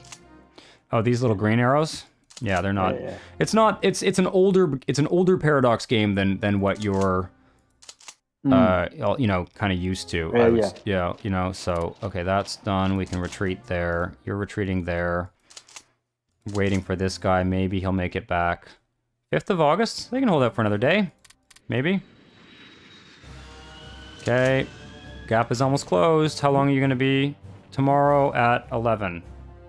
God damn that fly. House flies. There's a single house fly in this room. Wow. Driving me bloody insane. Okay, what's going on up here? Now, I'm a little bit concerned about... Like, this can also get cut off here. God, they do have a lot of divisions, the Japanese. So, I mean, I would just be shifting that whole front to the west. Yeah. And just focus on the hinge. And then when you're able to build up troops again, and that can be a focus, you can cut right across Manchukuo maybe or something. Mm-hmm. But the thing is, if you zoom out, right, there's not very much territory that they can actually take there. Do we really care? Nope. It's actually narrower to defend right across that narrow part of the bay, and you know what I'm talking about. What I'm concerned about is that I'm not even sure that we have, like, I'm concerned about seeing the Japanese like here, because we don't have much left, and these militia units can't counterattack. They really are purely defensive, kind of static defense units. They can't move very quickly, and this is the problem. This is why they're getting overrun like they are. Because they can't even retreat fast enough to not just get overrun and captured. So I really do need to get that armor and be very, very strategic about where I place it, because I don't want that whole. In fact, those elite guards units. Yeah. Those when elite. Is this armor... When is the armor coming? August 23rd. How long? 20 more days. And okay. Yeah. So it's and then it will take about a month to get organized, or it starts at low organization. Still 2 months out. Okay. No, it's going to be a stretch. Yeah, it's going to be a stretch. I just, we may get into a mode here where, we have to be careful that we don't allow the Japanese to just start, a sort of slow advance across the entire Soviet Union, because they will. If we don't find some. That's what I'm saying. Even though the militia moves slow, take what forces you have and reinforce. I'm starting to feel that everything west of like this point is probably lost. Actually, I don't. These units are. East, you mean? What's that? East. Everything east of like here is probably lost. But that should be your defensive line. That's the narrowest part. I think that you can block them off. Yeah, I can't defend that line with 15 militia divisions. I don't think I've got another 5 coming there, so that's going to help. Let's just send them as far east as we can here. Come on now. Fuck. Well, other than that, you have to just say you're going to completely withdraw with some wherever. But yeah, well, we'll see. We'll see. It's not the end of the world. We will. I will be putting some the light armor out there for sure. It's just a matter of I need to put that. I don't want that light armor getting encircled or something like that. That would be really stupid. No, it's going to go at the hinge. I'll bet you any money. Officer. Then it's on the... Yeah, I think so. I think that is correct. Okay, the HQ. No, we don't want to move there. You keep going there. Okay. You know what? Rather than doing that, take these 2 guys and just push straight across the river. One of these guys can hang tight, stay there. Wow, okay, it's closing for sure. The question is, it's going to take us a while to advance through here. Slow going. The movement speed on this kind of terrain is just, tortuous. So, where are these guys going? Yeah, they're moving forward there. Come on, there we go. Anybody else can? No, I don't want to use those militia guys. What are you? Yeah, your cores. Also got guys that are out of range of their cores at this point, but we're not going to be able to do anything with that. Okay. Come on, keep moving.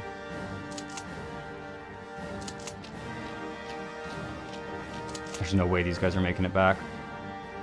Can they survive 12 more hours? I don't think so. I don't think so. Don't think so.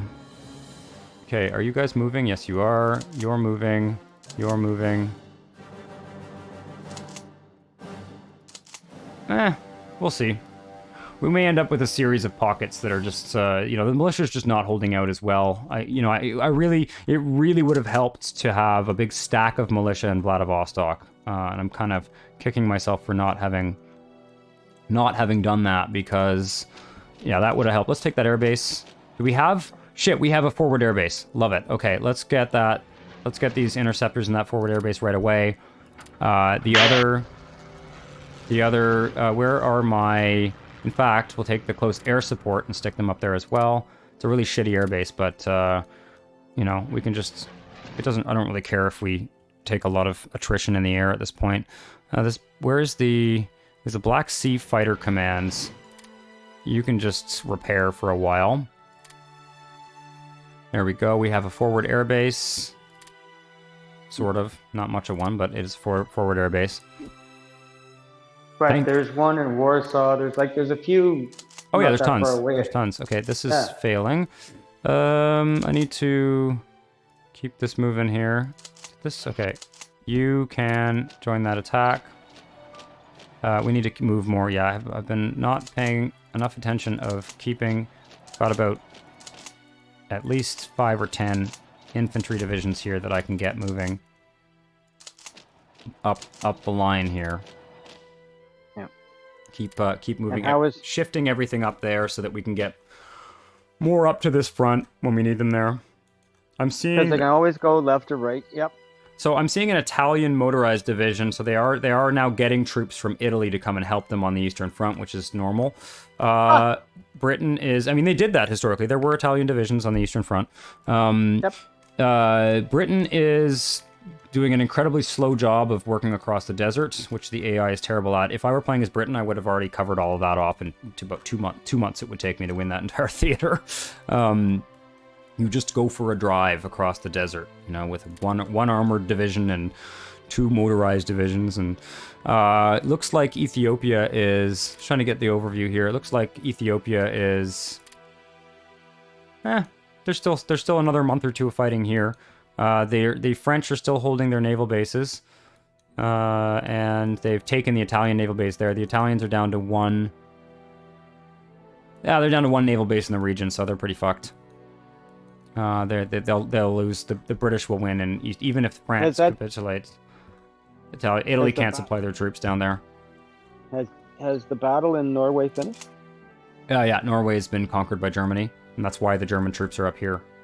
No, I mean the one we were having. Yeah, it's on its way. I've taken going. Okay, no. I've taken their last supply port actually. So that division. They've stupidly moved that division into this impossible... They've marched deep into the country, and then they've had their supply line cut off from behind them, so they're fucked. That division is basically dead. I'm not even going to pursue them. I'm just going to let them starve to death in the woods. Okay. Oh, no, wait. I need you here. You guys there. Alright, I've got divisions I can use here to attack. We're going to try and split this pocket. We'll attack there. I've got an armored division there. Ooh, yeah. Oh, yeah, this armored division is kind of stuck in the marsh. Out of supply, stuck in the marsh. Not surprising.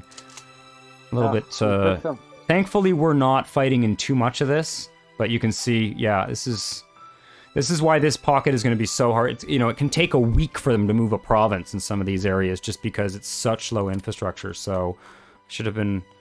Probably should take some of these... Well, it's okay. We're good. So make sure the jaws are strong, because they're going to languish there in the interior. They may even break into Russia a little bit, but... they're not going to be able to. They can't move. I mean... Yeah. Okay. What I need to do is close the pocket as soon as I can, so that we're not using... Yeah. I mean, we've got 20 divisions in this area here, and I'm not thrilled about that. Attacking across a river here. Okay, this battle is won. Soviet industry transfer to Siberia. This is a choice you get as Germany. Do we want to transfer industry? You know what? I don't know that I do. It's risky not to, but I don't know that I see Germany on the offensive in this war. This is a real question, because I can get 200 manpower, or I can move... I can move industry eastward, basically. And... So that's just going to stretch your supply line. No, it doesn't really work that way. Okay. Doesn't really work that way. The supply line flows from the capital. The industry just produces the stuff. It's abstracted in a different way in this game. Okay. But do I want 200 manpower? No, you know what? Let's do a small... When you say 200 manpower, what does that mean? 200,000. I could take 200 manpower now. And not that I'm going to need it, but I might need it, I guess. I'm more likely to need 200 manpower. Although, no, you know what? Let's do a small transfer. Let's do the small transfer, because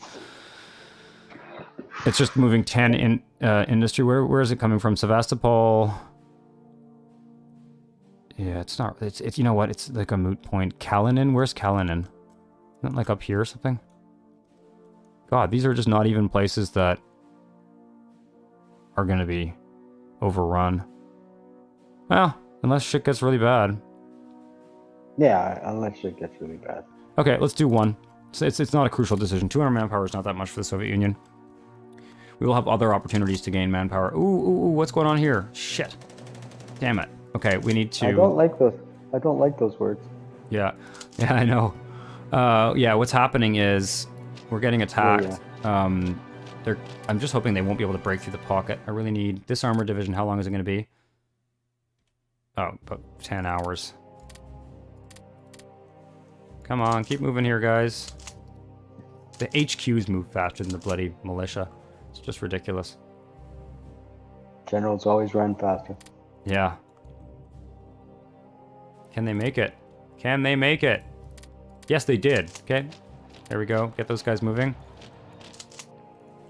Okay. We may just get some of these divisions out of here. You never know. It just depends how smart the Japanese AI is at retreating, or sorry, following us. What's going on here? Should be paying a little bit more attention to the ledger up here. Yeah, this is not looking good. These guys are gonna have to retreat, and I'm gonna probably just pull these guys out right away. Yeah. It's a general retreat westward. Not surprised. It would have been probably not a bad idea. Somebody mentioned putting mountain troops out there. Distract them in the west so I can finish the encirclement. Distract them in the west. Yeah, for sure. If you could be more specific about what you mean by the west, Blair Eric. Let's grab this airfield. It's free. Let's move this tank up here. I take it there's no notion of country morale. There is. We've got national unity up here, which is negatively affected by bombing and espionage and losing convoys. And then there is, well, there's the more global ones is your officer ratio and the national unity. Those are the big ones. So, yeah. Let's push here. Yep. Let's push here, and like we may not succeed, but it will be worth it. It'll be worth it because they will be forced to defend up here, and I really don't want. We may have a few units escape from that. We may have a few units escape from that encirclement, but I don't want it to be too many. God, there's only one division in that one. Okay, well, so this guy here, this guy here. They are counterattacking across the river again because they're idiots. Counterattack across the river. Yeah, we'll start pushing up here because yeah, I think Blair Eric, you may be right. I think we are okay. Did they reinforce? Okay, we reinforced. Awesome, love it. Okay, so take one of these guys. These two here can stay where they are, and we've pushed them back here. This is working more or less. Not winning these battles. Okay, one of them is won, I think. No. Are you? Yeah, you won your battle. Okay, what's going on here? That's fine.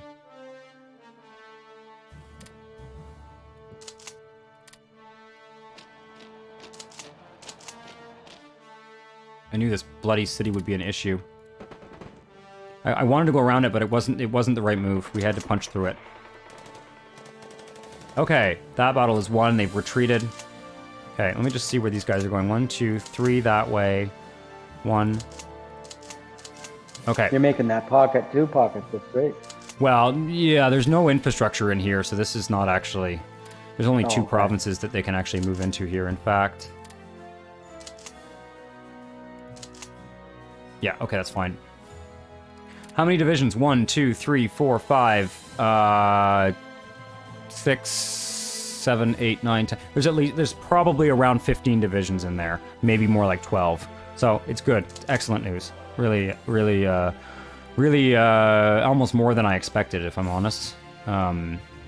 they are getting weaker since the pocket's closed, I hope. Pocket's closed. They have no supply. Now it will take. We closed the pocket maybe 3 or 4 days ago. Typically, units have about 14 days of supplies. So by the time we close it, they'll be on their last legs. They will be. Essentially, we will have to fight them the whole way. Unfortunately. Okay, these tank divisions can be diverted towards. One's going to go down here. And are you? Let's give you an order. How about that? You can actually defend here so that we stop. It's not a very effective way to deploy them, but they will at least. Okay. Yeah, we're not very successful up here, but probably going to have to call these off. Yeah. Mm-hmm. But we're actually, it looks like we're going to be able to move there.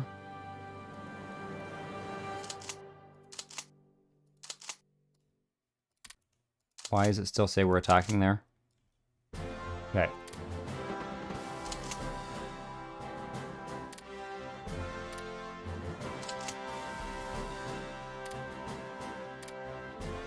There we go.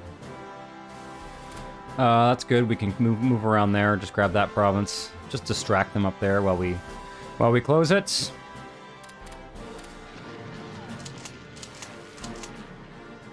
Where are you going? Oh, are you kidding me? Where are they retreating to? I can't tell. Oh, I think they're going this way. Okay. I don't know. It's looking pretty rough on that side. Japanese are using aircraft against us. Okay. Yeah, they've got some aircraft there. They've got that bloody airbase at Vladivostok. I wish I'd kept that. It would have been feasible to defend Vladivostok. Just, yeah. I've used that, like, porcupine defense before with the militia, but I went overboard with it this time. I thought it would be fun to kind of push that idea to its limit. Venezuela just joined the Allies. Which, believe it or not, having all those countries really does help the British. The more allies they have, the more... Supply. Well, the more... It's mostly just the fact that they get expeditionary forces from... Like, they'll get 2 or 3 divisions here from, like, 16 different countries, right? Here and there. That's kind of... It really makes a big difference. What's the situation here? Terrain-wise and infrastructure-wise. Ooh, don't love... This is the hardest pocket to close because I'm moving into very low infrastructure... Very low infrastructure areas, so it takes a long time. Gotta get across this river here. Or we don't, or we just push from the north and that's that. Okay, that's happening, that's good. I need that, I need this bloody city to fall. Do I have anyone who can... 49 hours, 49 hours.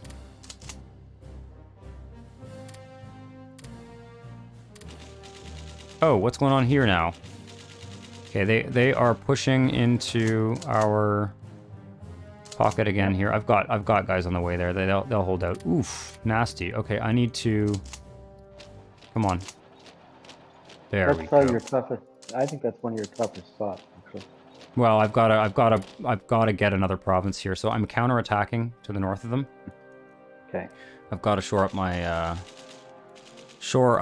like my flank there, and these guys are now in multiple combat, so damn though. In fact, even if I lose, oh yeah, this is good, this is good. Okay, now they're pushing from there as well. Are you guys ready to go yet? 23 hours, damn it. I'm just not loving the look of that. Okay, it's okay. I think we'll be good. Yeah, okay, that's good. Get those guys up where we need them as well. I'm gonna push there, just so that they don't... Okay, and we've got a bunch of divisions here that we're not using. Jesus Christ, okay. Move them up there, and this guy as well can be moved up down here, I guess. Let's... I'm thinking, at this point, I'm thinking about, like, this arrow here might be more like this. That's what I meant. Yeah. I would, let me just, Yeah. That was my instinct originally. Yeah. Okay. Well. But it's, you know, you couldn't be sure you could go in two directions. You're finally at the point where I mean, you I can't go in two directions yet, but this is, like, actually, this is looking pretty good. This will all close very quickly. I'm glad. We're down to... Holy fuck, that's closing down fast. That's Yep. good. Yep, exactly. Okay, I do have to every once in a while pop over here because if I sort of am not... Go. There we go. You go. Oh, shit. Why can't you just do one long aerial and they're just constantly Because they're retreating. I'm not in control of them. Oh. Every time they retreat and arrive in a province, I have to issue them another retreat order so that they keep retreating. These guys can start going up to this airfield. What? Why can't I strategically redeploy you? Oh, is it an infrastructure issue? No. Oh, they're in battle. Okay. That makes sense. Do I abandon... Where's my navy? The Japanese are going up to camp... Oh, no. Let's take this garrison unit and move it back here. Yeah. No point in leaving it there to get destroyed. Get it dug in somewhere else.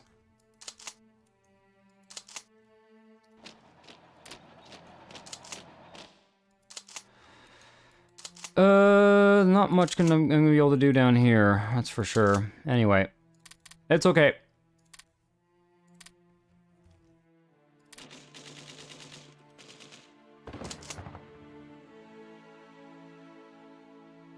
Get behind that river. What's going on here? Oh, they're trying to break out there. Hilarious. Okay, well, that's fine. Just send you over there. No one's available there, unfortunately, but all this is going to be closed up pretty soon, except I really can't have them breaking out here. I'm not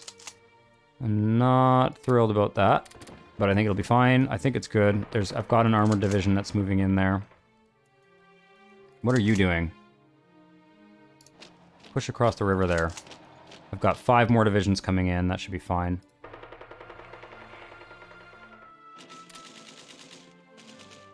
As we say when we're racing, push, push, push. Yep. Yep. That's it. I'm just worried that these divisions will break out. Although we've broken it up into smaller pieces here, so the worst case scenario is like 2 divisions break out. But let's try and avoid that if we can. Yeah. No, you really focused your forces on the critical couple of provinces where you just continually are piling troops through there. Oh, here's something we can do. Take this Cass. Why is the Cass air intercepting? Jesus Christ. Let's pound the shit out of these guys with the. I mean, not to be honest. I say pound the shit out of them, but it's really with the technology of aircraft we have. It's sort of like casually harass them. Dive out of the sky and die, guys. It's sort of like, it's sort of more like drop leaflets on them and try and convince them that they're losing. Okay, you're attacking. Yeah, there we go. Okay, that's good. Starting to push them up here. They've got their whole flank there is pretty empty for sure. In fact, you move that way. You get the armor moving north, but you can get 1 or 2 infantry divisions kind of coming up there. Starting to have units coming up on the flank there as well, so that's good. Just attack these guys on all sides so that they're... Oh, you can attack. Looks like they're going to hold.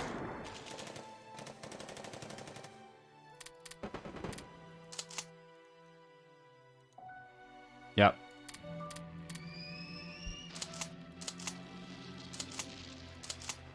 Actually got a little bit of organization, some of these units. But yeah. It's looking grim. It is looking grim. I can get these ones out. These 3 here, I think, maybe. The encirclement does continue. Good. Oh, Blair Eric, yeah, I heard about your mouse problem on the Discord. Cats are the best solution, but if you don't have a cat around, it's annoying. I get them in my apartment. What's that? Don't forget the Wheel of Death. You get a pocket of water. You'd put a hanger over the top, piercing a beer can or pop can, aluminum. You smother it with peanut butter, and you put a little ramp up to it, and the mice will crawl up. They'll try to get the peanut butter. They'll spin off and drown. And you can you can nail them in large numbers in a very short period of time. Empty often, or yeah. That does it does work. I mean, it's kind of gruesome. It's not for the faint of heart, but it does. Yeah, that is true. Okay, let me keep these divisions. I'm going to attack there. What's the situation here? Okay, I don't want to get too many divisions bogged down in the bog. You can attack there. Yeah, try to avoid it. Yeah, I don't want to get them all, because once they're in there, it's hard to get them out. And I'd like to... We may be able to do a fall offensive. You can see how I've actually pushed a couple divisions here. It's kind of cheeky. They're gonna counterattack here, but I'm forcing them to put 4 divisions into action just to push me back here again. I really do think we're going to be in a very good position soon to do an armored push here, and then to do a similar. Now, when the 14 days up, do they just die? They don't die. No, they just can't. They can't fight back. Let's see. Okay. Yeah. I don't see out of supply. No, they're not out of supply yet. They still have supplies. Okay. They and we're just not. No, it's when the 14 days. They can't move when they're out of supplies. They can't move and they can't defend. Like they just they instantly retreat as soon as they're attacked. You just push them at that point. You don't even take any casualties. You just push them basically. So, okay, come on, let's go. Is anybody slacking off here? I want everybody in combat. I got you and you. What are you doing? Join that battle. Yeah, join that battle. Okay. What's happening in the North Baltic? Someone actually got pushed back up here. North of the Baltic, nothing except this. Okay. I'm gonna kind of harass them and let them push back there to kind of encourage them to divert resources that they really can't afford.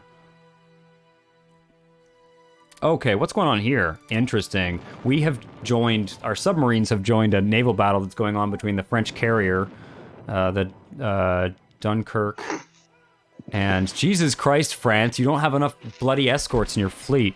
Mind you, neither do the Italians. They don't have a proper screening ratio. Their capital ships aren't being screened. This is gonna be a bloodbath. Well, Darlan has the better. Okay, so I'm kind of wondering at this point. I don't see much of a change in the fronts in the West. I think Germany's is holding the line in France. I don't think they're advancing anymore because I think they've diverted whatever they. I think they've. I'm seeing.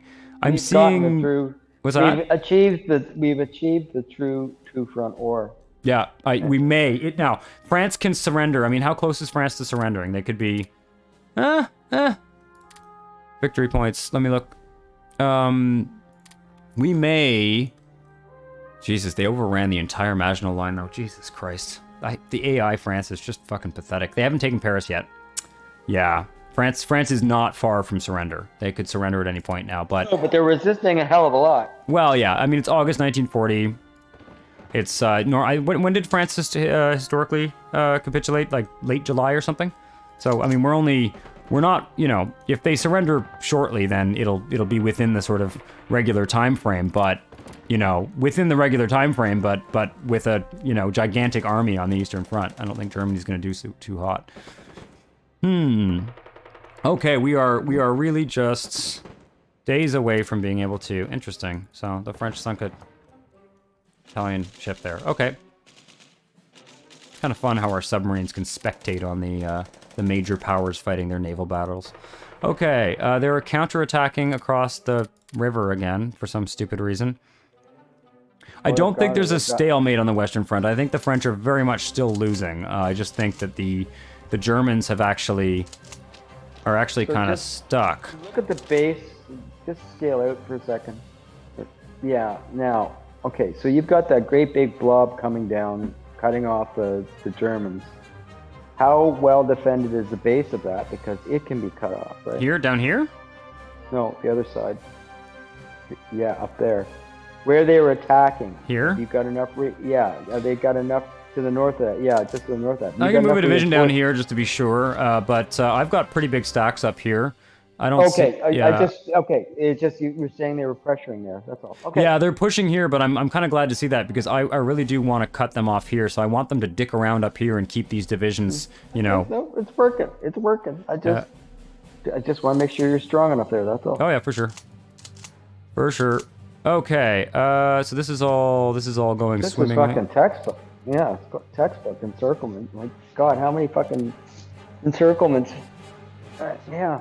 I mean, to a certain degree, I don't, you know, I'm not really in the habit of playing this game on like extra hard difficulty. I just sort of got good at it on normal and was sort of satisfied with that. But to a certain degree, I've gotten to a level of proficiency in this game where, Jesus Christ, our officer ratio is pathetic, though. I don't think we're going to be doing any research on new technologies until 1941, and anything we build at that point.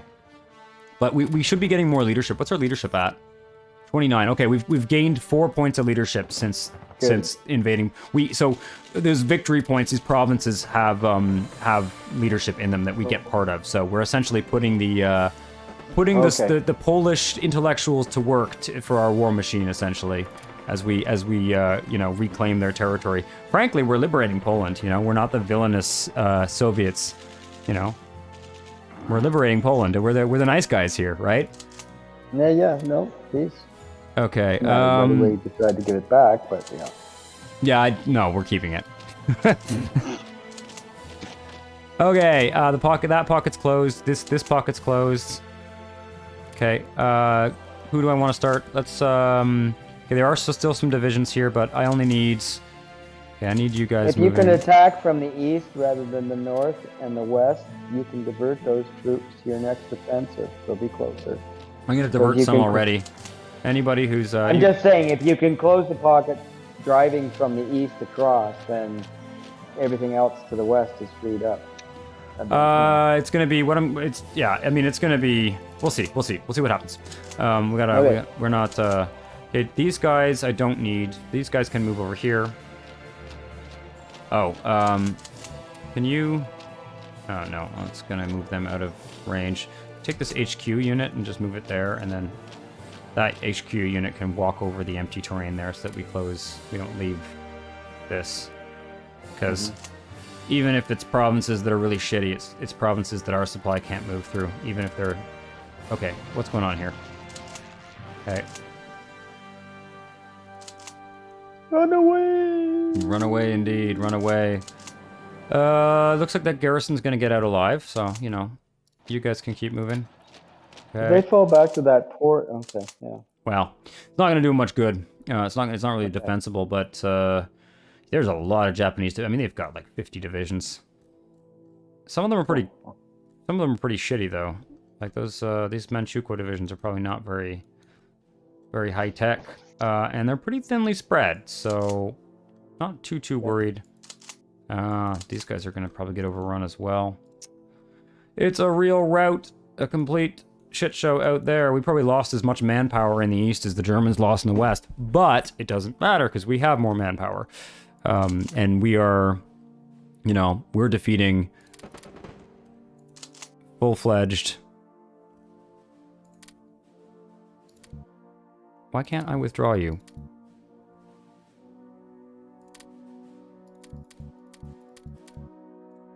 Don't understand. Can I not withdraw there because it's... Is there some kind of rule preventing me from...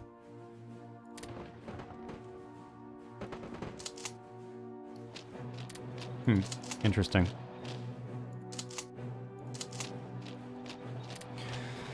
Starting to slow them down a bit. But I don't think we can withdraw. Yeah, this is all plains, so I don't think we'll be able to withdraw along the coast here. Well, at least we've delayed them a fair amount. We've delayed them until that armor is done in 12 days. So we've delayed them until we can get armor out in the east, basically. But we've lost a lot of divisions doing that. Oh well. Okay, retreat those guys. That was just a exploratory probing attack there. That was not intended to be. I don't want to get those guys encircled either. We can't afford to have like proper infantry divisions encircled. I don't care about militia. Okay, what's going on here? These guys can move forward. What's going on? Okay, stop attacking there. Gonna need to start concentrating armor to move this way. In fact, I might even just start... I'm gonna start pushing here. Let's move these guys over that way. One of them can go up here to defend there, because apparently we're being attacked again up there. And then I want to take 1 and 2 of these, like that. Take that province. And start pushing like this. Yep. And yeah, because we're going to be able to start reinforcing that. What have we got down here? Take this armored division, move it up. Even if they start pushing again down here, I don't care. Mission's accomplished. They can push us back as far as they want. We just encircled 15 divisions. Okay, that's working. Oh, apparently they're going to retreat back there. That's annoying. God, all of my HQs are out of range. I'm going to have to do a little bit of a reorganization at some point, but I'm not worried about it. Well, I wouldn't... No, I'm not going to worry about it now because there's so much movement. Reorganizing armies is a winter activity in this game. Okay, just as long as if the HQs are out of range and you have an offensive deficit as a result, that would be... Yeah, agreed. Okay, you can move forward. I just need 1 division there. You guys can move this way. You guys can attack. Oh, I see. Well, never mind. Okay, you guys can move forward. Leonard MT, welcome to the stream. If any of you are not on the Discord, the Rob's Road Hotspot Discord, and are interested in being on it, there's lots of fun stuff goes on there. Mostly City Builder related stuff, but also some Paradox, and like I'm working on some No Man's Sky stuff on my channel, and also some, you know, Elder Scrolls stuff. There's lots of various games I'm interested in, and sort of slowly building a community on there.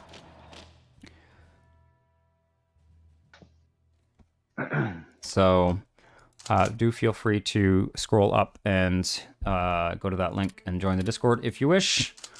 I should get my bots working again. It's really annoying. Okay, I've got a lot of armor down here, more than I need. Oh, this is the stuff that... Ooh, yeah, okay, I see. All right, let's take that province and that province. And that province. So that we're holding the entire river. You can go there. Our armor doesn't have... our armor is not... These are not very strong armor divisions that we're fielding here. Although... God, considering how successful we've been thus far, I'm not sure that we'll actually need, you know, armor divisions that have... You know, we're focusing on the northern pocket, but there's a southern pocket too now in the future that we can cut off because we pushed so far ahead. Yeah. Well, and I'm not sure that we're going to need... You know, I was hoping to maybe modernize the Soviet army, but at the rate things are going, we may not even need to. Well, no, you never know. You never know. What we'll see if France could fall at any minute, and you know, we'd suddenly be facing the full force of the German army. Okay, I really don't have much up here, but that's fine. That's fine. It's gonna be hard to get across that river. We're probably gonna have to do the encirclement from the south. You can attack there.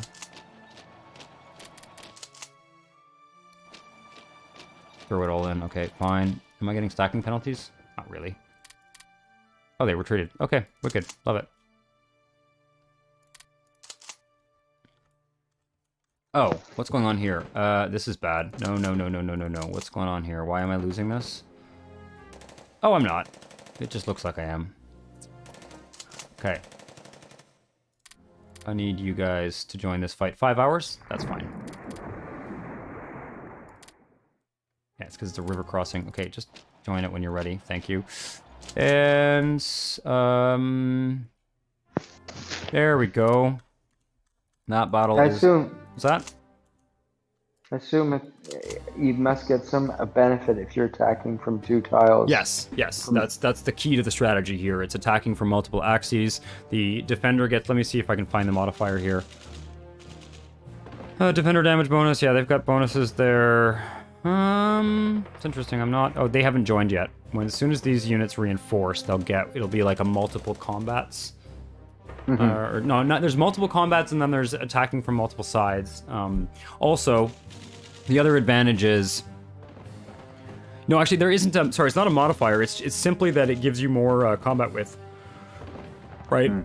They can only fill... Okay. They can only fill 15 width, because that's the width of one province. But if we're attacking on 2 sides, we can fill more, I guess, or something. Anyway, it's hard for me to explain it, but it does make a difference. It does make a difference, yes, and it's the key. The key is to attack from multiple axes, and it's all in fact much like so much of Paradox games combat.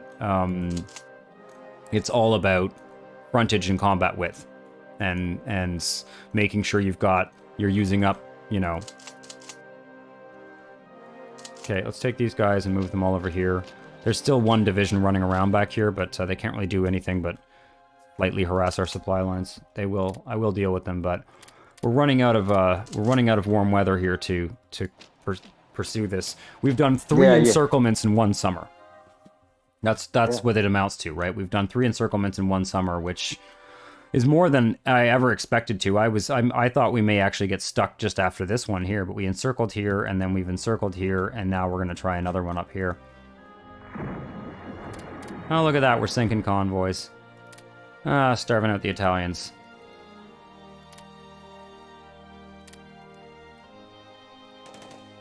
I'm probably going to stream for another... I want to say maybe another half hour. I might take a little break now and then do one more half hour. I've got to eventually make myself some dinner. It's getting to be a little bit long, but okay. Let's check on the Eastern Front here, see how bad things have gotten. Yeah, these guys are fucked. How many divisions is that? I don't care about the HQs. Oof. Oh, I hate it. I hate it. It's a dozen. We probably lost 15 in total. Run. Run for your lives. I don't like that, but whatever. It was, again, I'm like kind of grimacing at the loss of these divisions, but that was stupid. But I mustn't forget that the whole idea behind this militia strategy is slowing the enemy down by putting cheap divisions. What's going on with the flags? Flag of the German Empire and flag of the Soviet that was introduced in the 60s. The German flag that they're using in this game in Europe, it is illegal to use Nazi symbols in video games. That's what it comes down to. As I understand it, in Germany in particular, I don't know about the entire European Union, but in Germany it is illegal to use Nazi symbols in a video game. You can put them in a movie that takes place in the historical setting or something like that, but you're not allowed to put them in a video game. So Paradox, being a European country, does not put Nazi symbols of any kind in their game. If you look at some of the aircraft, like if you look at the background photos of even the aircraft, they'll put something with an iron cross on it, but they won't put something with a swastika on it. And so that's why you don't have the watching the British defeat the Italians here. That's why you don't have any of the symbols. Even some of the pictures of tanks, they'll swap in an allied tank or something because they just don't want. They want none of it, which I think is correct. I think that's the correct approach. One of the weird things about a game like this is you want to play as the Nazis, you can play as the Nazis, so you don't really want to enable any, I don't know, neo-Nazis creepy fantasy any more than you have to, right? I mean, for most of us, I think for the vast majority of people, it really is mostly a strategy game and a simulator and a historical, Am I over combat with? Yeah, I am. Okay. Let's not do this. You can move forward. This is all working out very nicely. Most of the divisions down here are kind of fairly weak Hungarian divisions. So I'm gonna take like a 2-minute break. I'll be right back. Just gotta like get myself beverages or something, and I'll be right back. And then we will do another half hour or so. So I'll be right back.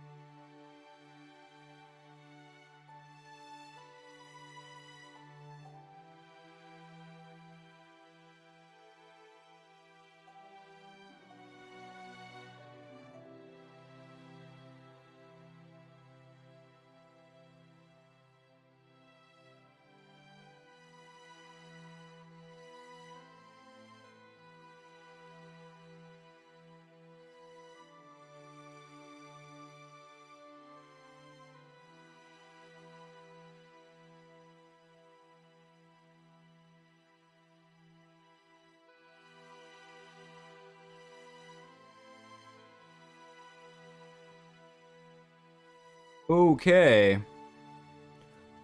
Why is the Soviet flag from the wrong era? That's a good question. It could just be a mistake. It could just be that this game, you know, when they made the game, they just used the wrong flag. Wait, let me just make sure. Let me get rid of that stupid... There we go. I'm back. Why is the Soviet flag from the wrong era? I never noticed it, actually, to be perfectly honest. But that, you're saying that that flag is a 60s Soviet flag. Interesting. Yeah, it may be for similar reasons. They may, you know, they may not want to, you know, put too many Stalinist things in the game either. I don't know. Or it may simply be a mistake. I don't know. Oh yeah, this one we're already at over our combat width. How much of a stacking penalty are we taking? 1%. Okay, that's fine. I could get rid of that by putting a better field marshal in charge. But we don't really have a lot of good leaders to spare, so let's not. Okay, they're actually pushing back up here, but that's fine. All these divisions are moving in to reinforce this flank, so I'm not too worried about. Are you there, Dad? Yeah, I'm here. Oh, okay, no, just checking. You're silent there for a second. Yeah, so we're losing a bit of grounds over here. Unfortunately, is that an airfield? No, okay, it is a fort, so that's fine. And we're actually pushing back anyway, so just keep this armor moving. I don't know what the... I should take a look at the supply situation. Haven't looked at this map mode in a while. It's looking pretty good. I'm not seeing... we're having supply issues probably out here. Hardly. Yeah, okay. I'm really hoping I can get at least these 5 divisions out. But it's risky. We've tied up a lot down here with just these kind of suicide divisions. Okay, alright. Anyway, like I said, if you're going to use militia, you got to be prepared to lose them. The only countries in this game that should ever field militia units are countries that have a lot of manpower and don't have the industrial capacity to put in, you know, better divisions, essentially. Let's attack here. No, you know what? No. Let's not. Again, I don't want to provoke a general retreat. We've got another 10 to 12 German divisions that we can potentially trap there, so I'll keep a strong line there, and we've got such a concentration of force. How's France doing? Paris still hasn't been taken. I think they're not moving. I think they've basically put their entire Western offensive on hold, which the AI will do. Have I got air cover here? Not really. This map mode. Okay, these interceptors can be moved up to this airbase, and we'll get some air cover in there. Yeah, I will upgrade the air bases for sure over the winter, but they're not going to be. Actually, I've got too much. I've got too many divisions I got to get this officer ratio up, so we can't build any more divisions. Let's build some more interceptors and then get some air bases going for sure. Yeah, let's get these interceptors up here. Did we ever get our rocket artillery? No, it's on its way, but again, all of that stuff takes officers, so I'm gonna build up our frontline air bases so that, you know, who knows where we'll be by the end of this summer offensive here, but some of these air bases will be useful for sure. This one as well. Let's get this up to level 6. I'm actually wondering at this point whether some infrastructure wouldn't be a bad idea, because again, we can't be fielding more divisions if we can't supply them with officers. What we can do is, what is it, F the key or something like that? I think it's key, is it for... So I'm just going to... Here, it drops off there. This is the main rail line that's supplying everything in the east. So let's just, along this green line here. Takes a few months to get this built up, but at least do one round of upgrades. It'll help us for the whole campaign, and if we're going to be... Oh yeah. If we're going to be fielding those armored divisions and stuff, then it's going to be necessary.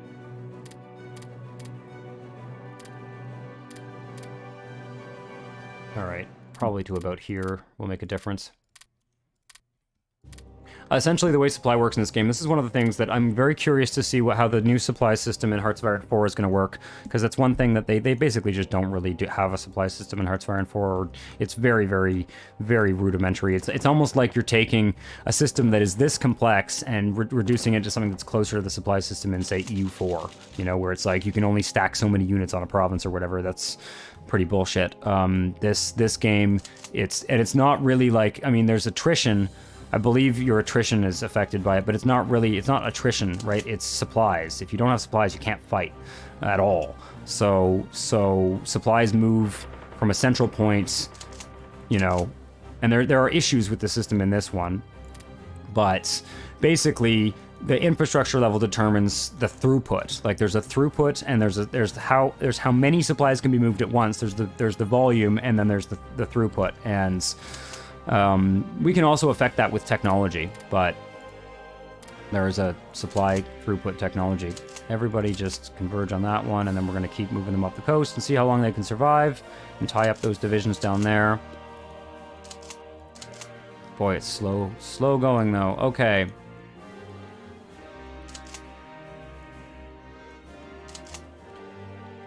Can I get these guys out on time? Hope so. Anyway. Eyes on the prize here. God, why did this battle take so bloody long? Okay, we gotta keep moving here. You go there. You go there. Still not quite concentrating enough forces up here. Although these guys are coming. Okay, we've got 6 armor divisions that have made it up to this front. This guy can stay there. Take these 2, moving north. How long until these guys can move? 62 hours. How is my... Okay, September 8th we get... And we will get an instant upgrade, and we're going to reduce it. Reduces by another 24 hours, I think. So that 62 hours would turn into 40-some hours. Makes a big difference. One of the most important techs in the game. Operational level organization. Oh, these guys need to be moved up. It's looking good. Mm-hmm. Yeah, they're successfully... We've got a bunch of our divisions have gotten pushed back there, but no big deal. Actually moving forward there. Just gotta make sure that we don't... That the salient we create here doesn't get encircled. But I've got all this stuff moving back. Just make sure that we don't have anything tied up. Fighting back here. What's this? Move these cores up. Yeah, this core can be moved up as well. Everyone's out of range of their... Yeah, that's not helping. Not I helping. don't know if it's just circumstance, but every time we closed the pocket, it always positioned troops in a way that was advantageous. We have positioned troops, or they have? We have. Yeah. Yeah. As the pockets have closed, it's created natural concentrations Yeah. with reinforcements to push in another direction. It's very interesting. Yeah, I mean this is why I love this game, and I'll tell you, like, what I don't like about Hearts of Iron 4 is Hearts of Iron 4 has a lot of, like, you know, these arrows I'm painting. Hearts of Iron 4 is intended to be played in such a way where basically you paint the lines on the map and you press play, and you let you know, the divisional level combat. You can do it manually like in this game, but the whole UI, the whole game is designed for a much more macro approach to the war. And, you know, the reason they did that is because, you know, there aren't that many people that enjoy doing what I'm doing right now. There just aren't. At the end of the day, it's a very niche style of play where you are, you know, and there, like I said, I could be automating this, but, hey, move these guys in here, maybe. No. As long as you're better than the automated, I think. Yeah, I find that you generally are, until... There are certain circumstances where it is actually advantageous to put on AI control. For example, it would probably be better for me to put the submarines on AI control. I don't really want to do it because it's something that's kind of tricky to set it up correctly. It'd be time-consuming to set up. But if I set the submarines on AI control, or anti-submarine warfare as well, the AI is much better at issuing a series of orders that adapt to... that adapt to a changing reality, then you know, you can see how many divisions I'm manipulating here, right? At a certain point, the AI is actually going to be better at issuing a bunch of orders in a row. So as the UK, for example, I've often set my entire navy on AI control. Once I've, say, neutralized the German Navy, I'll you know, or once I've neutralized the Italian fleet or something, I'll set the entire Mediterranean Navy on AI control, so that they're basically just doing routine patrols of some kind, and allowing me to concentrate. Yugoslavia has joined the Axis. This is not good, but it's not going to help them very much. Yugoslavia's probably got about 20 divisions. I expect to see those divisions up here within a month. And how come they get the move so fast? Well, their infrastructure's higher. I mean, the infrastructure here is like 5 levels above us.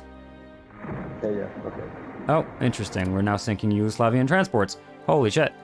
Wow, that was a really grim battle. We lost a lot of troops there. What were we defending? Oh, forest. Oh, we lost 4,000. They lost 1,000. Oh, well. But, you know, it doesn't really matter. You know, in a battle, for example, we can take 4-1 losses because... when we encircle 15 divisions, it's like it makes up for it tenfold, so. Okay, what's going on here? Got way too many divisions in this fight. Yeah, you got it. That's okay. It's okay. I got tons moving to the front. I'm not worried. Okay.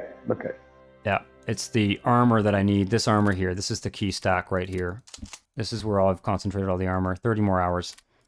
Oops, don't do that. What did I just hit? I clicked a button. Damn it. Okay, yes, I do want them to receive upgrades. Thank you. Not that they will be anytime soon, because we are using the vast majority of our leadership to just to put officers in the field. So the Soviet Union's not getting a new model of tank until probably late 1941. What's that? In some respects, I find that the fact that they've divided that particular coin of the game in that way is, I find, a bit unusual. Well, you're using the same resource. You're using the same resource to field officers as you are to research new tanks, for example. And I see where they're drawing on there. The idea that they're kind of putting out there is that leadership is the combined kind of educated classes of your country, and that's what the idea is. I'm wondering whether I should strategically redeploy some of these guys. Yes, let's strategically redeploy the armor, because it's really the armor I need to push up here. We can move the infantry a little bit more gradually. And let's also do another shuffle down here. Just even moving 1 or 2 more divisions. Oops, don't do that. Okay, there we go. Actually, they're starting to reinforce down here, so that'll be... I'm pretty sure there'll be an encirclement down here of sorts, maybe. We'll see. Might not even be worth it. It's probably actually not worth it. It's probably worth just holding a static line down here and just continually pushing towards Berlin. Of course, the disadvantage of that is... Where's Romania at? Are they... Romania's moving towards the Allies, strangely. Because they're surrounded by Axis powers. So if Romania joins the Allies, they won't. But looks like they're not going to join the Axis.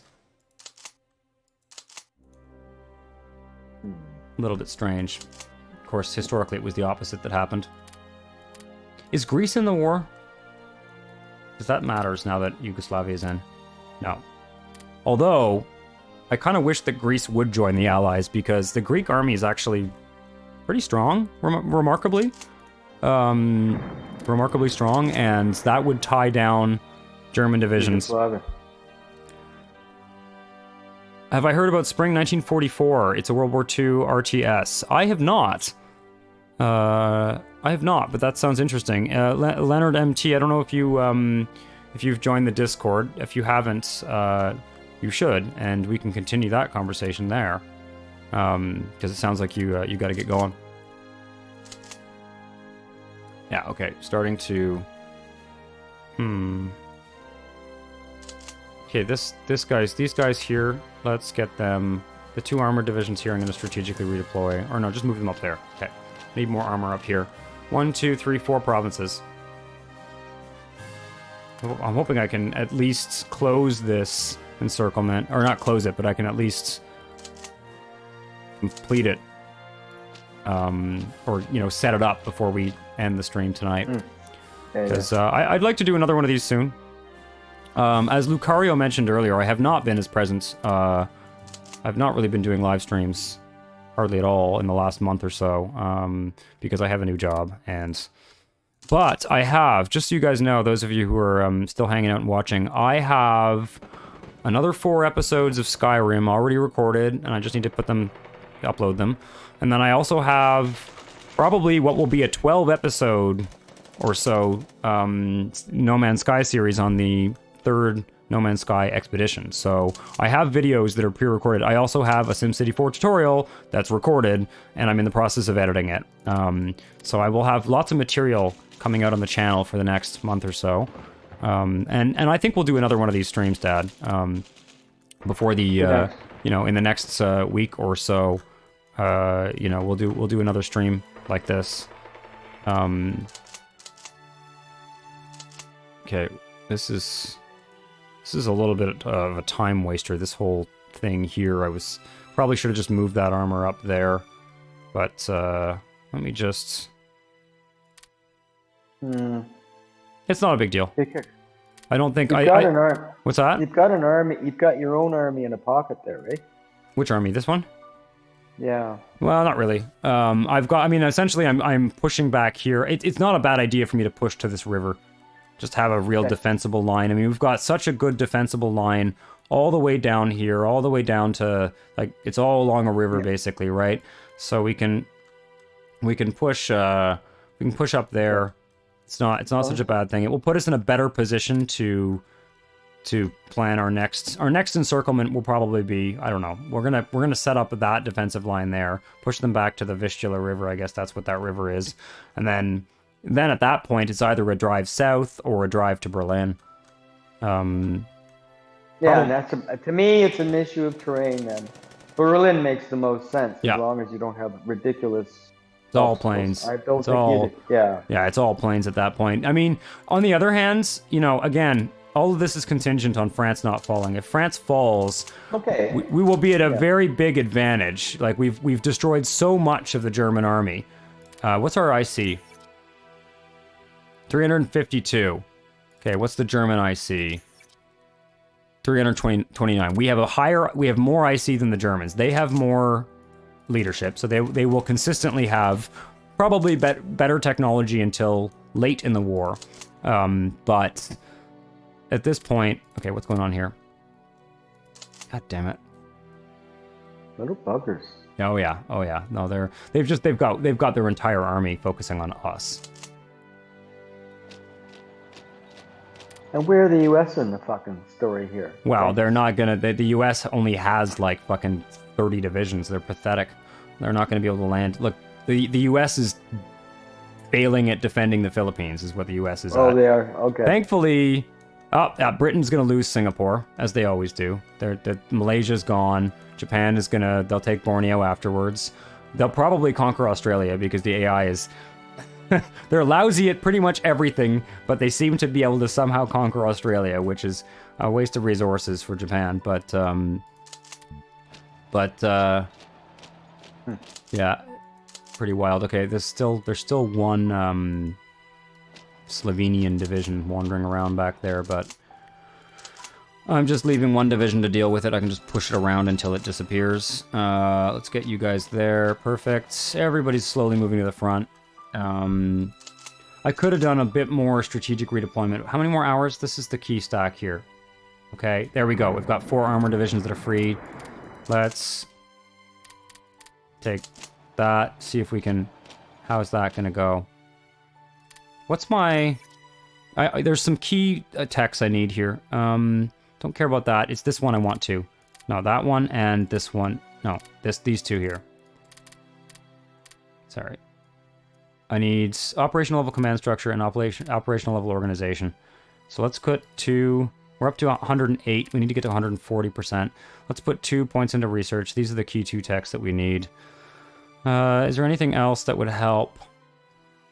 I mean, this one's going to be in January, but this one will be done in September. Okay, good.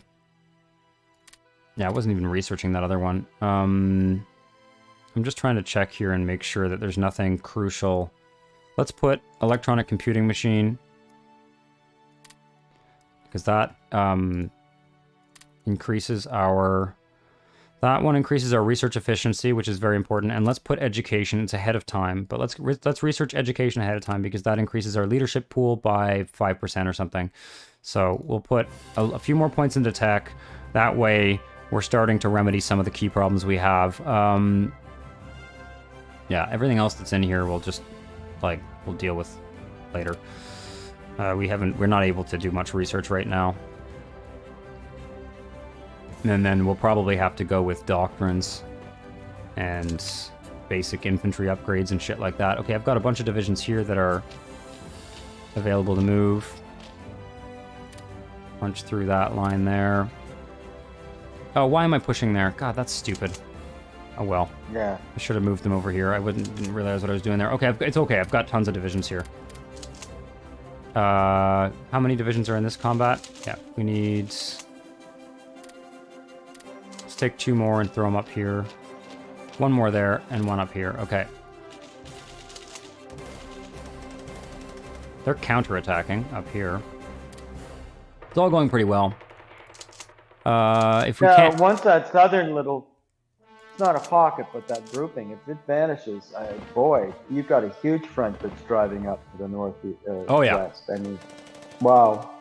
Yeah, no, it's pretty insane, and you know the key to the whole strategy was, I mean, we sacrificed probably 100,000 men in the Far East to do this. But you know, we'll have by the end of this campaign here, we will have defeated twice as many Germans as the Japanese have defeated in the East, and it was the timing. We couldn't wait until we were ready in the East. It wasn't a good idea. We couldn't wait until we were ready in the East. Yeah. Because you know, had we waited another 3 months, then this would be the situation. I mean, Germany would have already overrun France. As it stands, they're sitting outside of Paris. They're basically, you know, I'll be very interested to see if we keep pushing them this hard in the East. It's quite possible that that Britain will start sending, you know, more and more divisions to France, and that they'll actually have more of a World War I type war. Be very interesting. How long have I got here? 22 hours. Okay, these guys can attack. These guys can attack. Let's attack from there as well. You guys can join when you get to the front. What have I got here? Another armored division. Another armored division attacked there. No, one division attacks that way, one attacks that way. Okay. Yeah, bastards. Okay, they're still holding out. That HQ is going to get surrounded. Do we have any transports? Wait a second. What? I'm going to try something very risky, but there's really nothing to lose at this point. I'm going to send my transport fleet first here. I mean, by the time it gets there, they'll probably have taken that port, but I'm going to get a transport fleet in the east. They're going to have to run through, you know, areas that Japan has a lot of naval assets in, but if I can sneak a transport fleet... Also, while we're on the topic of Navy, I'm going to build some more destroyers. Just, like, something like that. They're not completely out of date. Oh yeah, and then I need to reorganize this, because I just can't have more units materialize on the map right now. It's not going to work. Don't have the officer ratio. Okay, and just the armor we need in the east. Because without that armor... Without that armor... we can't, like, we're in real deep shit over there. We'll have a, because, you know, it would take, we could end up having to, you know, having to reconquer half of the fucking Soviet Union, which we really don't want. So, okay, this is going well. Because it's gonna be hard to get troops out there. Fuck.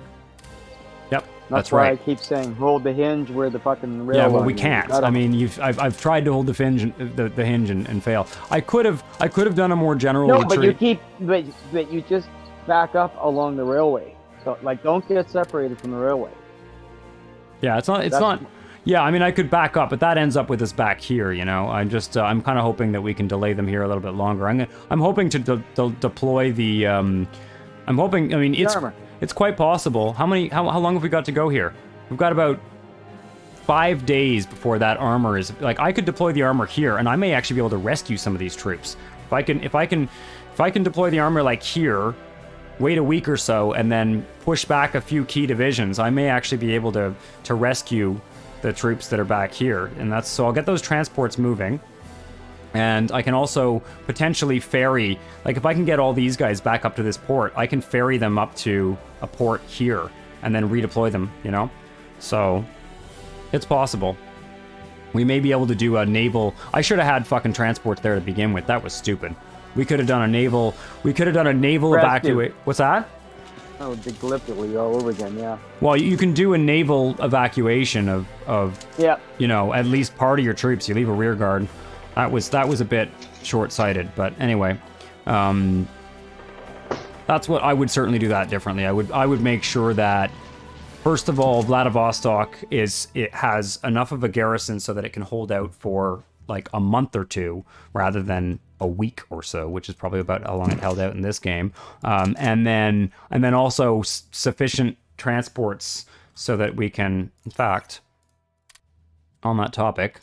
We are right now we're industrial, we are IC rich and officer poor, so we're better off building some of the, you know, we're better off building stuff that rusts than squishy stuff right now. Okay. Yeah, I can get transports here. Let's keep moving. Get these guys moving.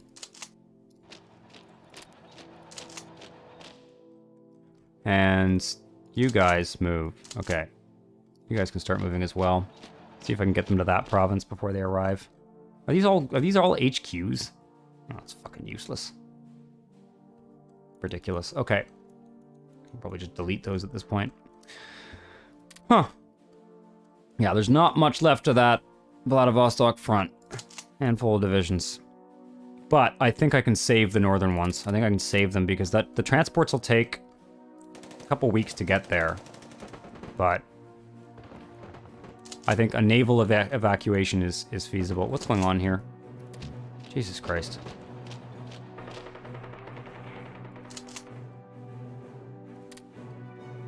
One, two, three, four. I'd like to be a little bit more concentrated in my attacks here, actually, but it is what it is. Okay, we've got divisions free here. Get them moving. This may... Yeah, it's pretty important that this works into a fairly large encirclement here. I want this armor to move down here. Really need that infantry to join that fight there. Oh, Schaefer Gaston, welcome back to the stream. I'm glad you're enjoying it. Jesus Christ. Well, that's the end of the Vladivostok front, I'm afraid. I don't think they're going to escape. You never know, but... Oh yeah, they're attacked. Okay, that's it. That's it! This is all gone. Okay. So just zoom out in that front again, though? Yeah. What I'm trying to do at this point is get these guys... if I can maybe get... I mean, what have I got here? I've got a fair number of divisions. I may be able to get these guys back to this port. These guys are toast. Because... Yeah. Yeah, those guys are toast. Okay, so if you zoom out again, I just want to look at the hinge again. What's left of it. Where are these guys now? Yeah, okay. So we'll take these guys and try and get them to retreat up to this port. Where's that transport fleet? Oh no, that's not, those are not fleets. This guy here. Okay, they're already at the Suez Canal. Won't be too long. Let's try and get them all the way up here. Hopefully we'll be able to run through the, hopefully the Japanese Navy won't intercept them, but we may be able to save some militia and just drop them up there. Yeah, it never hurts. And if I lose 3 transports, fuck it. So where are you going to put the armor? The armor? Yeah, where am I going to put the armor? Somewhere reasonably safe, but where I could probably at least behind this river, if not all the way back here. Oh, I've got more divisions arriving. These are the ones we sent. Like, yeah, we sent them 2 months ago, so they took 2 months to get there. So they are arriving. That's so the hinge you want to reinforce. I think we're okay. I think we're okay to get behind this river with the divisions that are left here. Yeah. And I might be able to rescue these two.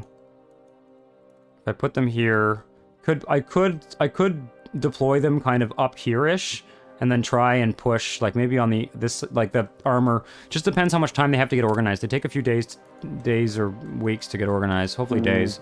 So I might be able to deploy them back there, and the armor moves a lot faster too. If they do get pushed back, they will be able to retreat faster and kind of, you know, defend themselves. So we're 1, 2, 3 provinces away, or 1, 2, 3 provinces away from completing this encirclement. And we're pretty well positioned to do so. This division is going to have to retreat. But these guys can all... Oops.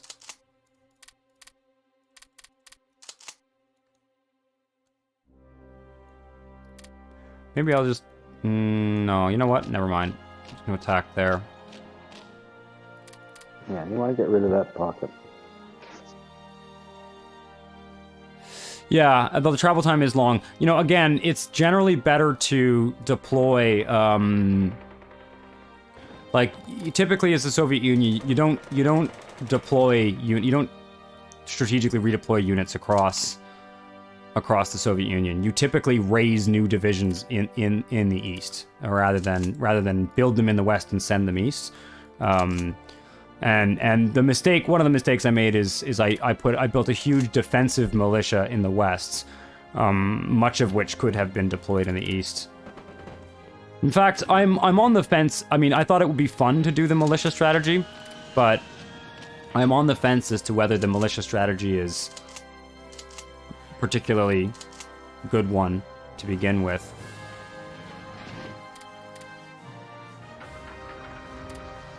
Ground attack, why not? Okay.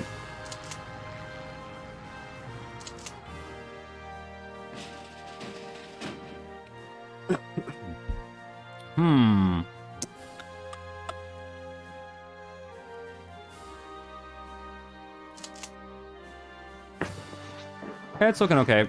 Yeah. Another five or six militia divisions are arriving. Still got some on the Persian border. God, that would be a fucking hassle if Persia joined the Axis. But they won't. I don't think they will. Just, on the odd chance, you really just don't want to leave stuff undefended. Okay, I need one division to stay back. You stay back.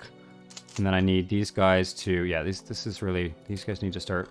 We're good, we're good, we're good, we're good. This is going well here. I love how we've got submarines in the Straits of Messina. Hello! God, we're just like 3 provinces away from the safety of that port. But it is what it is. Yeah, you know, I don't think the militia strategy is necessarily a bad one. Because, yeah, we're losing a lot of divisions, but you gotta kind of commit to it. You gotta, if you're gonna field, you know, 200 militia divisions, you're gonna lose some of them. That it's a quantity over quality approach. And it can work. We'll see. There's things I could have done to slow down the Japanese advance in the east that, you know, part of it was that I thought we'd have more time to prepare, but... I see, is that... Ooh, heavy army. The Germans have got heavy armor. That's going to be a pain in the ass. I never build heavy armor. It's a waste of resources, but it's a pain in the ass to deal with. It's such heavy. Heavy armor divisions are so armored that you just basically what you do is you just surround them and starve them. You don't attack them. There's no point. I don't find it takes. You can build like 3 medium armor divisions for the amount of IC it takes to build 1 heavy. So I don't bother. With any country, as Germany, as the Soviets, as... I mean, if there's any country I might build it as, it would be the Soviets, but, you know, so you do stick a heavy armor in Vladivostok, they'll never take it then. Okay, what's the deal here? We've got 30 more hours, 35 hours. You can do it, you can hold the line. No, you cannot. Okay.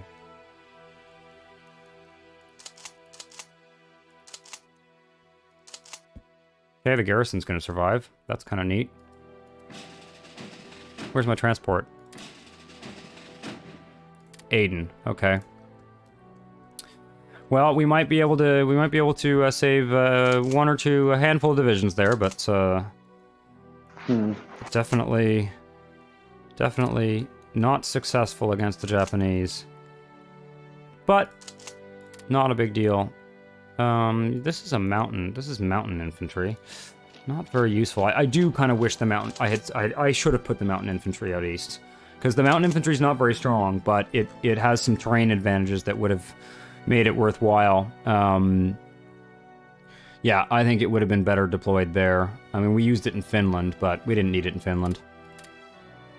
Yeah, it really would have been the... Oh, interesting. Did you make it? No, you didn't. No, you're surrounded. Are you... What's the idea here? Are you attacking? Yeah, no, you're dead. You're dead. Goodbye. I'll air supply you until you die. How does that sound? Can I even do that? Yep, you're just in range of air supply, so you can have air supply for the next... Actually... Ooh. They're actually... don't have enough troops to finish to encircle us there, so... You never know! The Vladivostok militia might just break out, but I doubt it. I will air supply them, though. It's not a bad idea. Let them last as long as possible. That's it. Because all these divisions here, you can see they're starting to move them up, right? And that's going to be a pain in the ass for these guys. But, yeah, in fact... Ooh, no, they have to hold that line for a bit there. Keep going. Got a fairly... It's a really good thing that I sent those transports. Oh, there's the armor. There's the armor. So... I don't want to deploy it too far back. Let's take a look at where the Japanese can cut us off. Obviously, they can't be deployed anywhere here because they can cut us off too easily there. But I mean, I think in some ways, what's the terrain like? Yeah.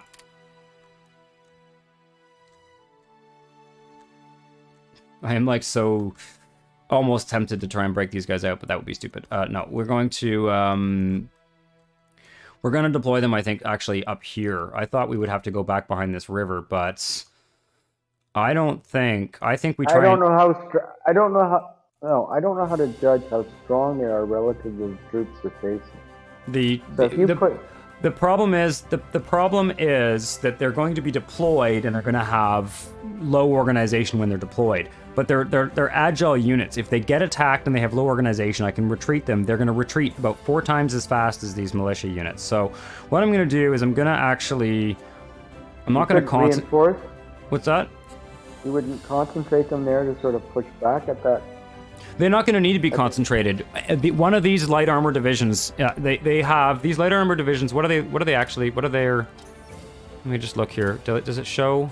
Yeah, they've got armor... motorized armored car, and they have self-propelled artillery. So they've got they're a powerful, agile combined arms division. They're the best divisions we have, actually. I mean, other than some of the medium armors divisions are not as good on the combined arms. So they won't be able to win. The question is, how long is it going to take for them to get their organization high enough to actually go on the offensive?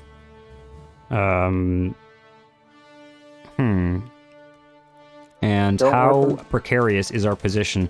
I don't know. Yeah, no, I think I would rather put them here. I would rather put them here and spread them out. Because I think that this militia here can hold, and I would like to try and rescue some of these guys. So what I'd like to do is put them like in a strip over here. And if I end up having to do some desperate thing and get this light armor up there to that port, and either way, in fact, no, that's fine. That's along the diagonal line I was talking about. Yeah. In fact, I'm gonna grab the other transport fleet, which is no, not the air transport. This guy here. Can I even do that? Is that even possible? Can I just? I don't care if these transports die. I'm building some more. Oh, you can't. No, they're stuck in the Baltic. Okay, well, then they live in the Baltic. All right, because they can't pass through this. Yeah. I would have sent them through German-controlled waters and just try and get them there. But as it stands, we will be able to get this transport fleet here is coming out of Aden, and we will be able to do some transport rescue. So let's deploy these guys. Might even be worth trying to get them better leaders too. We'll see. But I'm gonna say, I'm gonna basically put them one province or two back from the front line. Just to give them time to get organized. Yeah.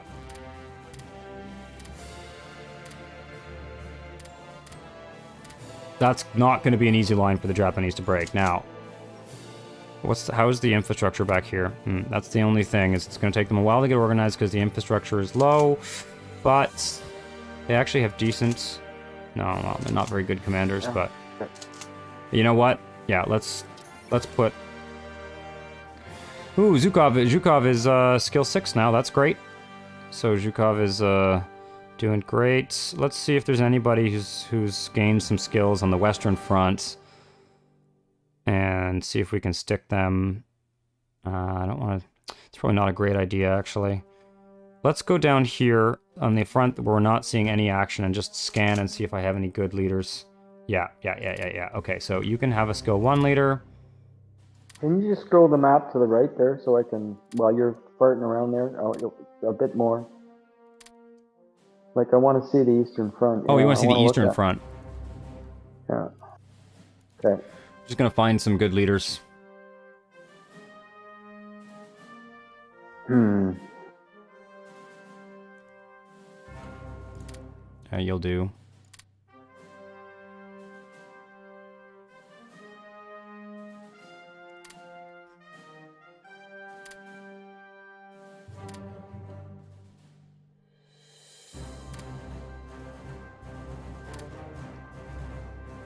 Okay, that'll do.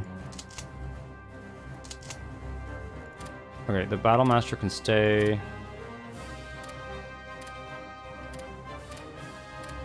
That'll do. At least they're skill 2 leaders.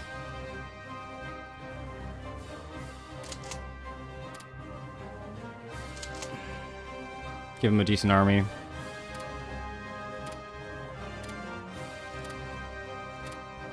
Give him a little bit more organization anyway. Get this guy up there.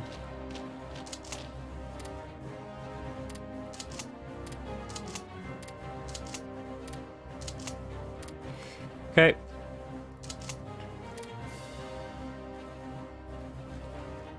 Vladivostok front has still not been destroyed. Okay. Yeah, that's gonna be a pain in the ass. Yeah, I'm wondering how that's gonna work, actually. I'm gonna lose that theater HQ. Probably gonna... I hope it doesn't respawn in Moscow. That would be a real fucking hassle. Oh yeah, the Vladivostok garrison just shattered. Things are starting to shatter here. Pretty wild. Interesting. Are they all... Oh, they're not all surrounded yet. God, I could almost get them to the fucking port. They're just a few provinces away. Alright. Strength. Organization is going up by 0.25 or something an hour. Okay. We gotta pay attention here, though. This is where the really important shit's happening. Keep them moving. Anybody who can move, keep them moving north. Army divisions are almost there. Oh, the militia divisions, yeah. They're not going to help much, unfortunately. They're just going to slow them down more, but... Get these guys moving up the line here. Oh, you know, I do want to... Yeah, I've got way too many divisions down here. It's just taking a while. I should have done a little bit more strategic redeployment here, although, to be honest, we've got time on this front. I'm not concerned. Oh yeah, they're starting to shoot down my air supply planes. Hilarious!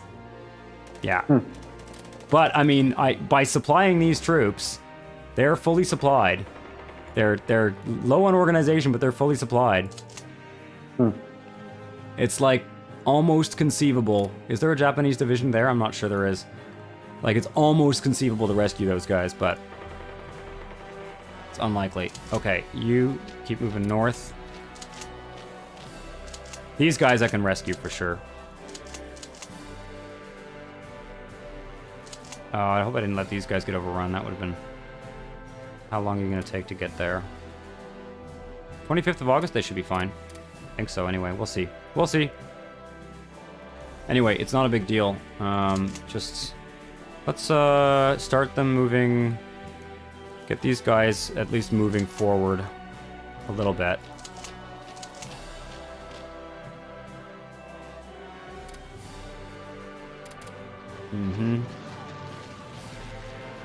Interesting.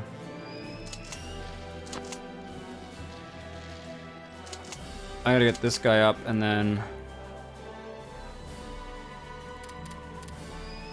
Love it.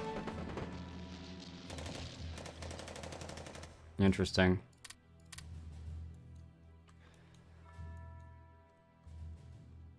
Okay, now the Japanese have started pushing through Mongolia. Where is Mongolia's victory point? Because if Mongolia capitulates, we're going to have a problem. Yeah, so these are the two. We should probably keep an eye on things and make sure that the Japanese don't overrun those 2 victory points there, because if they do, they could potentially conquer Mongolia, and that puts them here. So that would be a catastrophe.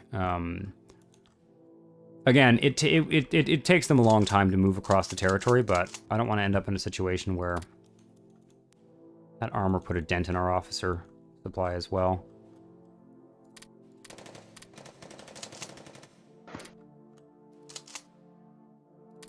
Are these guys gonna be overrun? Possibly. Possibly.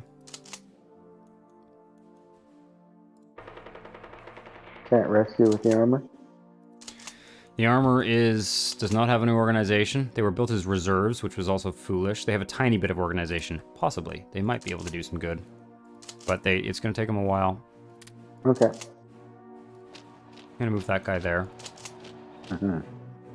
And there's an armor guy there as well. They may be able to hold off, at least defend a bit.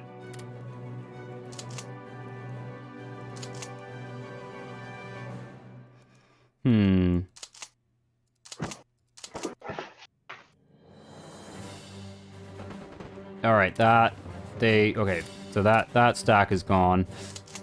Is there anything here that's... Oh, there's actually a couple of militias here. Where are the transports? They are at Sri Lanka. Ooh, I do not like those transports running the Singapore Strait. There's probably a lot of naval action going on there. Mind you, if we get caught in a battle with the Brits and the... there's probably a fair amount of allied ships still there, because there's still an allied port, I think, in Singapore. Okay, whoa. We need to get these guys moving. You can stay there. You can move up there. Oh. I do need to counterattack here. I don't want them pushing through here. You attack. Okay, these guys are ready to go. Nothing like attacking with 5 armored divisions at once. That's what's great about the Soviet Union. Push, push, push, push. Okay, what's all this doing here? This is actually going to be needed. Start spreading these infantry out. They're going to actually close the encirclement. But that's fine. Yeah, this is good. I'm glad that we're actually moving. We're swinging a little bit wide here. Because... In fact... Ugh. Go that way instead. Oh, that's really... Kind of wish I hadn't done that, but it's okay. Yeah, I want to swing wide here. I want to see if we can capture even more. Yeah. I think so.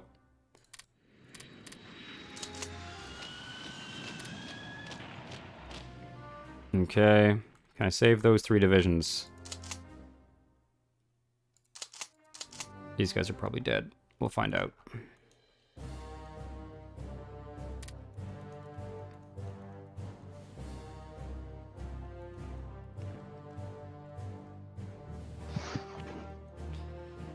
Okay, that's going well.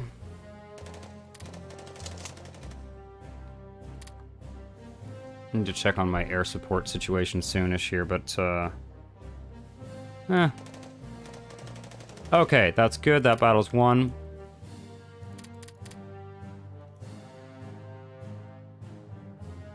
It's looking good. Okay, what is going on in the air here? You. Oh, I see. Yeah, I'm just not using all my units here. Something like that. So I am basically kind of automating some of this air stuff now because... I mean, not automating it, but just... Yep. Should I push here? No, I don't think so. Maybe. We'll see. No, I'd hold the line. Yeah, hold the line. But make sure that troops don't build up, I guess. Did I just put this guy on...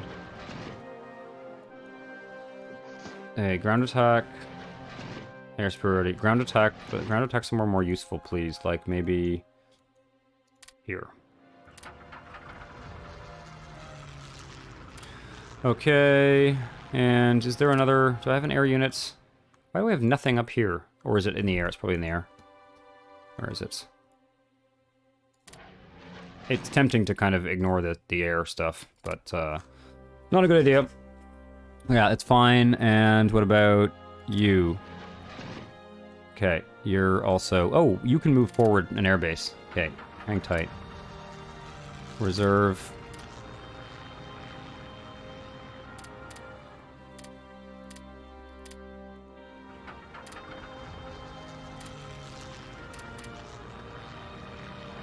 What were you doing before? Another airbase there. Whatever.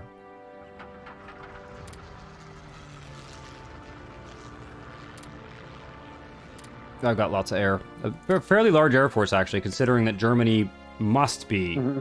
Oh, they have moved. They still haven't defeated Paris, but Germany must be fighting a fairly large Allied air force as well. They really don't. Germany's air force is usually the largest in the world at the start in this game, which it wasn't historically, but is in this game. But they can't fight this two-front war. I don't think they can. So they probably don't have air superiority on either front now. They just have the armor superiority against France.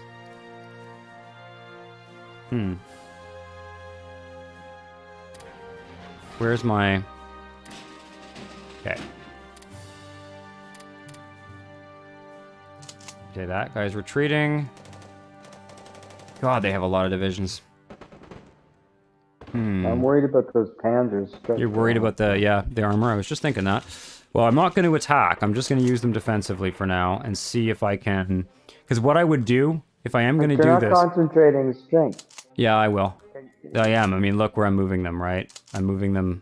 They are going to concentrate. What I would do is I would, if it's possible, I would try and breach this gap here, rescue all these divisions. Okay. Yeah, maybe. We'll see. Or simply hold a line here so that I can ferry those divisions there and then, you know, hold the line with the armor so that those divisions can be redeployed over here. That might be the best bet. Because they won't break, like, they're pushing through our militia divisions, right? They won't push through the armor like that. They want to fight that armor, they're going to have to put 4 or 5 divisions on it to break through it, right? Or 3 or 4, let's say. Okay, push here. And the rest of them keep moving up this way. Okay, that's awesome. Oh, this is a very large... This is the largest encirclement yet. I don't think we've ever concentrated as many divisions. Like, this may be... Well, we'll see. It depends who flees. It looks like another 12 divisions at least, but there might be 15 in there, depending on who... Okay, so just to the south of the base of that curved arrow, right? That part of the front. Yep. We've got a predominance of force still there. We've still got a... Yeah, pretty much. I mean, there's... Okay, that's fine. Yeah. That's all I care about, because that's your plan. You could probably do something like that. You can probably cut them off against Romania there. I don't want you all going there, but I do want to attack. 1, 2, 3, 4. Get you guys moving there. Just 2 of them, or 1 of them even, and then just go up here. Okay. There we go. Oh yeah, this has gone great. I need a few more divisions. Need a few more divisions to fill up this line so that we can hold the line on the other side. Yeah. And I'm going to go as far... I'm probably going to go all the way to... Like, right to the edge of... I'm probably going to hold the line at Danzig. I think... What does this... Elbing?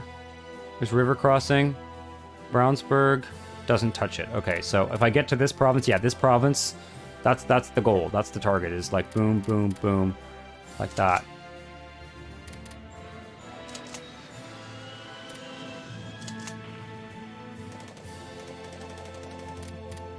Overwhelming force. Okay. Let's pull these guys back right away, because they actually have a chance of being saved.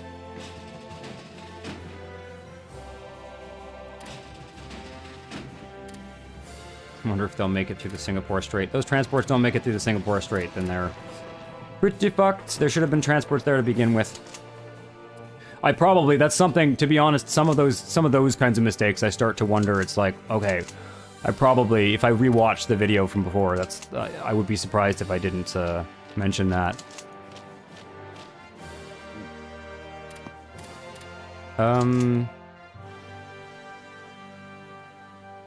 No. Let's see here. Should be a little bit more careful about canceling orders. Because if you start an attack, you lose your cooldown thing there. Anyway, it's fine. We are doing remarkably well. Take this armor, and let's not move any more armor north. I don't think we need it at this point. I want to make sure there's some armor in the center here. What's the supply situation looking like? Yeah, look at this big black hole in the middle. So, but what's interesting now is that we don't actually really need to, like, the big black hole in the middle. Like, it doesn't mean the big black hole in the middle is the marshes. Yeah. But we've now got all of that behind us, so we'll now be creating, two fronts, a northern and a southern front here on a much, much shorter front line with an incredible concentration of armor and other things. So, and I'm thinking, yeah, no, it's going to be a drive to Berlin, I think. I think that's the...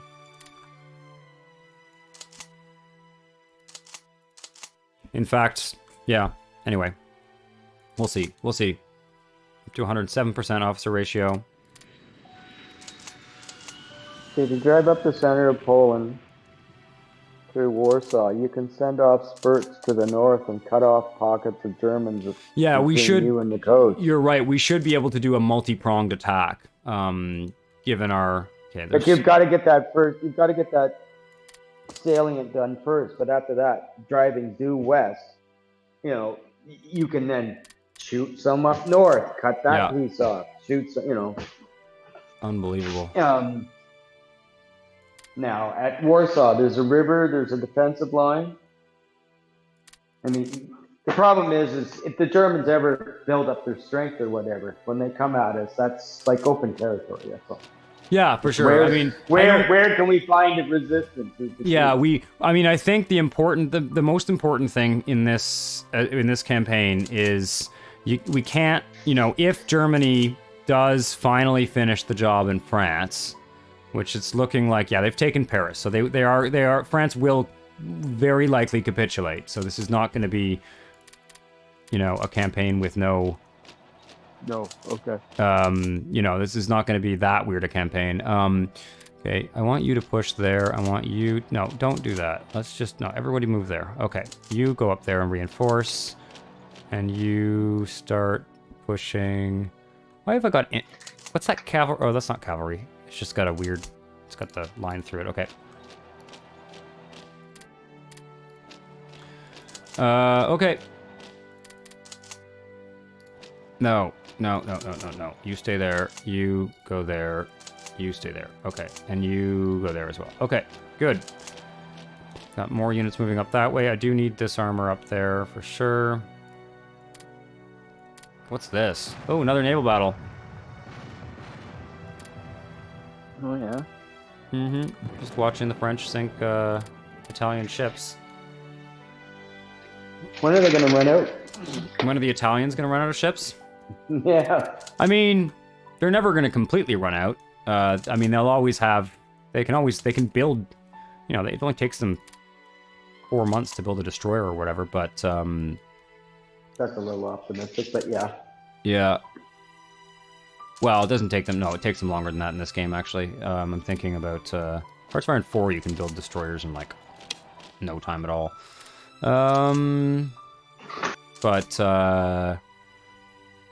Yeah, it takes them... they are able to some degree to replenish their losses, but not a huge amount. Radar stations. Our first radar. Love it. What's going to be the most useful?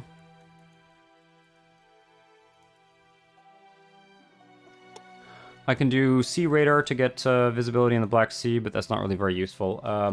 Let's put it on the air bases, maybe. Or fortified positions. Yeah. Let's put it in anywhere we don't think we're going to lose, because I do not want to give radar stations to the enemy. Just give us an air combat advantage. It's a bit random, frankly, but okay, what am I building here? Do I have all the infrastructure up first? Yes, okay. I'm going to probably put some more non-land units in there as well, because we're still having an officer problem. Unbelievable. Okay. These guys can keep moving forward. Give me some infantry up there. I really need these guys moving forward as well. In fact, move one of those divisions there. It's going to be one of those situations where, okay, the armor is swinging around as quickly as possible. In fact, take one of these armored divisions. Uh-oh. Hilarious. The HQs move faster than the militia. It's very funny. Where is this? Okay, that theater didn't... If that theater... Oh, don't tell me.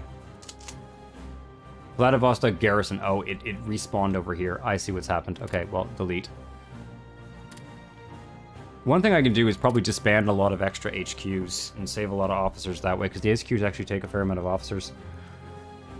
Yep, that's going to be useful. We have a lot of extra ones now that we lost all those divisions. So we'll save... We'll be able to recycle some officers by...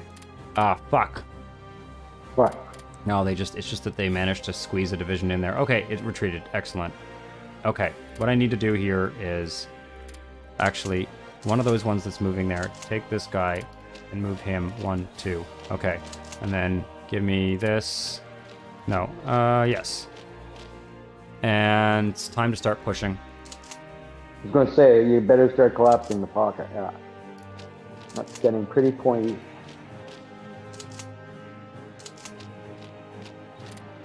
I'm amazed that more of these divisions are not out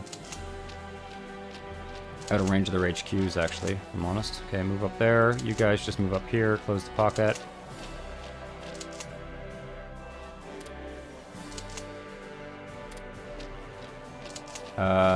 Don't use the militia.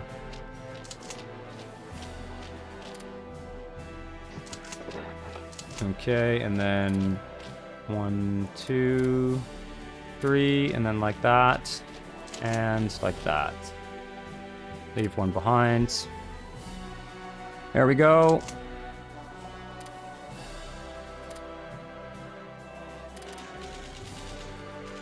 Oh yeah. That looks like 12 or 15 divisions to me, depending on how many are in that stack. How's our intelligence doing? I'm going to save some leadership, actually. I'm realizing now... never mind that. Never mind stealing technology from the French. At this point, the French are pretty irrelevant. Let's put these guys on counter-espionage and... stop putting leadership into espionage altogether. We really just don't have the leadership to put into it right now. And I need these techs. So... what's going on? Out east. Shit. It's taking them an incredibly long time to push us, I must say. We have held out for several months, so... Where are my transports? Haha, they made it through the Singapore Strait. Love it. Awesome. So... I'm going to keep them going towards that port, but I might redirect and grab the ones here. Oh, fuck. The Japanese have landed Marines up there. That's brilliant. That's dangerous, actually, but how many are there? Two Marine divisions moving up to take They've been there for a long time. Oh, they have? Just didn't notice. Oh, okay. Yeah. Yeah, they're just taking forever then. Okay, well, that's fine. Armor, how is your organization doing? Not great. I'm not going to move them forward anymore. Yeah. Okay. This is fine. This is okay. All right. Leave that militia there. Don't need to retreat anymore. What's going on here? They're actually holding out okay. I'll leave them for now. But we may need to pull the armor back. We may not. Either way, I'm not too worried about its survivability because they don't have anything that can pierce it. The Japanese don't have anything that they can use to... Okay, I need this unit to move forward and these two to just hang there for now. And then I need 1, 2, 3. 1, 2, 3. And give me these 2 here. These 3, move them there. Oh yeah. And these battles are going pretty well.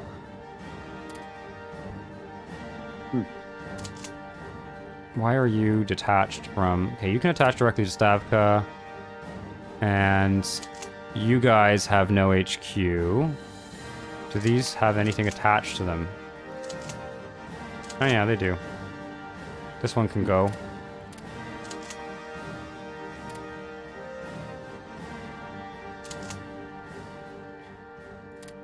Okay, there's still some divisions attached to those. But yeah, we can pare down on the number of HQs we have to reduce our officer deficit ratio for sure, because those HQs probably could have optimized that a bit more even, but it's not a big deal. Okay, we are winning battles here, and hopefully we can hold these fortified provinces there. I'm going to call it a night at this point. I'm hoping to get to Elbing there, and then I really am going to call it a night, because I've got to make some dinner and stuff like that. The real challenge is whether you can hold that very thin line. I think so. I think so. I've got all these divisions here. Probably what I need to do is I'll just push them back here. Like, actually, I should start doing that now. Like, this guy should go there. Just push there. Widen it, right? Like, I'll widen it up to this river. But I just need to make sure I get... Oh, I probably needed... Yeah, I needed some of that going that way, but it's okay. I just need to push a few divisions in here, and then start pushing out this way. But it should be fine. Can we actually strategically redeploy you? No, we can't do it there. We can do it here. Okay, and you guys as well. Strategically redeploy. Just get some guys a little bit faster. Fall of France. Okay. So interesting. Let's stop it here because I really do have to. I've streamed half an hour longer than I intended to. I think we can close this encirclement. The real question is, can we close it before whatever's horror show army over here makes it back here? Because whatever ground we've taken now, it's interesting actually. When I look at the map, we probably have, I would say, maybe something like, just a little bit more territory in the east than we would have with the Molotov-Ribbentrop Pact. And certainly have lost a lot of manpower. Sort of asking the question, would we have been better to wait and do Molotov-Ribbentrop? But I don't think so. I think, we would have had more time to prepare. But we encircled like 30 German divisions too. So I think we're in pretty good shape. What's the manpower situation? Let's just do a little overview before we end the stream here. Germany has 1.5, we're at 1.8, and we're gaining faster than they are. And let's see here, they have 333 IC, we have 354. That's going to go up because they've just taken France, but they might be at IC parity with us, and almost at manpower parity, but I don't think they'll. They've got... Anyway, they're also, keeping in mind, of course, they still have to fight the British. The British are still not at Benghazi. Hopefully the Italians won't push them back. As soon as the British finish up in Ethiopia, usually they'll be able to reinforce here. Keeping in mind that the Americans are already in the war. You know what? I'm going to drop a save. We'll do a fun thing here before I quit. This is... America... Question is will the Americans ever even be a factor in Europe? Probably not. They almost never are in this game. Let me just tag switch to the UK. Wait, I'm gonna just need to put my US keyboard on here. Tag England. We'll tag to England. I saved, right? Yeah, I did. Okay. Let's do that and take a look. I want the map to... Can I see my allied divisions? Yeah, I can. Okay, good. Just took a second to refresh. What are you up to, UK? How many divisions did you lose in France? Probably like 15. They've got a bunch of crap in England, which is entirely useless. And what do they got here? They've still got Malta. How many divisions do they have in Africa? Oh, Jesus. Okay, it's mostly the Iraq troops that are pushing the Italians back, which is hilarious. They seem to be defending their naval bases here. Well, that's not ideal. I don't like what I see up here. How many have you got in Ethiopia? They've got... Okay, they'll win in Ethiopia. They've got just a smattering of divisions, but they will. They've got the naval bases. That's what counts. And what's going on? Political map mode again. USA, what are you doing? Using your elite troops to defend St. Louis? Great plan. Okay. Let's see here. The Philippines are dead.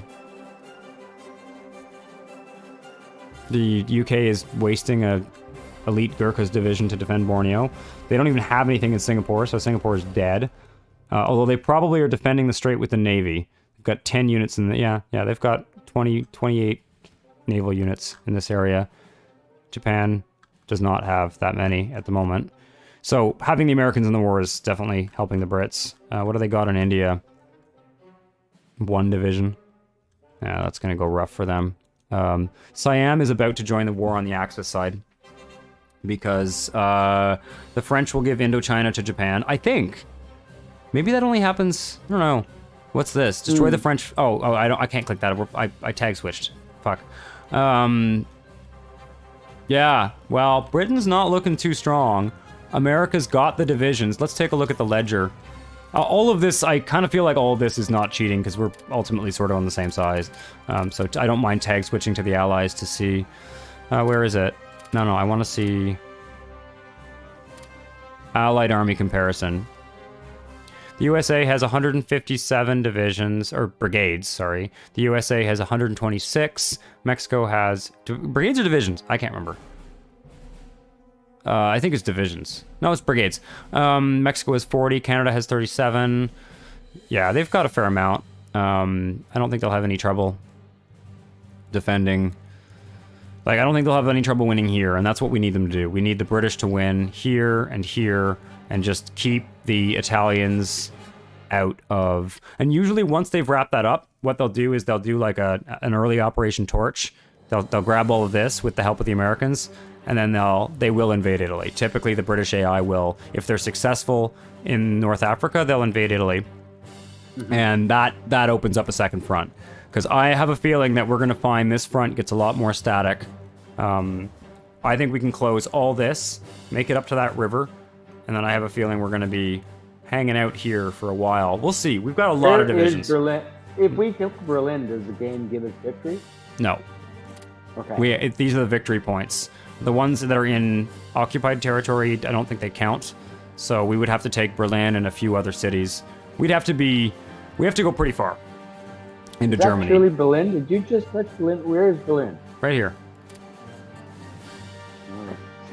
Yeah. So that's Berlin there. We don't have very far to get to Berlin, but they won't capitulate when we get to Berlin. We're gonna have to drive a little bit further. Anyway, I'm going to pop off now. I'll tag back to... What is it? Is it right? Is that?